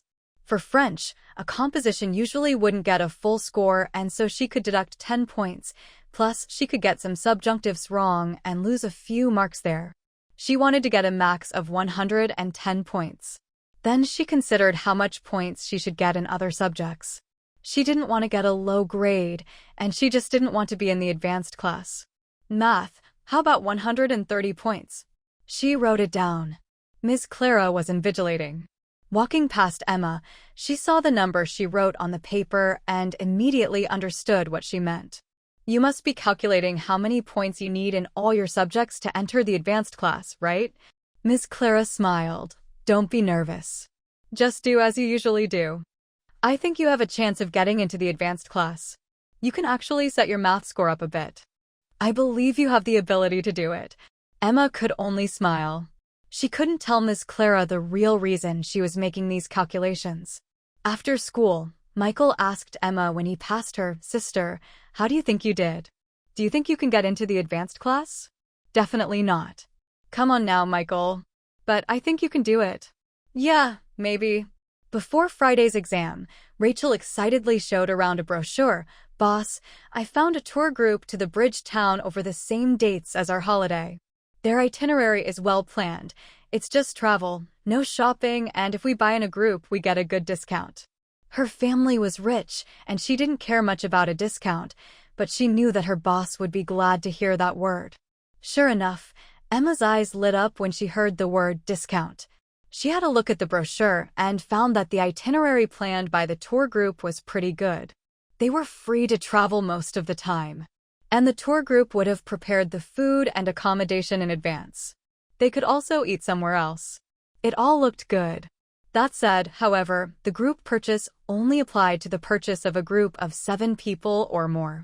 There were 4 of them, plus Michael. They needed 2 more to qualify. She had told Linda about the trip and asked her if she wanted to come too. However, Linda didn't like traveling and had asked Emma to go with her classmates. Emma did not know whether she really didn't like traveling or was simply afraid of spending money. After a lot of persuasions, Linda still wouldn't agree, so she had to give up. "That's all right. I'll ask if anyone would like to join us," Rachel said. As soon as she finished speaking, Alex Cruz, who sat next to Emma, raised his hand. "I want to come traveling with you." "Take me with you." Rachel's eyes lit up. "Really? You want to come?" She was very excited that such a hottie would be joining their group. With Alex, they were now only one person short, and by the end of the day, Jenny had also got Tom signed up. When Jenny told Emma the news, she looked doubtful. "Did you threaten him?" "No. Absolutely not. I'm not that kind of person." And so they had their 7 people. Rachel and Emma went to the travel agency to pay. The travel agency said they would need to meet at 7 o'clock tomorrow morning in the same place. Bridgetown was not very far away, so they would take a bus to get there. The whole trip would take 2 days and 1 night. They would spend 1 night in a local hostel. Back home, Emma packed some clothes and groceries and put them into her backpack. Alex, The next morning, Emma took the bus to the travel agency. As soon as she got to the door, she saw a coach parked outside and several early birds waiting outside. Emma walked up. None of her friends had arrived yet. The weather was already pretty hot. Afraid that it would be stuffy inside the coach, she didn't want to get on just yet and stood to wait outside. The guide walked up and smiled. "Hello, everyone. I will be your tour guide. You can call me Julia. We will be leaving in half an hour. Please don't stray too far while you wait to board." As she was talking, a bus came to a halt at a stop nearby. Emma watched as the passengers spewed out. She was sure her friends must be arriving soon. And sure enough, she saw Tom step off the bus and another student followed behind him. Emma knew him. It was Barry, the same Barry, who always wanted to fight with her. "Hi, Green." Barry greeted Emma with a smile from a while off. "Hi." Emma nodded in response. She wasn't sure why Barry was here. Was he here to fight her again? Barry walked over with Tom. Tom explained, "Yesterday, I told my cousin that I was traveling. He was interested and signed up for the tour." The group hadn't been full up. Before long, everyone else arrived. Michael and Alex came by bus. Jenny and Sarah were brought in by their families. Rachel had been driven there by the driver of her family. "The time has come. Let's get on the couch," Julia said. The tourists wandered onto the couch one by one. There were 2- and 3-person seats on the bus. Emma took a seat for 2 at random. Michael immediately ran over, intending to sit next to Emma. But at the same time, Alex squeezed over and was also aiming for the seat next to Emma. The 2 boys looked at each other with hostility in their eyes. Emma was in a dilemma. These 2 boys just couldn't get along, and they always acted like enemies. She pointed to the empty seats behind her. "You 2, sit there." "No," they said simultaneously. Emma wanted them to get along, and so she took a hard line. "Sit down." Alex reluctantly took the window seat and looked out the window. Michael had to sit next to him and turned his head to the aisle. Emma was speechless. Soon, everyone found their own seat. Jenny ran over to sit with Emma. The Malone brothers sat together. Sarah sat with Rachel. Everyone talked and laughed along the way. Only Michael and Alex remained silent. They didn't even look at each other. In order to mediate the atmosphere and ease the inexplicable hostility between the 2, Emma turned around and asked Alex, "Are you an only child, Alex?" She shared a table with Alex and chatted with him sometimes. But she had never heard him talk about any siblings. Alex was surprised. Yes, no. Michael mocked him, "Yes or no. Are you not clear about that?" Alex lowered his head. "I used to have a big sister, but she fell ill and died." Michael paused for a moment. "I'm sorry." Emma hadn't expected that. She had just asked the question casually, but she had touched on something serious and deeply personal. Alex smiled bitterly. "It's all right. It's been a long time now. I've let it go. My sister took good care of me when she was alive. She liked to decide everything for me. It all happened very suddenly. I couldn't get used to it for a long time. That feeling you probably can't understand." Michael turned his head to look at him. "I know it. My sister passed away because of an accident before the summer vacation." Alex was surprised. "You?" Emma then heard the 2 boys talking about their sisters. Later, they talked about cooking, and they even started sharing tips and ideas on cooking and baking. Their relationship was suddenly surprisingly friendly. The bus took 5 hours, and they reached Bridgetown at noon. The architectural style here was colonial and archaic. The buildings were all legacies of the past. The old-fashioned pavilions lined both sides of the street. In this old town, it was as if history was alive and actually present somehow. When they had wandered quite far through the old quarter, they came across some more modern buildings. There were shops selling souvenirs and lots of restaurants. Julia had arranged the place for them to eat lunch, and a simple meal was already prepared. But many of the tourists wanted to eat some of the more local specialist cuisines, so they gave up the free lunch arranged by the tour group and went to eat somewhere else. Julia was happy but reminded them to be careful and told them to assemble in the original place on time, or they would risk being left behind. "There are so many restaurants here. Shall we go and find a place to eat? It's not like we're here every day." It would be a waste not to eat some special food. Rachel brought it up at first. Afraid that others would disagree, she added, my treat. My treat. What would you like to eat? Barry said. Since we're all hanging out together, let's just pay for what we eat. Let's look around. You can eat whatever you want, Emma said. Everyone endorsed the proposal. They immediately set out to search for delicious food. Michael searched on his phone. There's a restaurant called Fresh Mutton. Their mutton is delicious and has an excellent Yelp rating. Shall we check there? It's not far from here. Yeah, let's go. Alex agreed first. The others were also up for it. It sounded good. They found it easily despite it being slightly out of the way and small. It was lunchtime, and Emma thought that a restaurant with such a high score might be overcrowded. But when they arrived, there was only one person in front of the counter. They didn't even see a waiter. Is it closed today? Michael asked curiously. But the door was open. Shall we go in? It's so strange. I don't want to go in. Michael, are we sure it's good? They were hesitating when suddenly, a car stopped at the door of the restaurant. The car door opened, and two people got out of the car. The clerk at the counter immediately got up to greet them. This way, please. Emma's eyes lit up. She cried, Mr. Pearson. The two people were only James Carter and Nathan Wells. James turned around, but before he could speak, Nathan had already run over and laughed. Did you come here to look around, Miss Green? How lovely. Ooh, I have an idea. Would you like to have dinner with us? James Carter followed Nathan over and greeted her. Nice to see you again. Michael knew Pearson and went forward to say hi. Rachel had been gazing at Alex, but when she turned and saw Pearson, she then couldn't take her eyes off him. When Pearson had been drunk on KTV, she had been in the washroom and had not seen him. Are you here for dinner? We haven't seen anyone around, and I'm not sure why, Emma said. Pearson smiled, probably because it's awful. Really?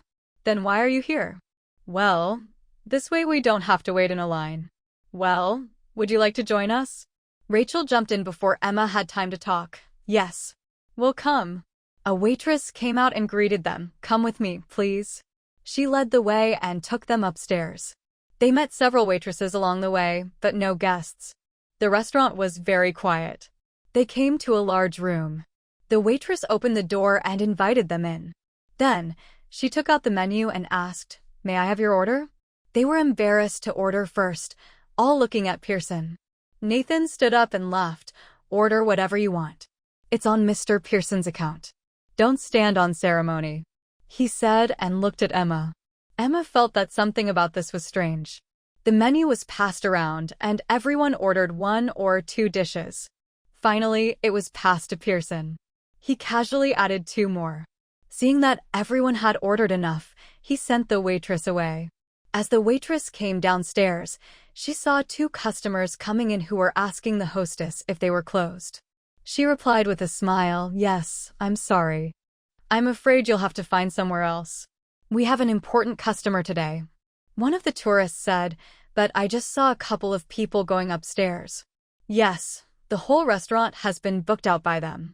Apologies for the inconvenience. The tourist was stunned. I didn't think the car parked out front was that fancy. Rich folk are so low-key nowadays. He shook his head, sighed, and left. People had the right to book the whole restaurant, and there was nothing to be done. Meanwhile, in the room upstairs, Emma curiously asked, Mr. Pearson, why did you want to travel here? It is not a particularly popular destination these days, is it? A friend always wanted to come here, and I found I had some time, so here I am, Pearson replied. Emma smiled. Oh, I see. Is your friend Mr. Sampson? Pearson didn't expect her to say that. And neither did Sampson, who suddenly felt a little nervous. Alex. A few days ago, Sampson had managed to get Jenny's telephone number. He had called her and explained his identity to her. Jenny found it a little odd. You're the one who picked Mr. Pearson up at KTV? I remember you. What do you have to do with me? Sampson smiled. Well, when we met, I felt we had a connection. Spit it out. What are you up to? Jenny preferred to speak directly. Sampson spelled out his plan. He was trying to make a match between Pearson and Emma, and he wanted to get some information about Emma from Jenny to create more chances for them to meet. Absolutely. Jenny was on board immediately. She had met Pearson that night at KTV. Though he had been drunk and she hadn't actually spoken to him, she had been impressed by his good looks. Jenny would do anything to get her boss with a man who looked like that. It wasn't long before Jenny gave Sampson some useful information. Some of us are going with boss to Bridgetown during the holiday. It's the perfect place for a romantic encounter. Sampson was thrilled, yes. Of course. That day, Sampson had to try and find an opportunity to convince Pearson to go away. Mr. Pearson, how about we all have a little holiday? We could go tomorrow even. I've heard that Bridgetown is beautiful at this time of year. It would do good to relax. Pearson was reading a document and doing his best to ignore Nathan until he heard the words, Bridgetown. He looked up. Sampson took the opportunity to say, really old buildings cover most of the town, and going back there is like stepping back into the past. He went on and on about the joys and pleasures of Bridgetown, and by the end, he even felt that he would have a lifelong regret if they didn't visit. Pearson didn't listen to a word. He was thinking about something else, someone else. Bridgetown. That was where he had always wanted to take her. But she never got to go. Maybe he should go into her memory. Fine. Pearson replied, breaking his reverie, go and make the arrangements. Nathan couldn't believe how easy it had been. He was ecstatic. He immediately booked the best restaurants and a 5-star hotel. He even decided to get a local driver to pick them up as soon as they entered the city to give them a special tour with a guide, which gave them a personalized, chauffeured tour of the best spots. During lunch, the driver and tour guide, out of professionalism, did not eat with Pearson and went elsewhere. Nathan had been looking for an opportunity for Pearson to meet Emma by chance, but he really hadn't expected Emma and her classmates to meet Pearson as soon as they arrived at the restaurant. Nathan Wells couldn't help feeling that these two people were meant to be together. It seemed that the fates were lining up for them to be together. But Sampson wondered what Pearson had meant by his words. Pearson hadn't come for the fun of Bridgetown. He had agreed to visit because he, Nathan, had wanted to come, and Pearson was willing to accompany him. Pearson had come to Bridgetown for him. Nathan suddenly broke out in a cold sweat. What if his boss really was in love with him? No. He couldn't accept that. He quickly changed the topic, Miss Green. Have you come by yourselves or as part of a travel group? We're here with a group. We're all meeting after lunch. Well, we have our own guide here. Do you want to join us? No, thanks. Our guide is very good. I think we'll stick with her. While they were talking, the food was served. The specialty of this restaurant was roasted lamb. The waitress came in with a cart that contained a large plate filled with the carcass of a whole sheep. It looked mouth-watering, all greased, and the oil was slowly dripping down the surface of the meat to the plate. She transferred the huge carvery plate over to the table. The lamb was roasted to perfection, and the whole room was filled with the delicious smell of roast meat and mint. Wow! It looks delicious. Jenny's eyes lit up at once.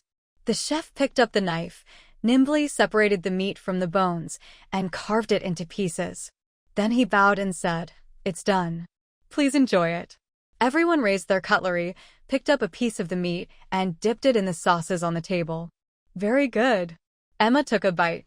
It was overwhelmingly tasty, and she understood now why it could be called a specialty. She was even more puzzled than ever. The food in this restaurant was so good. How come there was no one else there? It was so strange. The business should have been booming with the delicious food, the good online presence. It was very odd. Other food followed. It was a lamb and mutton restaurant mainly and naturally, and the dishes were mainly of these varieties: fried lamb with cumin, mutton soup, sautéed lamb slices with scallion. Even though most of these dishes were the same type of meat, each had its own distinct taste. In addition, there were some vegetarian dishes that were really good. Everyone was pleased. Jenny didn't forget her mission and said to Emma, "Boss, your friend is very generous. And he has great taste." Pearson refused to take the credit and explained, "Mr. Sampson chose the restaurant." Sampson felt nervous again. Why did he mention him? Was he in love with him? The mutton was delicious, but it was good to be balanced by the vegetarian dishes. Otherwise, it might have been too greasy. The table was self-rotating. Emma wanted to eat some vegetables, and she was trying to rotate away from the large plate of meat in front of her. The vegetable plate was a little far away from her, and it had not rotated towards her. She tried to reach it but failed. Barry, who was sitting next to her, said, "Let me get it for you. What would you like to eat?" Emma was in a daze. Before she could refuse, he picked up some celery and put it on the plate in front of her. "Oh, I'm sorry, I can't eat celery." Emma smiled, "I'm allergic." She spoke quietly, but as soon as she said that, both Michael and Pearson suddenly looked at her. Without noticing the eyes of these two, she saw a plate of vegetables coming towards her, and she happily scooped some up and started eating. The stir-fried vegetables were fresh and delicious, and she was happy. After lunch, Emma stood up to thank James Carter for his treat. "You're welcome. You sing to me. I have always wanted to thank you. A meal is the least I could do." Barry, who was standing to one side, cast a long look at Pearson, turned on his heel, and went downstairs. "As we're all here, let's travel together." "The more, the merrier," Nathan exclaimed. Emma smiled. "We've got an appointment with the tour guide. If we don't show up on time, she'll be worried. So, thank you, but we'll go and meet the others now." She took her friends downstairs and headed to the meeting point. James looked at the leftover food on the table and suddenly said, "Don't order celery from now on." Samson didn't know what to say and eventually muttered, "Okay." He hadn't heard what Emma had said during the meal, so he didn't understand why his boss was saying this. "I have to go to the washroom." "Just a moment, Mr. Pearson," Samson said and ran out. Pearson was taken aback. Had he just been ordered to wait by his employee? How disrespectful. However, Nathan was surprisingly fast and came back in less than a minute. When they returned to the car, they found only the driver was there, and the guide was nowhere to be seen. "Where has he gone?" Pearson asked. "I'll call him, Mr. Pearson." Nathan picked up his phone to call the guide. "What? You've come down with something." "Oh dear." Samson sighed and hung up the phone. "The tour guide is sick and can't finish the job, unfortunately. Let's find somewhere to go, and they'll send another tour guide to us shortly." James was quite confused. He had gone upstairs for a meal for just over an hour, and the tour guide had just fallen ill. Like that? Nathan picked up his phone and Googled a few things. "Well, there is a mansion nearby which was lived in by a general. We could visit there." "Fine." Samson gave a sly smile. He secretly sent Jenny a message, "We're coming to the mansion too." The driver was familiar with the place, and he started the car and soon came to the property. It was a big house, covering an area of over 10,000 square meters. Its owner was a general, a compelling person back in the day. The house where he lived was, unsurprisingly, very well built. James got out of the car and walked to the gate with Nathan. They bought tickets and entered. No sooner had they arrived within the mansion than Samson cried out in surprise, "Isn't that Miss Green? They're here too." He rushed up warmly to say hello to Emma. Emma saw him and smiled. "What a coincidence," Emma said, glancing at them. "But where's your guide? Didn't you have your own one?" Nathan replied, "Oh, we had a little trouble with but another will be here soon." "Oh, perhaps we could join your group and follow you around for a little while." "Well," Emma looked to Julia, who was just beginning her spiel about the location. "You'll have to ask our guide." "No problem." Nathan immediately went over and explained what had happened to them and offered to pay. She didn't know what to do. There are lots of different bits of this package. "I don't know how to charge you if you just want to follow us. How about this? You can just follow us for free, and you'll just have to take care of your tickets, meals, and accommodation, all right?" "You are delightful." Nathan Wells complimented her, "and so pretty and efficient and good at your job." Nathan ran back and reported to Pearson. Pearson didn't really care about having a tour guide. He just wanted to walk around. But he could sense something was up with Nathan's decision and the way he was acting. He didn't know what, but he was sure there was something afoot. Julia was a professional tour guide. As she spoke, she led the tourists through the gate toward the main hall and made sure no one got left behind. As they were making their way, an elderly couple suddenly said that they could not walk any further and that they wanted to sit down and have a rest. Julia walked over. "Oh dear, we've only been walking for about 10 minutes. Could you try for a little longer?" "The front is fascinating." The old lady smiled bitterly. "We are old and not as strong as the young. My husband. He is weak." The doctor had advised him to stay in the hospital, but he felt that if he didn't travel now, he might not have another chance in his lifetime. Emma noticed that the old man's face was ashen and waxy. It was clear he was very ill. "Let's give them a rest. The old man is really out of strength," Emma told Julia. Julia nodded. "All right. You can have a rest here. Don't go far away. If there is anything, just call me. We will pick you up when we come back." She asked for 2 chairs from the staff and sat the couple down. Then, she asked the staff to help take care of them before the group moved on. Then, the group moved onto one of the wings of the house. There were several separate wings. Julia said this was where the general's wife had spent most of her time. There were lots of tourists on that day. People were everywhere.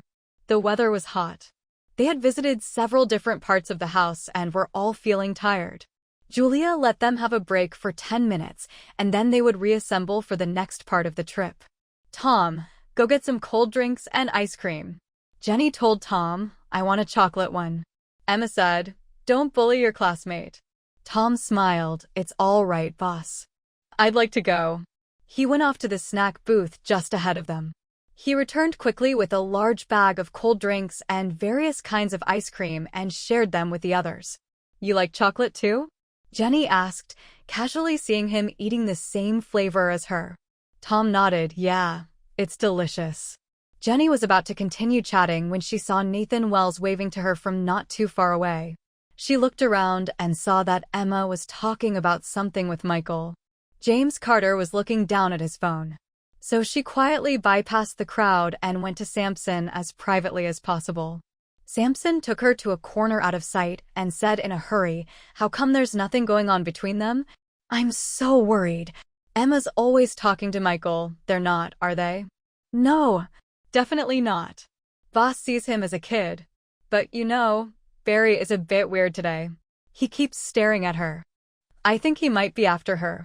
"Oh yeah. I don't like Barry. He's arrogant. He doesn't seem able to distinguish right from wrong, and he used to want to fight with the boss. He's nowhere near as nice and polite as Mr. Pearson and nowhere near as hot. And let's face it, that's the strangest reason." This was Jenny's first undercover job, and she was a little nervous. She looked around, making sure no one had noticed her, and asked, "I've wanted to ask you, why are you targeting my boss? With Mr. Pearson's background, there must be a bunch of beautiful women who want to be with him. And he doesn't seem to have that much interest in her. Why do you want to set them up?" "It's not easy to pin my boss down." Nathan sighed. "The problem is Mr. Pearson seems indifferent to all women. At least he actually talks to Miss Green." "Oh, my boss is completely bewitching." She thought for a while and suddenly said, "By the way, are you going back tomorrow? Our bus has the absolute number of seats for you and Mr. Pearson to join us. If you figure out a way to get Mr. Pearson and boss to sit next to each other, they'll be together on the road for 5 hours." Nathan's eyes lit up. "That's a great idea. I'll make up an excuse like I'm car sick or something to get Emma to switch seats with me. She's so kind, and she'll certainly agree." After discussing the strategy, they came out of their hiding place like thieves. Jenny waited for a little while after Nathan had left. She walked slowly to the spot where her group had gathered. Suddenly, she heard a woman screaming, "Watch yourself." "Oh, you got my dress dirty." Then she heard the voice of a boy apologizing, "I'm so sorry. I didn't mean to." She looked in that direction and saw that Tom was apologizing to a young woman with a chocolate ice cream in his hand. He had walked without looking where he was going and had got ice cream on the woman's clothes. "You have to pay for this. This is Aphrodite. I can't wear it like this. Pay me now." The woman was furious. Next to the woman stood a burly man with a proud look on his face.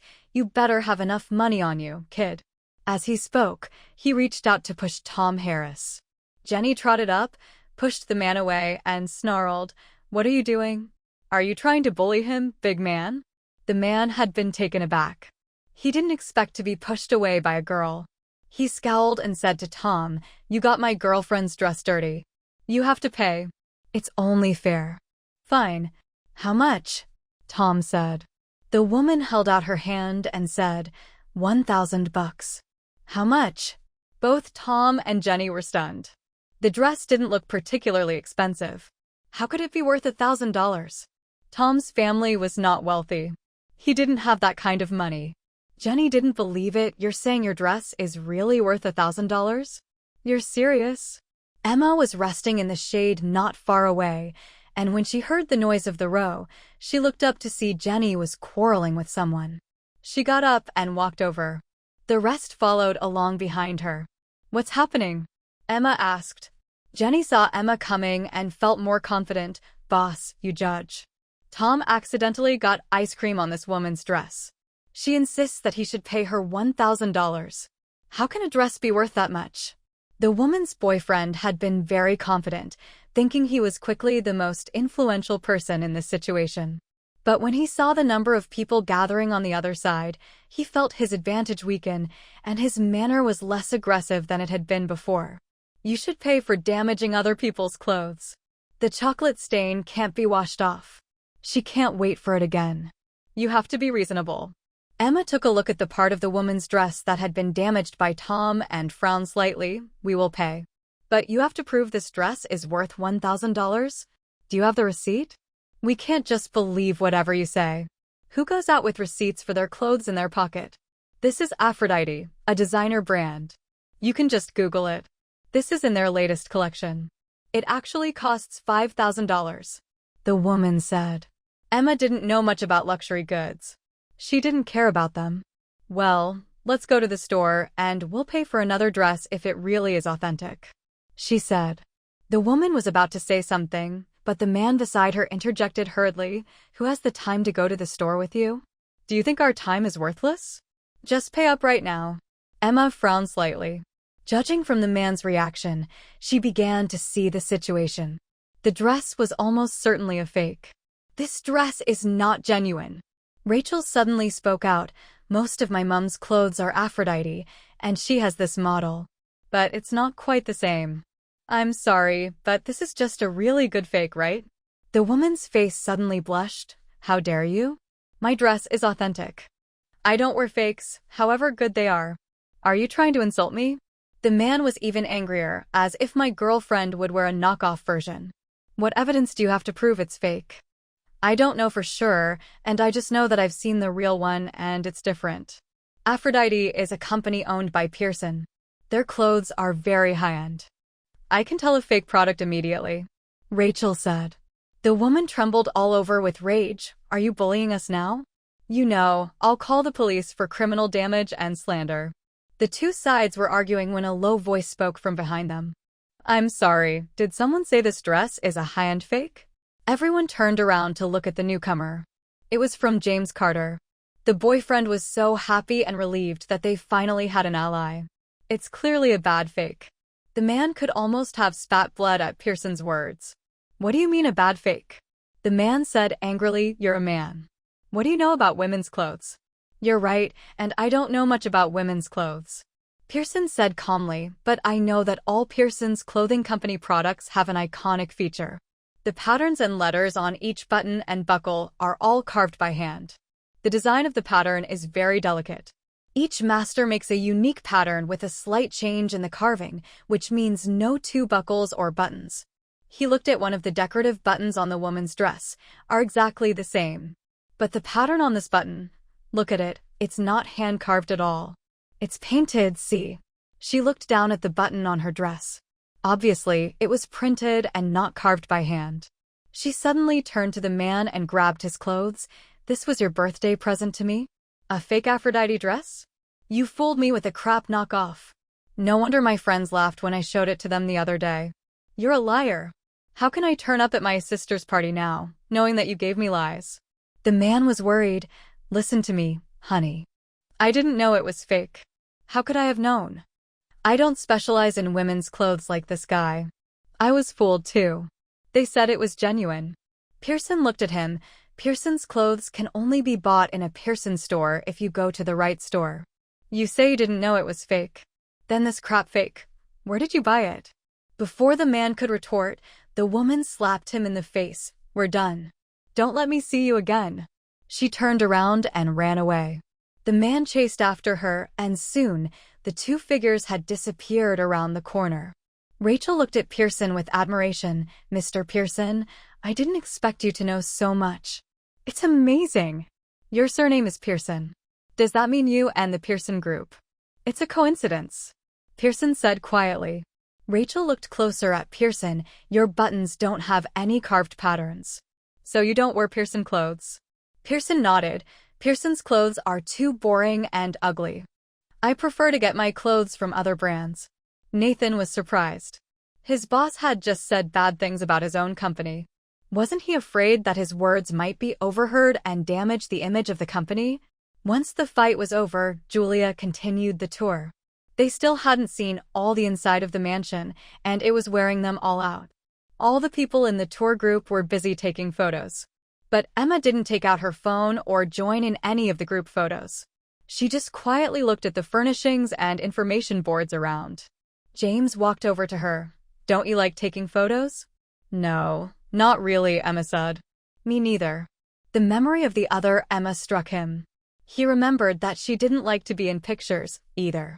When they had tried to look for a picture of her for the centerpiece at her funeral, they could only find one Michael had taken on his phone at her birthday when he had insisted she let him.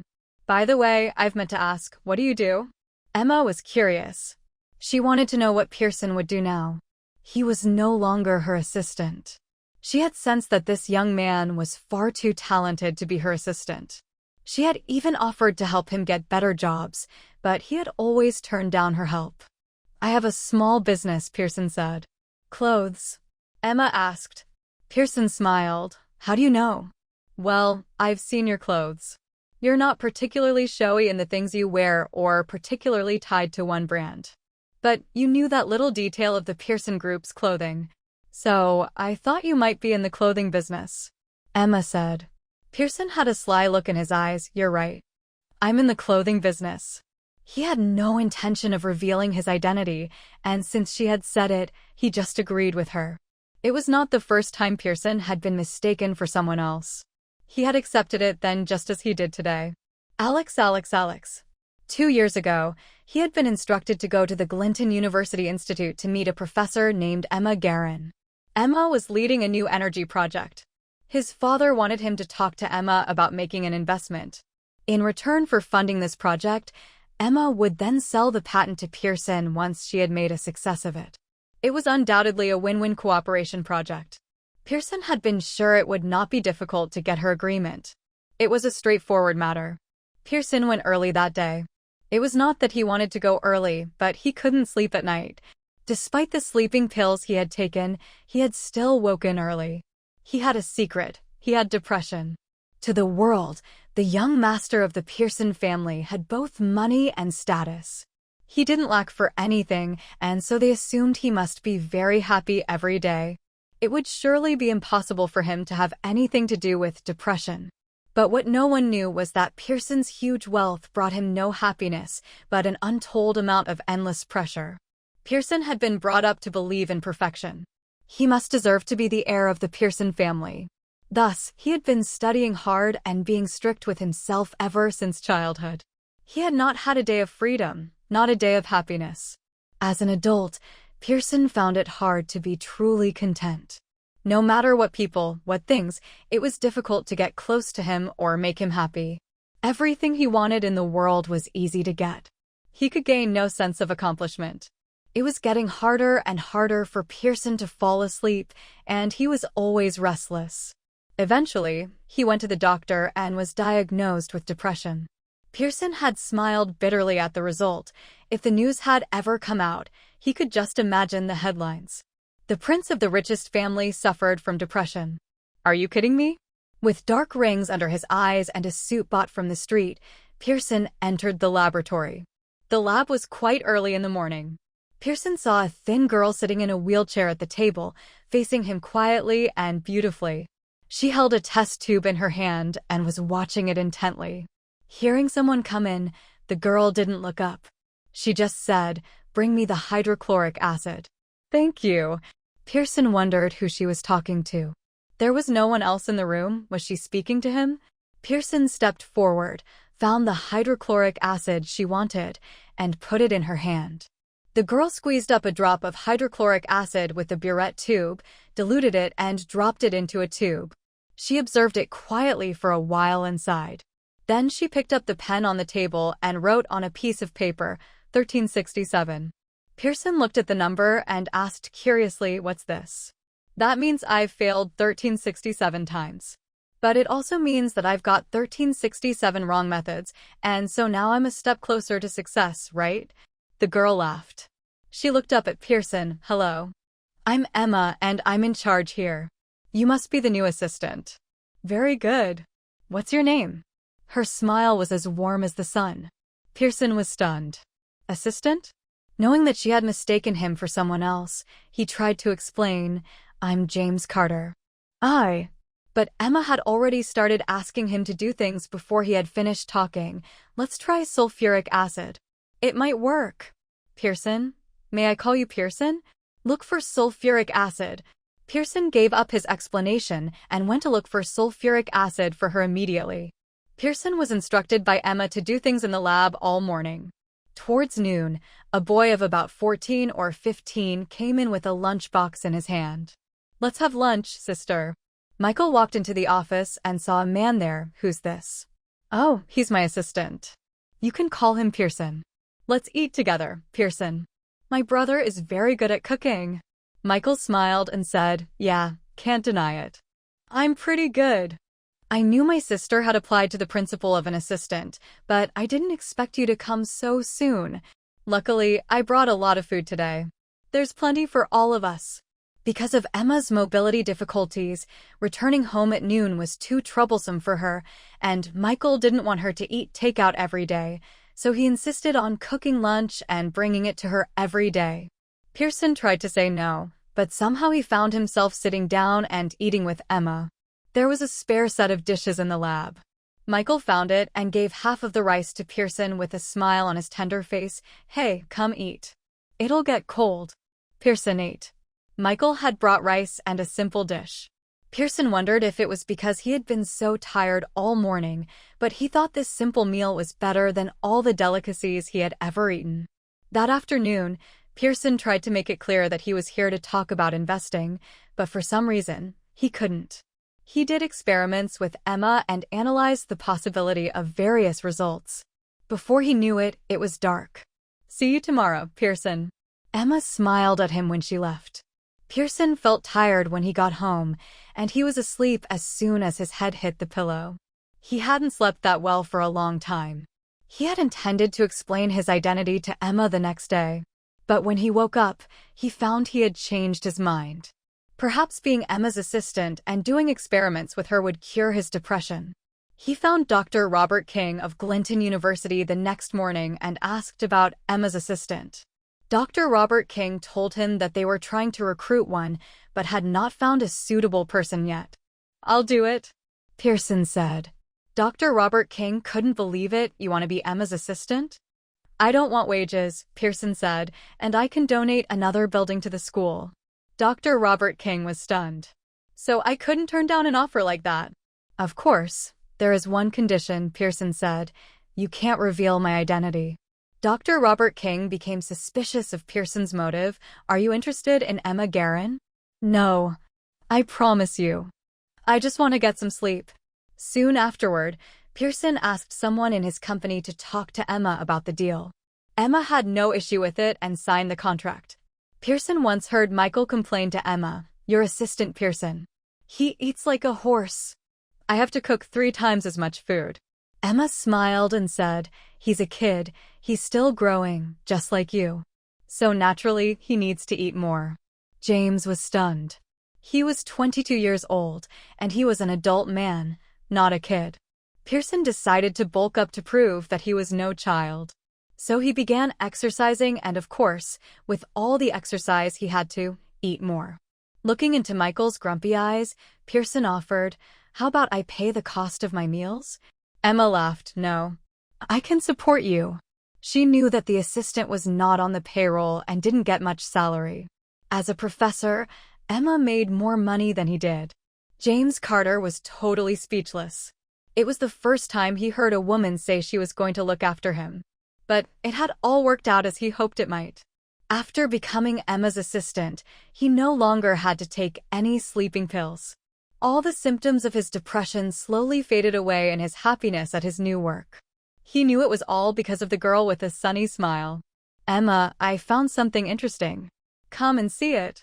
Barry suddenly ran over and waved to Emma. Emma walked over and asked, "What?" Barry looked at Pearson not far away and whispered, "I don't think those two men mean well by you. Don't get too involved with them. There's more to them than meets the eye, and you wouldn't be able to fight them, you'd lose." Emma thought it was funny that Barry was talking to her like he was an adult. "It's all right. Mr. Pearson and Mr. Sampson are very nice people." She laughed. Barry frowned. "Don't be fooled by appearances. Good-looking people are not necessarily good people. A person like Mr. Pearson must have a girlfriend, and probably many. You're overthinking things." "No, I'm sure he has more than one girlfriend. I mean, he and I are just friends. Whether he has one girlfriend or 18, it's got nothing to do with me." Barry was startled and suddenly smiled. "Oh, I see. I thought, haha, yeah, I think too much." He scratched his head. "Well, I want to go over there and see. Do you want to come?" "No, there are so many people taking pictures over there. I don't like being photographed." Okay." Emma thought that Barry Malone was an interesting boy. He had insisted on fighting her before, but now he was worried that she would meet bad guys. It seemed that a child's mind was usually sweet and straightforward. After visiting several more parts of the house, Julia announced that everyone would go back to the bus for a rest before going to the next attraction. The group followed Julia to the exit. When they got to where the old couple was resting, Julia didn't see them. "They just left. They said they'd wait for you on the bus." The staff member said, "I'm sorry there are too many people here, and I couldn't escort them, but they said they knew where it was." When they reached the exit of the mansion, Emma caught sight of the old couple talking to a middle-aged man. Julia walked over. "We're going to the next spot." "What are you doing?" The old lady laughed and said, "This man said he would sell us a piece of Ming Dynasty porcelain. He said it had been passed down through the generations of his family. I think it's very good. I want to buy it. He said he needs money now, and so the price is very good." "This doesn't feel very legit," Emma said, half to herself and half out loud. The middle-aged man selling porcelain was upset. "It's part of my family history. I'm only selling it like this because I have debts to pay. Don't ruin my one chance to get my life on track with your muttering about legit. You know nothing about porcelain. This lady knows it. She can see it's real." The old lady nodded. "I know it. This is an antique pot. The seal character on it and the color are all very good. It can't be wrong. $10,000 is quite cheap. When I sell it to someone else, I can get my husband treated at a better hospital." Emma frowned and said to that middle-aged man, "Did you hear that? This money is needed to cure his illness. It would be too awful of you to scam them, and now you know what that money is needed for." A trace of hesitation flashed through the man's eyes but soon disappeared. He replied forcefully, "It is authentic. This lady knows. Why are you suggesting I'm a liar and a scammer? Do you know anything about antiques?" Emma said quietly, "I don't know antiques, but I know there's no such thing as easy money. If it were genuine, you would have sold it yourself, so you be here making up such a lie." The tourists crowded around, agreeing with Emma's words, urging the old lady not to be too greedy and to beware being cheated. The old lady was in a hurry. "I just want to make some money and get a better hospital for my husband. I know antique identification. I won't be fooled. It must be the real thing. I'm sure of it." She was very stubborn, and she didn't want to listen to anyone trying to help her. The old lady said she would go to get the money for the man. Emma did not speak for a long time. Suddenly, she said, "It seems I can't change your mind. But if it does turn out to be fake, Will you have any money left for your husband's treatment? The old lady hesitated for a moment. $10,000, that was all the money she had. Though she believed that this antique was authentic, she couldn't help contemplating the awful reality they would face if it did turn out to be a fake. What if she couldn't get the money? What would her husband do? But the temptation was so great. She often watched antique appraisal shows and knew that if the porcelain was true, the price was far, far more than she would be paying now. She hesitated. People who know nothing about antiques are not easy. Pearson walked over. Those who know a little, but think they know a lot, they are very confident with themselves. Others very easily fool them. He went up to the middle-aged man, reached for the porcelain, touched it, and within a second, pronounced it's a fake. Emma was surprised that Pearson knew antiques. Was this another skill? She had never heard him mention that before. It seemed Pearson was a one-person counterfeit crackdown band today. What are you talking about? The man growled. I can't tell you the reason, but I know it's fake. Madam, would you like to believe me? Pearson said. The old lady hesitated for a while, looking into Pearson's serious, certain eyes, and finally said, Fine. I won't buy it. I believe you, young man. Just then, the police arrived. It turned out that one of the group had called the police. Seeing the situation had gone pear-shaped, the middle-aged man tried to run away and was caught by a police officer. You trying to fool some more tourists? The policeman frowned. You cheat tourists every day here. One of these days, you'll go to jail. The man tried to run again, only to be caught again and firmly and unceremoniously dumped into a police car. The old lady hurriedly thanked James and Emma. Thank you. I almost got fooled. You are much more sensible and knowledgeable than I. You could tell at one touch that it was a fake. I've been studying antique identification for so long, but I'm not so good at actually feeling it. Pearson smiled. I really don't know how to identify antiques. Actually, it was just a hunch. He couldn't tell her that there was a genuine Ming Dynasty pot in his living room at home. He had just touched that pot and knew it felt different, and that was how he knew it was a fake. There was one day left of their tour, and the group continued without James Carter and Nathan. When they assembled around the bus, ready for departure, Emma saw Pearson's car parked next door. Nathan Wells got out of the car, Miss Green. Can I discuss something with you? What's the matter? Emma asked. I'm getting a bit carsick, Sampson laughed, so I wondered if I could take your seat on the bus and you could ride in the car? Emma was confused. Won't you still get carsick on the bus as well? I didn't think it literally meant just cars. The bus is more spacious. Sampson explained, it'll be much better. Emma didn't quite understand his situation, but was happy to agree anyway when Barry came over suddenly and said, I can change seat with you. I'd actually prefer to take the car. Nathan didn't know what to say. Suddenly, several of the group raised their hands. I'd like to take the car too. Nathan had not planned for this. He has just wanted a chance for his boss to spend time with Emma. Why were they all making it so difficult? Suddenly, James Carter got out of the car and said, You all take the car. I want to try the bus. Emma was surprised. Try? James realized that he had said something wrong and hurriedly said, I mean, this bus looks nice. Whatever you like, Emma said. Nathan Wells's stress levels were on a roller coaster, going up and down. He almost couldn't take it. But now it seemed settled. Michael, Sarah, and Tom got into Pearson's car, and the rest of them took the bus. Michael wasn't bothered about being in the car, but when he knew Pearson would be on the bus, he didn't want to be cooped up with him for hours. To him, James Carter would always be his sister's assistant.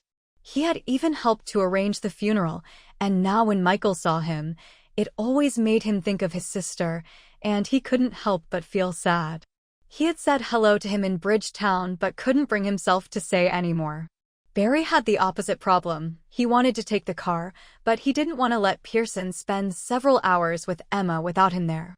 Julia, the tour guide, didn't mind this new arrangement, but she did ask that the car should be in her sight at all times. After all, she was responsible for the safety of her group. They got on the bus and took their seats. When Emma got on, she took a seat at random. Barry immediately followed, wanting to sit next to her. but a gloved hand stretched out and pulled him into the seat in front. Nathan smiled darkly. "Sit next to me, boy." Barry frowned. Who would? He looked back and saw that Pearson was now sitting next to Emma, calmly, as if he were supposed to be sitting there. The journey was going to take about 6 hours, the car with Michael and the others ahead, and the bus following behind it. "Michael has been avoiding me." James was looking helplessly at the car in front. Emma had noticed that already. Throughout the trip, Michael had barely spoken 2 words to Pearson, and yet Emma remembered how friendly they had been before. Sharing jokes with each other, Michael teasing James for eating too much and generally getting along when Michael came to see Emma in the lab. "Did you know each other before?" Emma asked, following his train of thought. "Yeah, I was his sister's assistant." "It's funny, and his sister had the same name as you, Emma Guerin." There was something in his face, in his eyes that shifted when he said her name, a depth of feeling or something. Emma nodded. "Yeah, I know. Michael told me about that. I was actually there at her funeral." James was surprised. "Really?" "I was there too. Well, I helped Michael arrange it. In fact, he didn't talk to me much then either. Maybe I remind him of his sister, and it makes him sad." "The funeral, you arranged it?" Emma looked at him in amazement.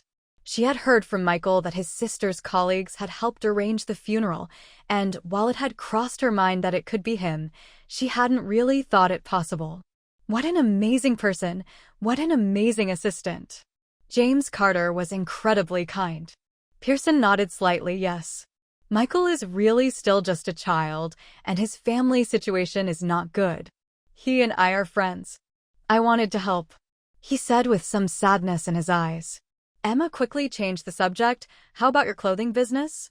Is that going well?" Nathan had been listening to their conversation. When he heard Emma ask about the company, he interrupted. "It's great. My boss is doing an excellent job." Barry glared at Nathan. What was he trying to do? Make a good impression on Emma because of his glowing career and money? It wasn't fair, just because he was still a student. He didn't like these guys. Emma laughed. "That's good." She always thought Pearson would succeed if he left the lab to do something else. Now it seemed that she was right. But this comment sunk Barry into an even greater mood. "That's good. What did that even mean? Did that mean she liked Pearson? That she wanted to be with him?" Samson saw the look on Barry's face and suddenly laughed. "Boy, how old are you?" Barry gave him a dirty look. 18. "Why? I hear Emma is 19, right? Girls, nowadays, don't tend to go for boys younger than them." "You're not a girl, and you don't know," Barry retaliated. He was not even sure what his feelings were for Emma. He just found her fascinating. She was so different from any girl he'd ever met, and he wanted to get to know her more. And he didn't like to see this handsome, older guy getting close to her. The bus was approaching a dangerous mountain pass. Julia stood up from her seat and warned them all loudly, "Please fasten your seat belt. Everyone. This is a dangerous stretch. I'll come and check in a moment to make sure they're all done." Most of the passengers put them on, but Emma noticed a few who were reluctant, and so she persuaded them one by one until all the passengers had done them up, and she went back to her seat satisfied. There were many bends on the road, and it was quite bumpy. The bus driver was very careful. As the bus made its way along the road, they suddenly heard a loud crash in front of them. The bus veered to one side, scraping along the side of the mountain, before eventually coming to a halt. A man in the bus screamed. He held his hand on his head and shouted at the bus driver. What the hell was that? Passengers looked over at the man, and they noticed that he hadn't been wearing his seat belt. He must have unfastened it again after Julia finished checking. As the bus veered off, he had been thrown against the window and hit his head on the glass. Fortunately, it did not seem particularly serious, just a little surface wound. The driver wasn't paying any attention to him and said with a tremble in his voice as he pointed in front of him, "It seems that there's been some crash." As soon as Emma heard the word crash, she instantly jumped out of the bus. Fear had flooded her body. Her brother was in the car ahead. As she walked, she could see a sports car had smashed into the side of the mountain. The tail of the car was sticking out into the road. In order not to crash into the car, the bus driver had quickly turned the steering wheel and slammed on the brakes. It just rushed out like crazy, and I almost couldn't avoid it. The bus driver had followed her out. It had been the scariest moment of the driver's career. He had a coachload of passengers. What if he hadn't been able to brake in time?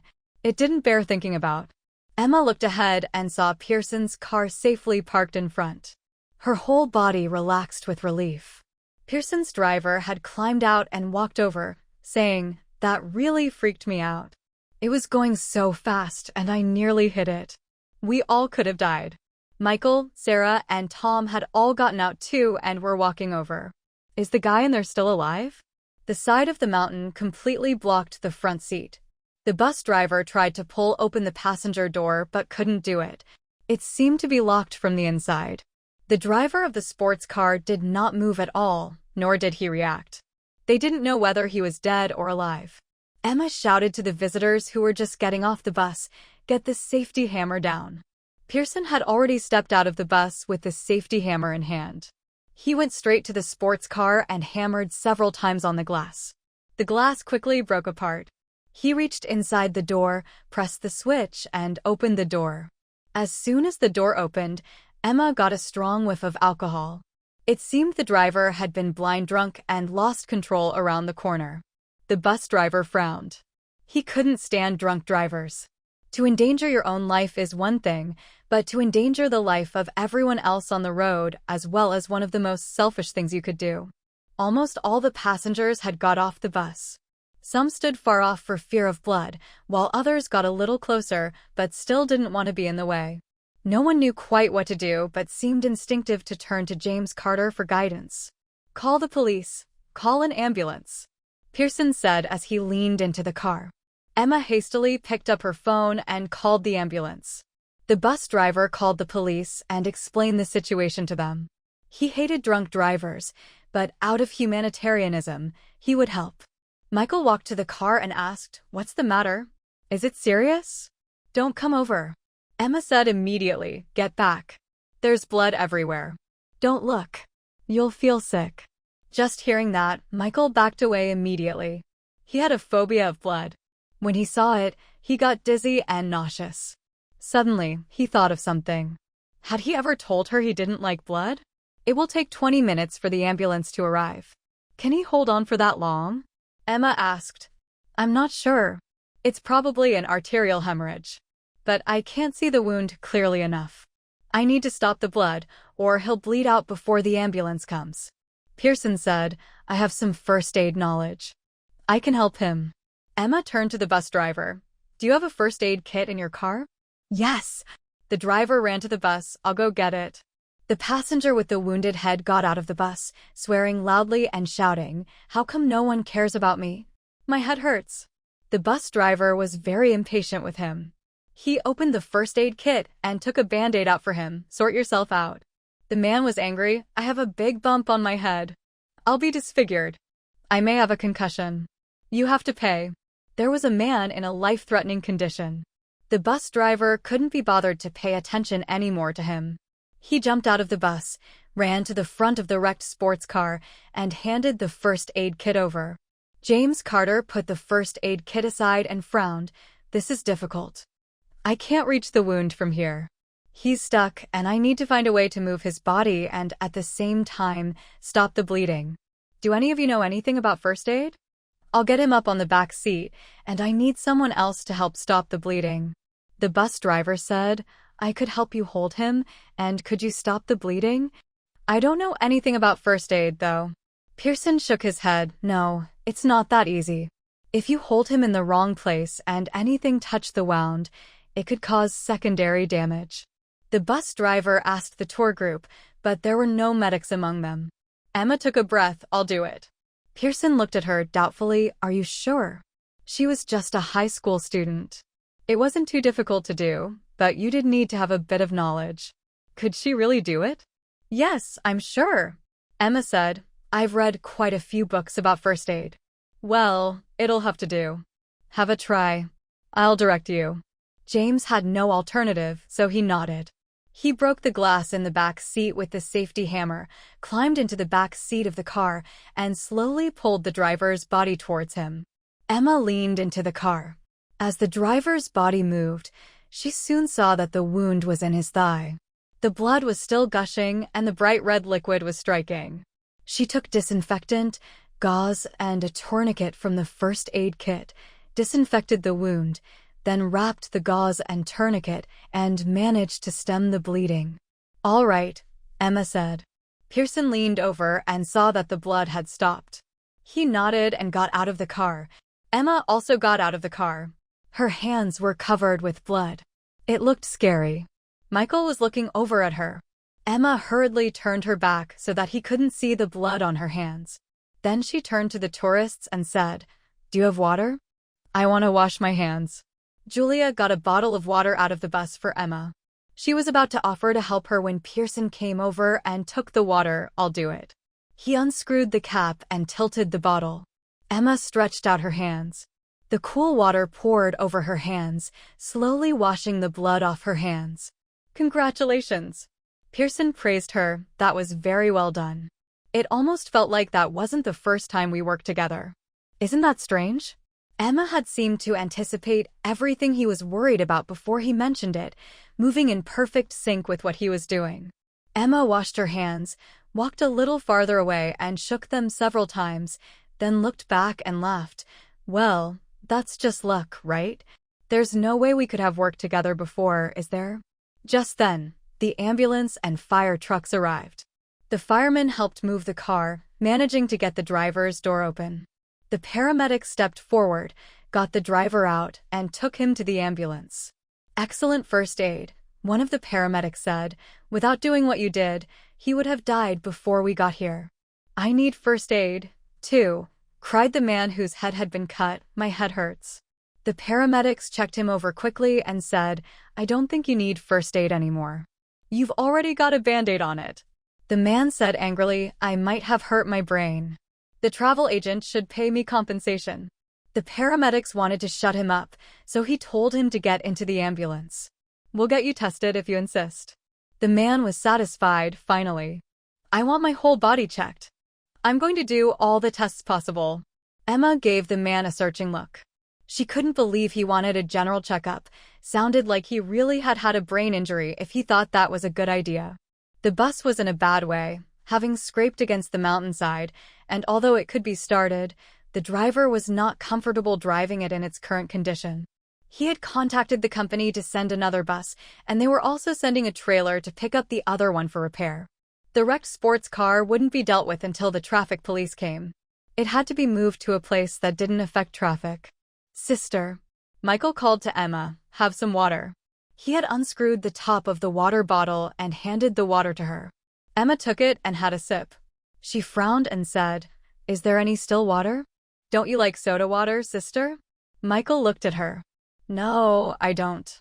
"Oh, well, there's some jasmine tea on the bus. Do you want that?" "Yes." Michael returned to the bus, grabbed the jasmine tea, and handed it to Emma. He looked at her strangely and frowned. "What's wrong with you?" Emma asked. "I'm fine. I just saw some of the blood and felt a bit uncomfortable." Michael said slowly, "How did you know I can't stand the sight of blood?" Emma was in a daze. She hadn't thought about it when she stopped Michael from getting closer. She had done it subconsciously. She is thinking about it now, and it was hard to explain. "I don't know. I just didn't want you to be scared, you know." "Yeah," Michael said, without saying anything.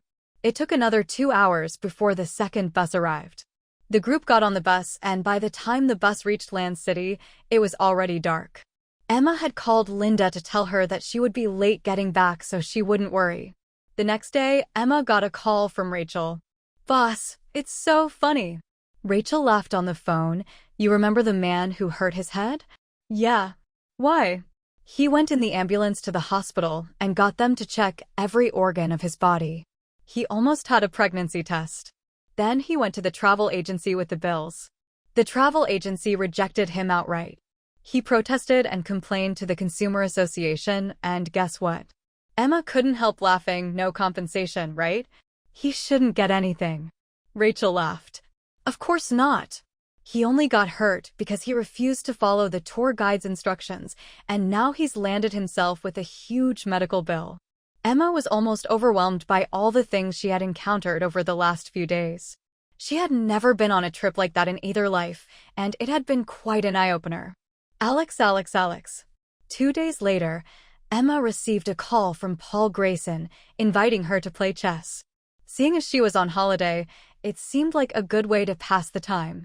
She hadn't had the chance to play chess for a few days.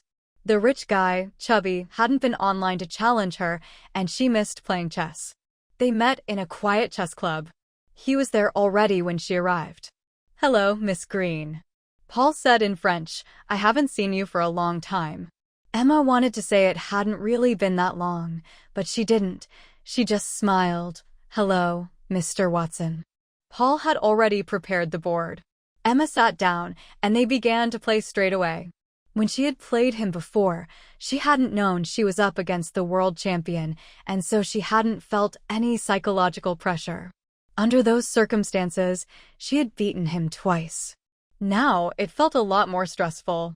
They played 2 long matches. Emma lost the first and won the second. Paul smiled. "It's so fun to play chess with you.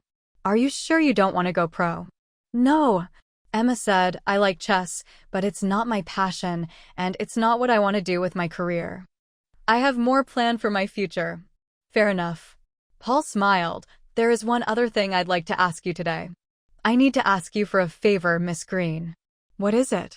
Emma asked, and a hint of curiosity added to her voice. "Well, there's a competition coming up. I have to go back home for just over a week. Would you mind looking after my son?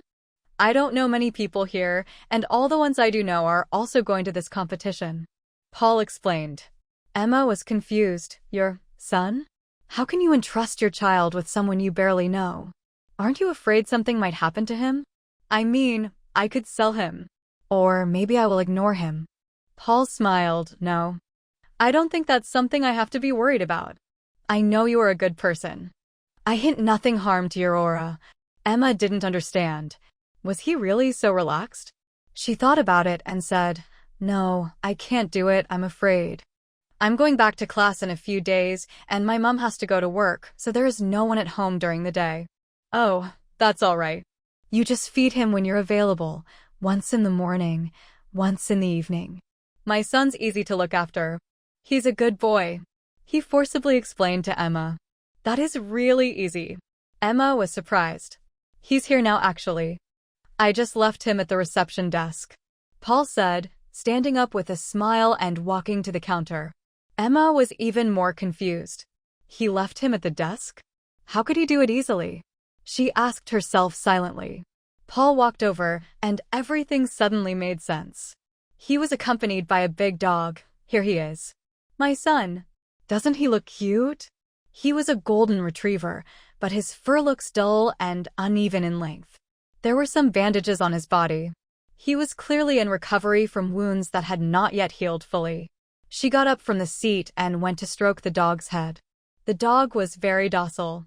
As she patted him, he lifted his head slightly and gave her hand a lick. The dog shakes the tail as if pleased with what she had done. Paul said proudly, "What do you think? Isn't he a good boy?" "Yes, he is." "Where did you get him from?" Emma asked. He clearly hadn't come from a pet store, or he wouldn't look so battered and abused. "He's a stray I picked up. I hadn't planned on looking after him, but he has been following me since the first day I met him. So, it just seems right that I take care of him now." Paul patted the golden retriever's head and said, "When I met him last week, he was a mess. He was covered in mud, thin and bruised. He looked like he might have had a fight with other dogs. I took him to the vets and vaccinated him. He hasn't fully recovered yet, but he is much better now." Emma warmed up to the dog immediately. She patted his head and asked, "What's his name?" "Max." She gave Max a slight pull of the chain around his neck, and he followed her cleverly. "Are you going to take him back home with you later?" Emma asked. After all, Paul was a foreigner. He is practically strangers for Emma. But because of his dog, Emma learned to appreciate him immediately. Paul smiled. "I'm actually planning on living here for 2 or 3 years. Originally, I just came here to play chess with you. But when I got here, I realized there is so much fun to be had here. There is so much delicious food and fun things to do. I'm even going to improve my English. So, you're attracted by the delicious food here, Emma concluded. She knew of another foreigner who had been bewitched by the food. Actually, there are other reasons. Mr. Damon took me to someone who is said to be able to predict the future. The man told me that Paul continued. He bowed his head slightly as a blush rose in his cheek, would find a partner here, my soul mate. I'm really looking forward to it. Someone who is a gentle and caring person to become my future wife. Is that the man who lives under the pedestrian bridge? Emma asked. Yeah, I often talk to him. Paul nodded excitedly.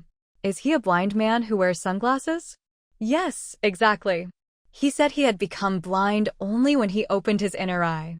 This country is amazing, full of interesting and strange people. Aside from learning different cultures and languages, I realized that most people here are hospitable, Paul said. Has Mr. Damon ever asked you to do anything for him? Emma probed. Mr. Damon is very nice. Now that I want to stay here for a while, he suggested that we set up a chess training academy together. Paul said. Emma could see what Greg Palmer was up to. Greg wanted to take advantage of Paul's reputation to start a training school to recruit students and make money. This is purely an act of evil. Did he not feel guilty? Manipulating Paul like this and using his ability to attract more people? She suddenly felt sorry for Paul at this moment. Someone took advantage of his kindness. For her, this kind of act is unforgivable. Greg was using an innocent person to get personal benefits.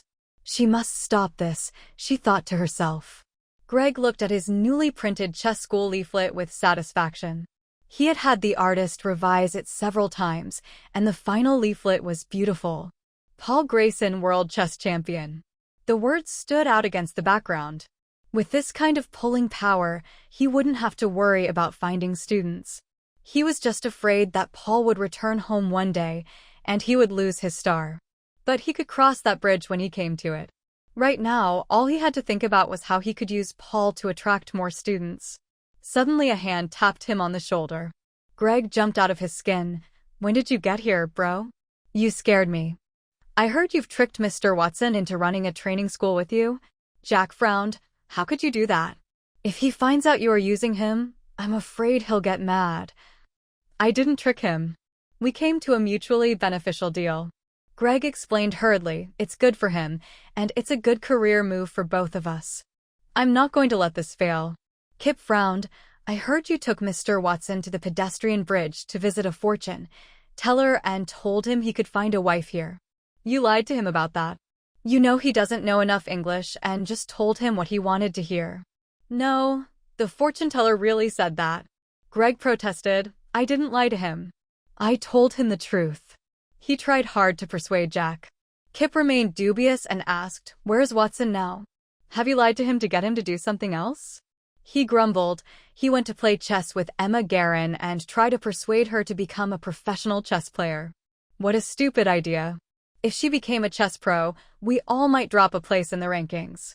Kip sighed heavily and patted Greg on the shoulder. Man, you haven't paid enough attention to chess over the years, and now your game isn't where you want it to be. You missed the point. A strong opponent is the best way to improve your game. How you don't get that, I don't know. Greg was speechless. Kip continued, besides, will anyone notice you dropping from number 55 to number 56? Don't talk about me like that. It's very rude, Greg said, and his voice was full of resentment. When Emma and Paul parted at the gates of the chess club, Emma suddenly said, Mr. Watson, whatever cologne or perfume you're wearing smells great. Watson smiled. That's kind. It's not a very fancy one. They make it in my hometown. I don't think they sell it abroad. If you like it, I can bring you some bottles over. That's all right. Emma said, I just think it smells good. The smell attracts more attention. She smiles a bit. After separating from Paul, Emma led Max, the dog, home. Max walked to heel perfectly, following her footsteps. When they came to an intersection, Emma was going to bring him to a stop to wait for the green light. When she looked down, she found that he had stopped automatically. She suddenly had a realization. Back home, Emma called Paul, "Mr. Watson, did Max have a collar around his neck when you found him?" "Yeah, but it was too dirty. It had words on it, but it was too hard to make out, so I had to throw it away." "What's the matter?" "He is not a normal stray. Max is a guide dog," Emma explained. "A guide dog?" "Yeah. He's been specially trained. Whoever has lost him must be struggling without him. But he was very dirty when I found him. He must have been abandoned a long time ago. And I feel pity for him, that's why I bring him in. Guide dogs are very expensive. I don't think anyone would abandon him. Maybe he got lost or taken or something." However, she had no way of finding the owner of Max. For many people, dogs were pets. But for blind people, dogs were their eyes and their lifeline. She wanted to post a picture of Max on the internet and would see if anyone could find the owner so they could come and claim him. She asked Paul what he thought of this, and he agreed on the straightaway. It would be amazing if they could find his real owner. Emma thought about it and remembered that she had a lot of followers on her blog right now, and so she could share the image quickly if she posted it on there. She posted a picture of Max on her blog as soon as she got off the phone, hoping that someone who recognized him would tell the owner who would not be able to see Max themselves. It was only now that she was on her blog that she saw her followers now numbered over 1.5 million. It was a huge number. She had hundreds of messages in her inbox and thousands of comments. There was one solitary message from someone she actually followed, the official online chess contest blog. It was another invitation to play Chubby. Emma had not played chess with this guy for a long time. She said yes immediately. The official blog soon responded that Chubby would be available tomorrow afternoon and hoped that she would be online then. Emma didn't have class the next day, so she agreed. Taking care of Max was really easy. He was a good boy. He wasn't naughty and didn't excuse himself inside. He just lay quietly on the ground. Emma bought a bag of dog food, fed him some on time, and took him downstairs to the park for a while at night. When Emma told Linda she was bringing home a dog, she was worried that he would get the house dirty, but as soon as she realized how well behaved he was, she quickly accepted him. The holiday from school passed very quickly, and before Emma knew it, there were only 2 days left. She wanted to lie in bed and relax and sleep, but Linda woke her up early in the morning. "Clean up the room, and your aunt is coming to visit today." Linda said, "They're coming to town to get some work done on your cousin's teeth and are stopping by to say hello." Emma wasn't the biggest fan of this aunt. Having scoured the other Emma's memories, she could see that they weren't close. She didn't live in Land City and didn't come to visit them often at all. She was a rather sour lady and not at all easy to get along with. Emma got up for breakfast and began to help with the cleaning. There was very little to do as Linda was always on top of the housework. Linda was pulling out all the stops and had even done a new grocery shop to make a fancy meal. The aunt and cousin arrived at 10 a.m. They were a little different from the memory she had of them. Her aunt was tall and strong and had put on a little weight, and her cousin was quite short. He wore a pair of thick glasses and held his head in quite a haughty manner. As soon as her aunt entered through the door, she laughed loudly. "Emma, I haven't seen you for years. You've grown so much." It had been 6 years since they had last seen each other. Of course, she had grown. She smiled. "Hi, Auntie. You're looking well." The words didn't come easily. "What a good girl." She laughed again. "Oh, by the way, I brought you some of our specialty. Have a taste." She put a small bag on the table. Linda hurriedly said, "Oh, there was no need. Let's not stand on formalities. Sit, have a drink." Emma felt a bit embarrassed. They had not seen each other for years, but being family, they had to pretend to be all friendly and close.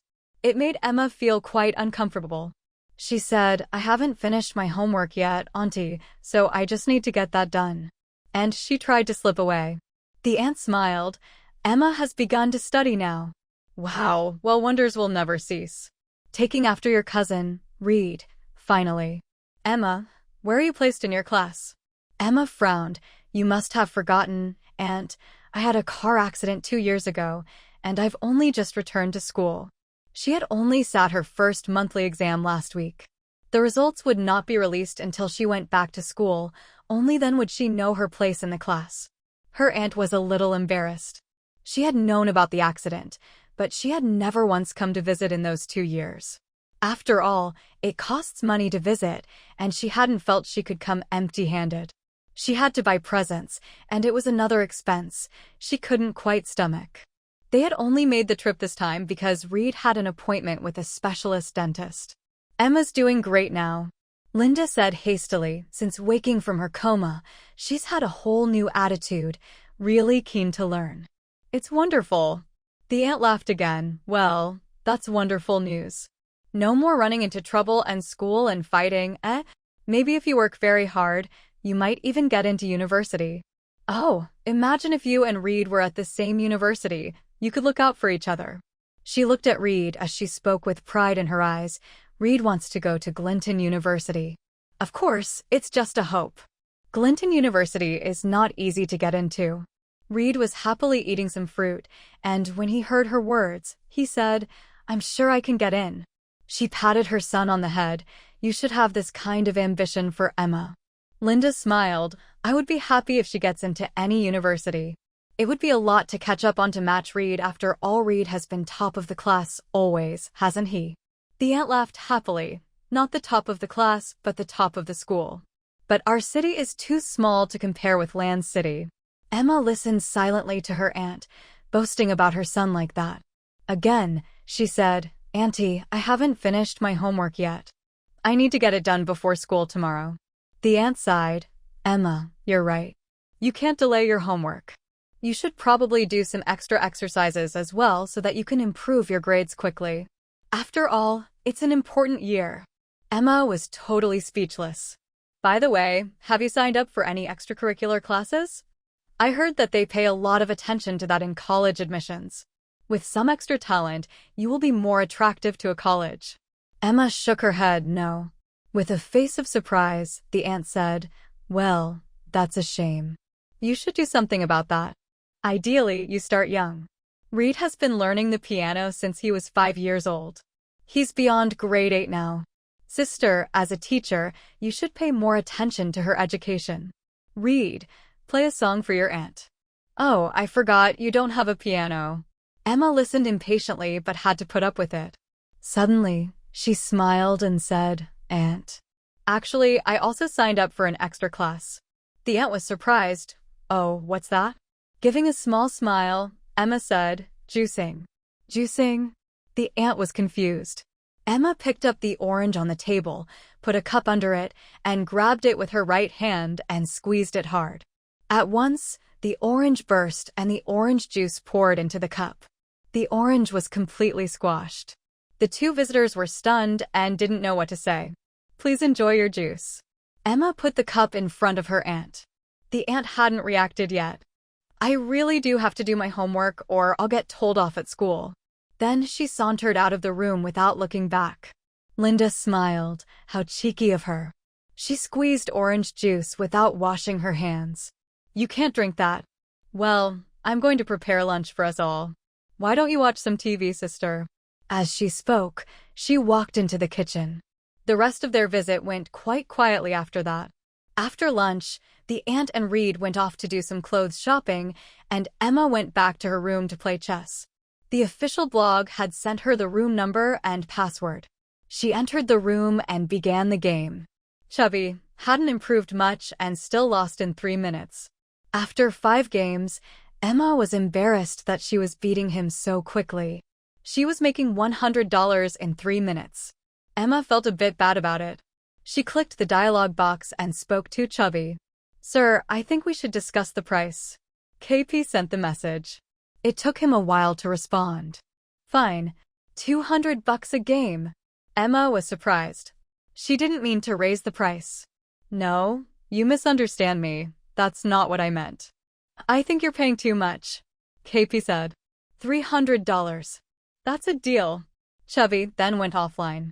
Emma was stunned. Unlike Greg, she felt bad.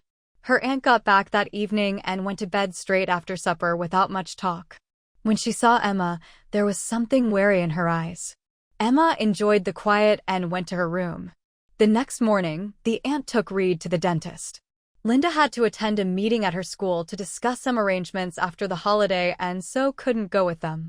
Well, we will be heading straight back after the dentist, so we should say goodbye now. The aunt turned to Linda. Well, sister, there are some words I don't know whether I should say or not. Linda was good-natured. Although she knew this sister couldn't say anything good, she still said, just say it, sis. Well, your daughter should learn some more feminine skills. Something like cello or painting. Wouldn't that be elegant? As she is. Who's going to want to marry her as she is? Said the aunt, sighing. Sister, I'm good for her. Emma came out of the room and looked at her with a smile. Don't hurry off, aunt. I'll squeeze some more orange juice for you. Just a minute. I have washed my hands. The aunt was scared and hurriedly said, No, I'm not thirsty. I'm leaving now. Then, she took her son by the arm and walked away without turning her head back. Linda said to Emma helplessly, You scared your aunt. She meant well. Emma shrugged her shoulder. I didn't see that. Linda didn't say anything more. It was almost time for her meeting, so she had to go. Emma was the only one left in the house. She was bored. Max ran to her and rubbed her feet. Emma realized she should take him for a walk. He must be bored. They walked along the road, and as they passed the Hall Hospital, Max suddenly made a break for it. The chain broke away from Emma's hand, and he ran towards the hospital. Max was always so obedient that Emma hadn't been holding the chain tightly at all. She ran after him as fast as she could. Since PE, music, and art were subjects that were not examined in the college entrance examination, the school just suspended these subjects and left classes to Chinese, math, and English from that week. Many students complained about it and considered it destruction to their bodies and minds. Obviously, the teachers didn't think so. In English class, Ms. Diane announced that an English class would replace PE class since then. She happily smiled as if she had won a prize. Then, we can do 2 more sets of papers every week, said Ms. Diane. The whole class was silent. Since October, the weather has gradually turned cold, no longer as hot as before, but more suitable for outdoor physical education. But it was clear that the senior high school students didn't have this opportunity. They all missed the PE teacher, Coach Peter Lane. While, sadly, they couldn't take his class anymore. While there was still a cheerful thing for them this week, the Mid-Autumn Festival holiday on Friday, after a long National Day holiday, their interests in this Mid-Autumn Festival holiday was still no decline. They were glad that the National Day holiday did not come together with the National Day holiday. Otherwise, they would have 1 day less. Although there were still a few days off, many students' chat topics were about mid-autumn, mooncake, and so on. After class, Alex quietly came up. Green, I want to talk to you about something. What? Emma turned back. Michael wishes us to visit his home and make mooncakes there on Friday. You can also bring some to your mom. In this way, you don't need to buy them. I heard there are preservatives in the mooncakes. Emma had been reading a book and didn't join others talking about the Mid-Autumn Festival. On hearing Alex's words, she just realized that it would be Michael alone at this Mid-Autumn Festival. If I accompany Michael, he would be happy, right? She thought. Okay, I will see you on Friday. She nodded. Fine. I'll have the necessaries ready and wait for you, Alex said with a smile. Emma found that the relationship between Alex and Michael had been getting better and better. They spent a lot of time together. And Alex visited Michael's house a lot. Alex gave her a bag of cookies when he came by yesterday, saying it was made with Michael. While they were talking, a head poked over. I want to go, too. You're about to leave us alone, boss? Emma looked up and met Rachel's sad eyes. About that? You should ask Michael if he wants to invite you to his home. Emma smiled. Isn't he your deskmate? Everly frowned. My deskmate is so eccentric. He just invites you rather than me. I am unhappy. I can invite you. Though it's Michael's home, I can invite you. I'll talk to him later. I don't think he will disagree, Alex said with a smile. Really? Rachel was surprised. Really?